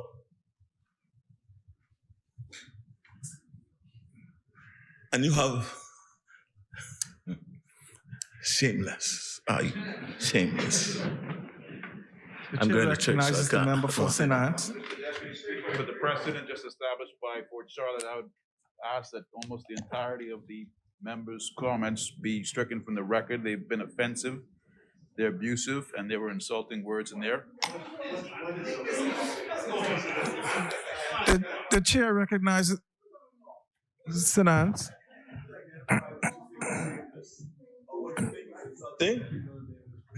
Identify the words. Gross incompetence, gross negligence. That's not proven. That's not proven. Nope, that's not proven. I'd ask that those words be removed from the record, Mr. Deputy Speaker. The chair recognizes the member for Kalani. Mr. Speaker, there are 4 of us in here who are veterans, and we know the tricks to try to get me down that road so as to decrease what I have to say. But I won't go down that road. I'd be more than happy to entertain you after I'm finished. But he attacked the food program feeding the vulnerable and the hungry after his government puts a 10% hike to VAT on bread basket items for those very same people. The Prime Minister and the PLP High Command have little feeling or heart for the mass of Bahamians, especially working families. The member for Cat Island wasted time in his mid-year budget statement attacking the NGOs and volunteers who so heroically helped feed tens of thousands of Bahamians during the worst of the pandemic. And these agencies and individuals stepped forward and did the Lord's work, feeding families in need. The attack by the Prime Minister suggested something wrong was done. That was a mean-spirited suggestion. I do not understand why a man like the member for Cat Island would plan and execute an attack in this place on volunteers, NGOs that feed people. As I did as Prime Minister, I will again thank them for their service to our people, the country, and an enduring love for their answer to the call of service. The record will forever show that it was the member for Cat Island who chose to come here and demean them. Mr. Speaker, the government has little to show for its time in office. The Guardian editorial stated, the budget statement sought to take credit for positive developments during the past 3 months of 2021, including the reopening of the economy as new COVID-19 infections fell. Events already in train at the time of the general election, which reflect the global experience with the pandemic.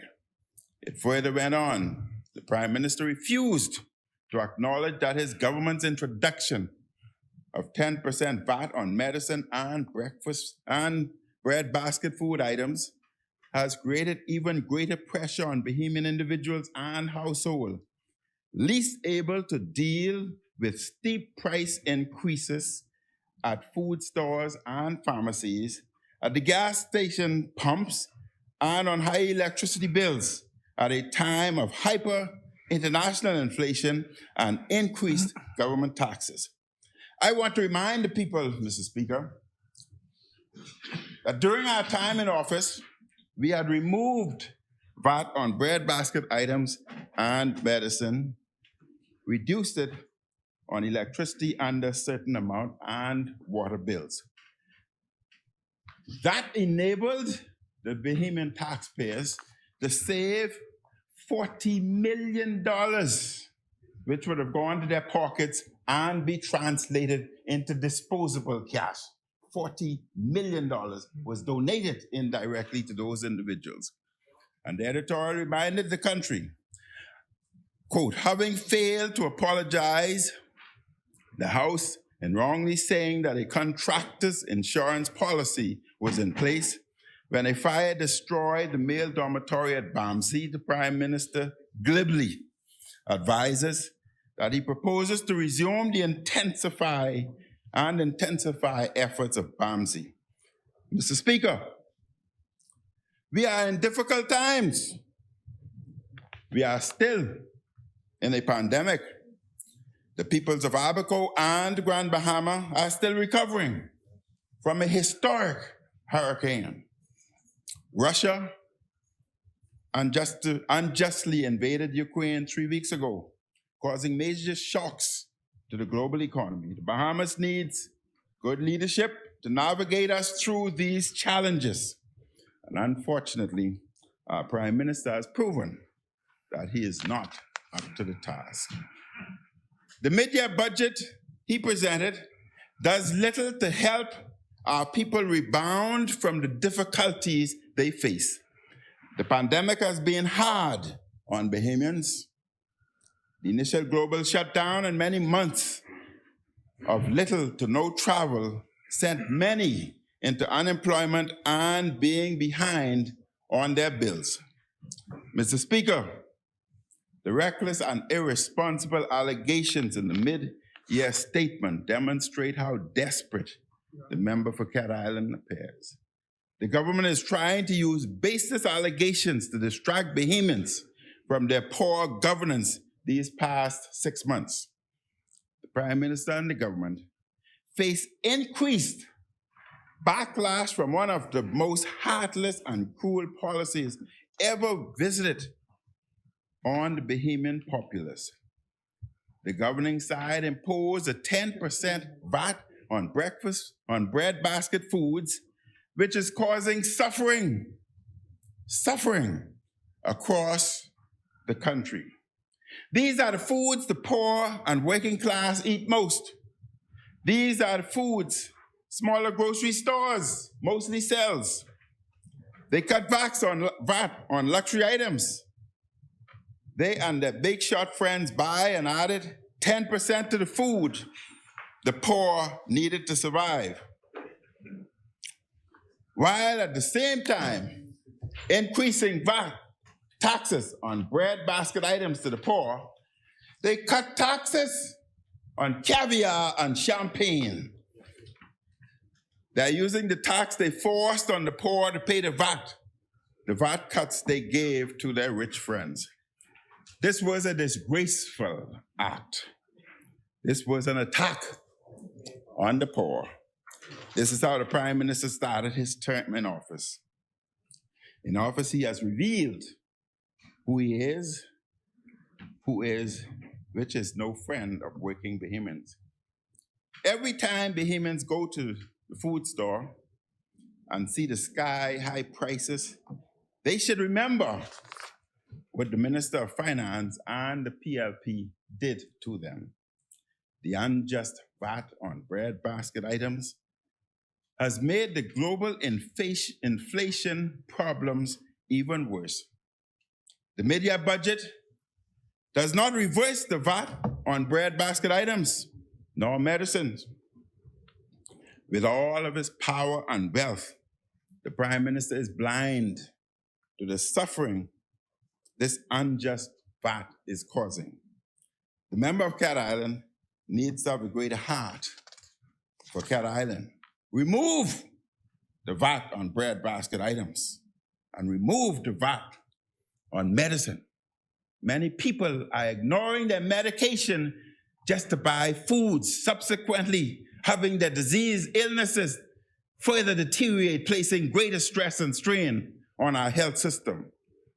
This policy has caused enough suffering. Mothers are going to food stores filled with anxiety. They are not sure they have the money to buy enough food to feed their families. And I ask the PLP to have mercy. I ask on behalf of the mothers and on behalf of the poor, I ask the Prime Minister to remove this cruel tax on the poor, on the food our people need to survive. An eyewitness news story online on March the 3rd reported, and I quote, scores of Bahamians continue to voice concerns over increases in grocery taxes and plead with the government to take action.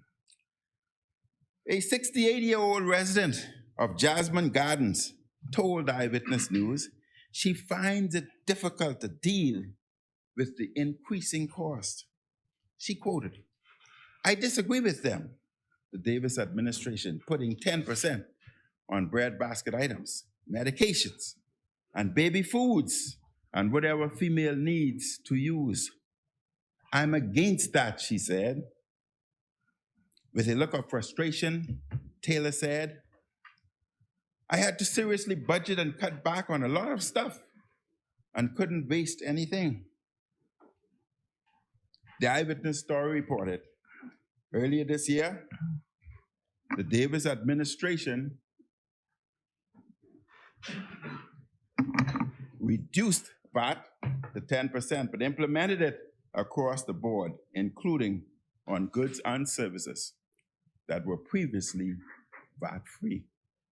It argued that doing so is more effective and beneficial. But the Jasmine Garden resident described the 10% on breadbasket items as something that will do much more harm than good and be even more difficult to handle. The breadbasket items are things you need daily, she said. The 12% was much better because there was no VAT on breadbasket items, and medications are something that you need when you have high blood pressure or whatever. So, she said, I would prefer, this is to listen to the people. She said, I would prefer the 12% than 10% on the essential items because you know you could afford it. Mr. Speaker, it is important for the Prime Minister to stay at his desk more and do the hard work of governing. Many times when I watch the news, he's gone again on another trip with a big delegation. This is the Prime Minister who went to Dubai during a COVID surge, carrying his press secretary choir while leaving the National Youth Choir at home.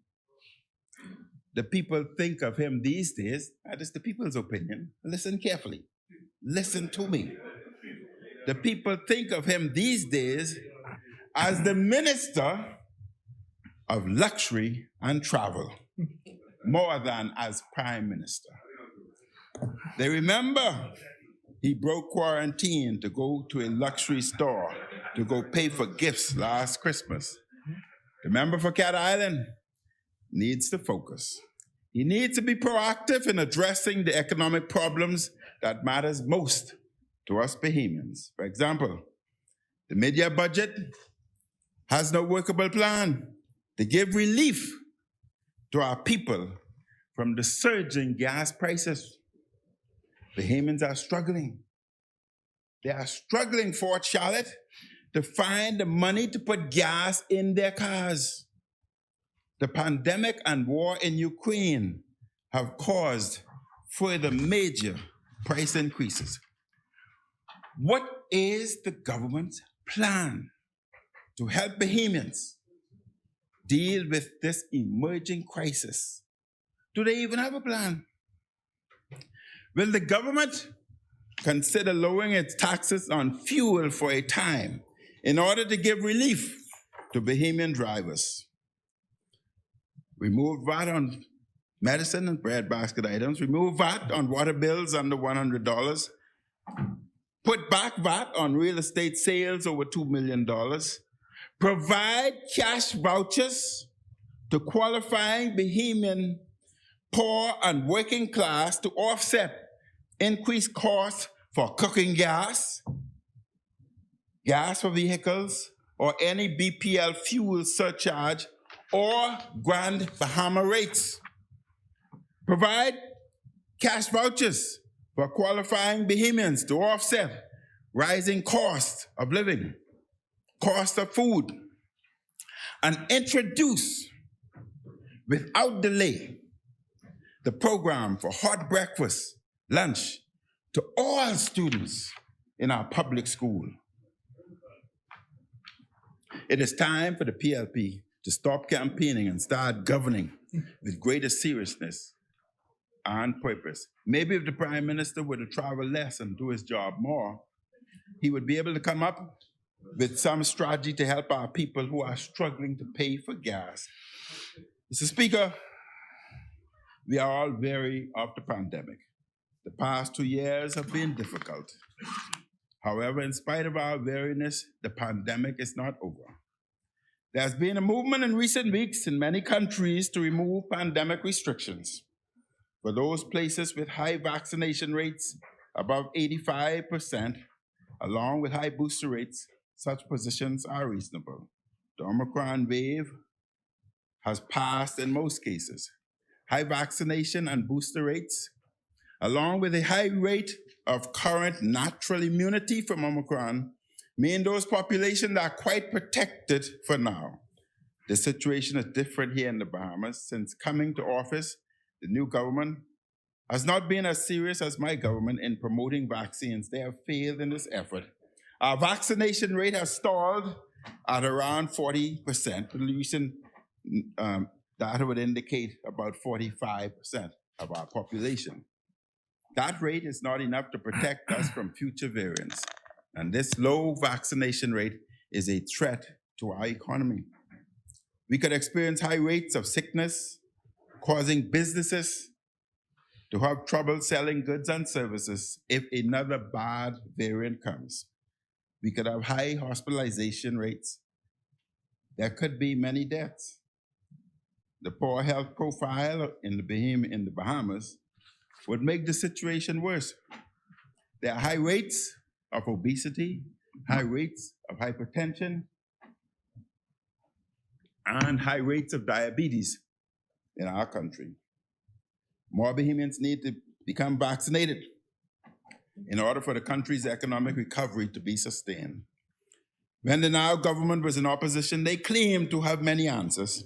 Now in office, the government appears to not have a clue as to how to boost the vaccination rate. The well-being of our economy is at stake. The well-being of our people is at stake.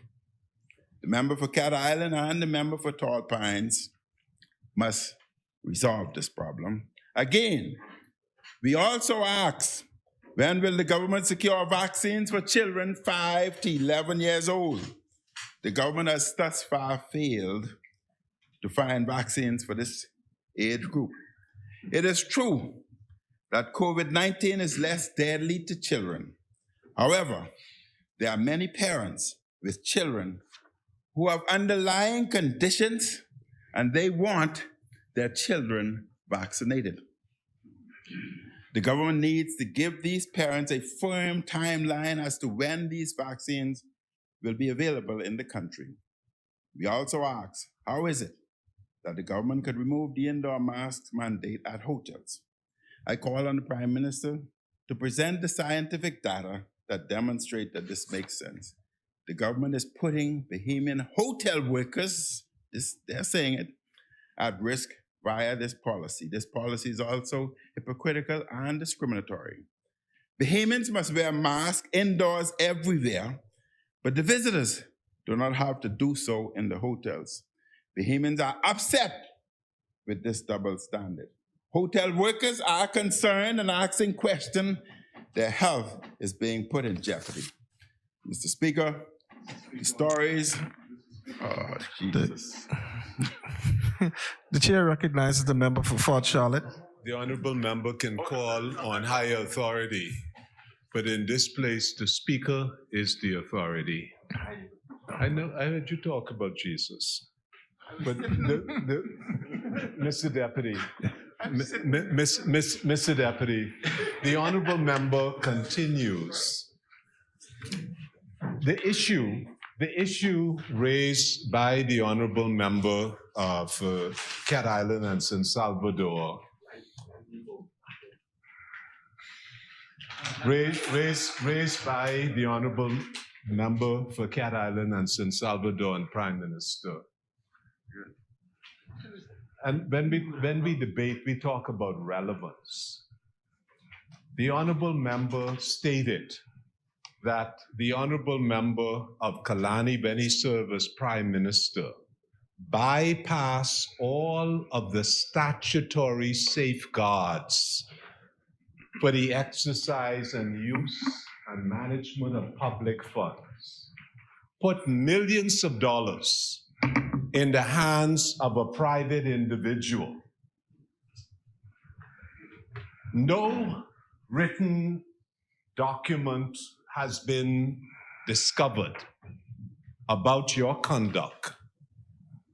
as Prime Minister and also as Minister of Finance. And as the Prime Minister is disclosing this honorable member has spent almost 30 minutes on his feet. He has never denied having abused the fiscal procurement laws of the Commonwealth of the Bahamas. But he has obfuscated, making allegations against the Prime Minister. The second point, Mr. Deputy Speaker, the second point, of course, it's unparliamentary. Okay. The second point is that the budget debate will take place within, 2 months' time? This is a statement of where we are within a 6-month period. The budget debate, where we go through the entire process of the budget, will lay out in detail justification. Ministers would stand and defend the budget. But what is instructive? What is instructive is allegations, well, certainly facts have been laid out, and the member has not addressed the facts. Has not addressed the facts. You finished? The chair recognizes the member for Kalani. Oh, classmate. The stories in the newspapers, Mr. Speaker, are increasingly alarming. There are reports.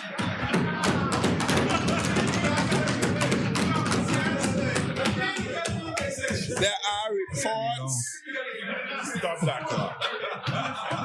Stop that clock. There are reports of numerous killings in recent times. To start this week, the headlines read 5 men killed in weekend shootings. What is the government doing to tackle the upsurge of violence on our streets? The people want to know what solutions you propose to this problem. I call on the Prime Minister to address the issues on crime. He needs to set up a plan to combat the shootings and killings that have many communities in fear. What is the government's crime plan and what is the strategy? The people get restless when governments have no good responses or solutions to their problems. We see in Grand Bahama, Mr. Speaker, that people are already marching and protesting at the state of their economy early in the government's term. The governing party must be careful. They're out of touch, and the people realize it. That restless spirit may spread to more parts of the Bahamas as inflation worsens and the government does nothing to help. They send back many photos from lovely locations they travel to with large delegations. They stay in nice rooms and they eat nice foods. Meanwhile, Bahamians struggle to pay their bills. Bahamians struggle to pay for food. And Bahamians struggle to put gas in their cars. Bahamians struggle to find money to catch the bus to go to work. The government's indifference to our people's suffering is causing Bahamians to become frustrated. The governing side is already on the wrong track early in their term. Like previous FNM governments, my administration began or set in motion a number of infrastructure projects. The Guardian editorial stated the Prime Minister chided the Minister government for its inadequate infrastructure plan, notwithstanding that as Minister of Works for 5 years in the last PLP government, he failed to construct and complete a single new school or clinic anywhere in the Bahamas. Why has the PLP postponed the building of the new central bank? what is going on with the new tower. We laid plans for Princess Margaret Hospital and the Rand Memorial Hospital, as well as other healthcare facilities. What about the Family Island Airport and other preparations? The Prime Minister and his propaganda machine are trying to rewrite history and ignore the good work, excellent work, extravagant work of the last government. They spend so much of their time taking pictures, as is the practice of the PLP. They posture and they pontificate. They are full of talk and they take plenty of pictures for the press and their social pages. But they are not serious about governing, which is why the mid-year budget statement was a massive and empty failure, which is the true picture of this government. Mr. Speaker, it is time for the PLP to stop campaigning and to start governing with greater purpose and seriousness. The Bahamian people need a caring government, not an administration that talks about compassion, but that increases cost on medicine. You know, I went to pick up my medication the other day. and it cost me $180. It costs increase on bread basket item. Mr. Speaker, medication to keep me alive. May God bless the people and may God bless our path. Mr. Speaker, at this time, I'd like to table those articles I spoke about. And Mr. Speaker, I have 2 minutes. I'm going to address as many of the questions as I possibly can. I said I'll address it afterward. Mr. Speaker, I also want to table a letter that I had written to the Commissioner of Police, the content of which was on a social media, the PLP social media team. I'm not going to narrow it. Allow me to read it so that you would know. This morning, numerous persons and family members have drawn my attention to a widely circulated voice note by the Honorable Fred Mitchell.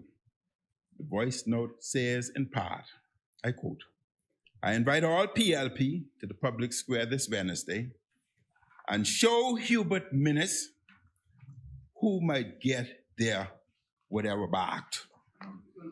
The statement is a clear threat. The statement is a clear threat to my personal safety in that it invites all of the supporters of the governing party of the public to the public square for this Wednesday sitting in the House of Assembly for the purpose of physically attacking, assaulting, intimidating, or injuring me. This is a question, this is my letter, okay? As you are aware, the provisions of Section 25 of the Powers of Privileges, Senate and House of Assembly Act embodies a number of revered constitutional conventions and creates criminal offenses with respect thereto. Section 25A of the Act provides that a person commits an offense if he assaults, molests, or obstructs any member coming to, being within, or going from the precincts of the House. Additionally, Section 25C provides that it is an offense if any person threatens or assaults a member on account of his conduct as such. I draw your attention to these provisions of the law and request police protection from any unruly persons who may accept Minister Mitchell's ill-conceived and malicious invitation to cause physical harm to my person when I seek to perform my constitutional duties this coming Wednesday. Sign. Now, Order that the documents be brought up. The Speaker, I just find... On the point of order. Mr. Speaker, the issue, Mr. Deputy Speaker, on the point of order. Yep. The chair recognizes the member for Fort Charlotte. Any matter. any matter which involves the personal safety or interferes with the privileges of any member is a very serious matter. It is also incumbent upon us, when we bring a matter before the House, that we must disclose the entirety of any situation so as not to mislead the House. The honorable member, and this ought not to be trivialized, the honorable member made certain statements, meaning the member of Kalani, certain statements which, in my opinion, were very, very dangerous. Because statements that he made in the public domain,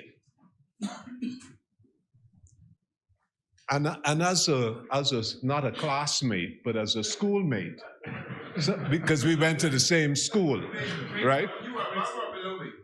I'm below you. I'm below you. Well, I spent time in the boys' industrial school. So I'm not, I understand the implication of the question. Yes, I was below your class.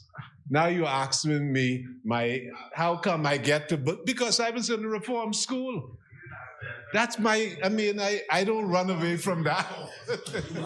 In other words, I believe in second chances. I'm the manifestation of second chances. Mr. Deputy Speaker, it is always incumbent upon us, because in the House, it is a house of record.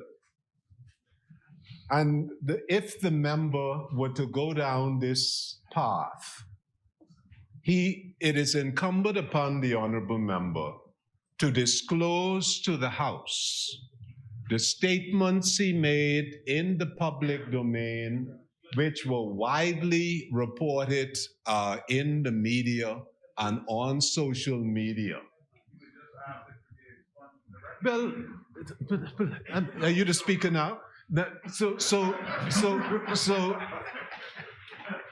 I am simply and humbly asking that if the honorable member of Kalani is going to pursue this course of action, it is incumbent upon him to fully disclose to this honorable House the background and what the honorable member stated in the public square. Chair recognizes the member for Kalani.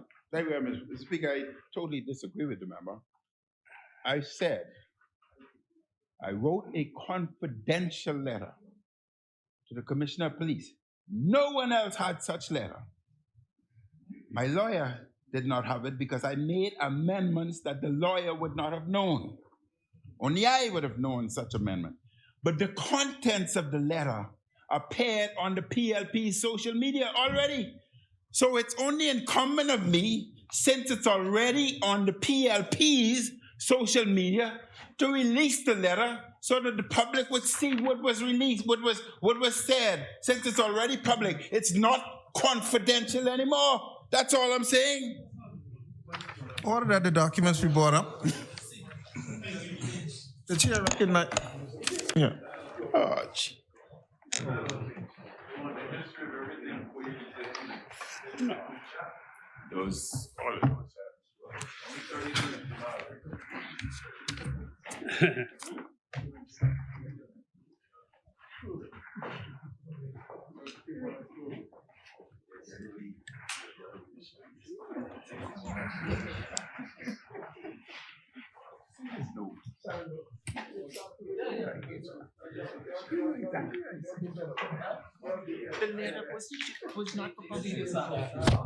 Order the documents to lie on the table.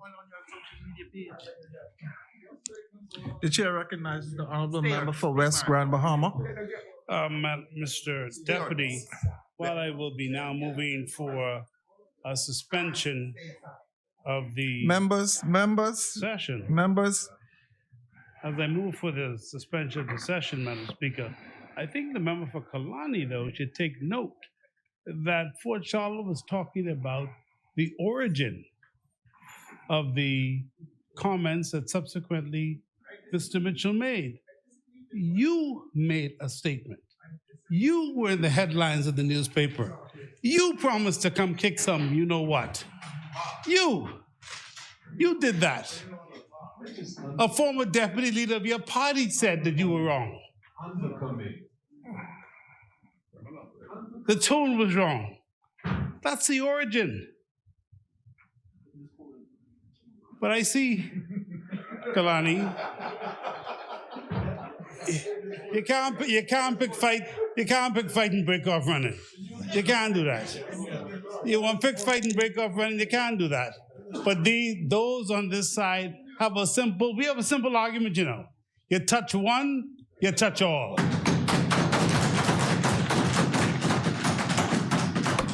Mr. Deputy, we now move for the suspension to return tomorrow morning, the 17th day of the month of March at 10 a.m. and Exuma and Ragged Island will be on the floor. Is there a seconder?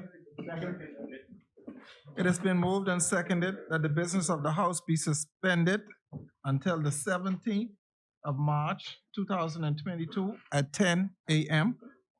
As many are in favor will remain seated. Those opposed will stand. The motion is carried.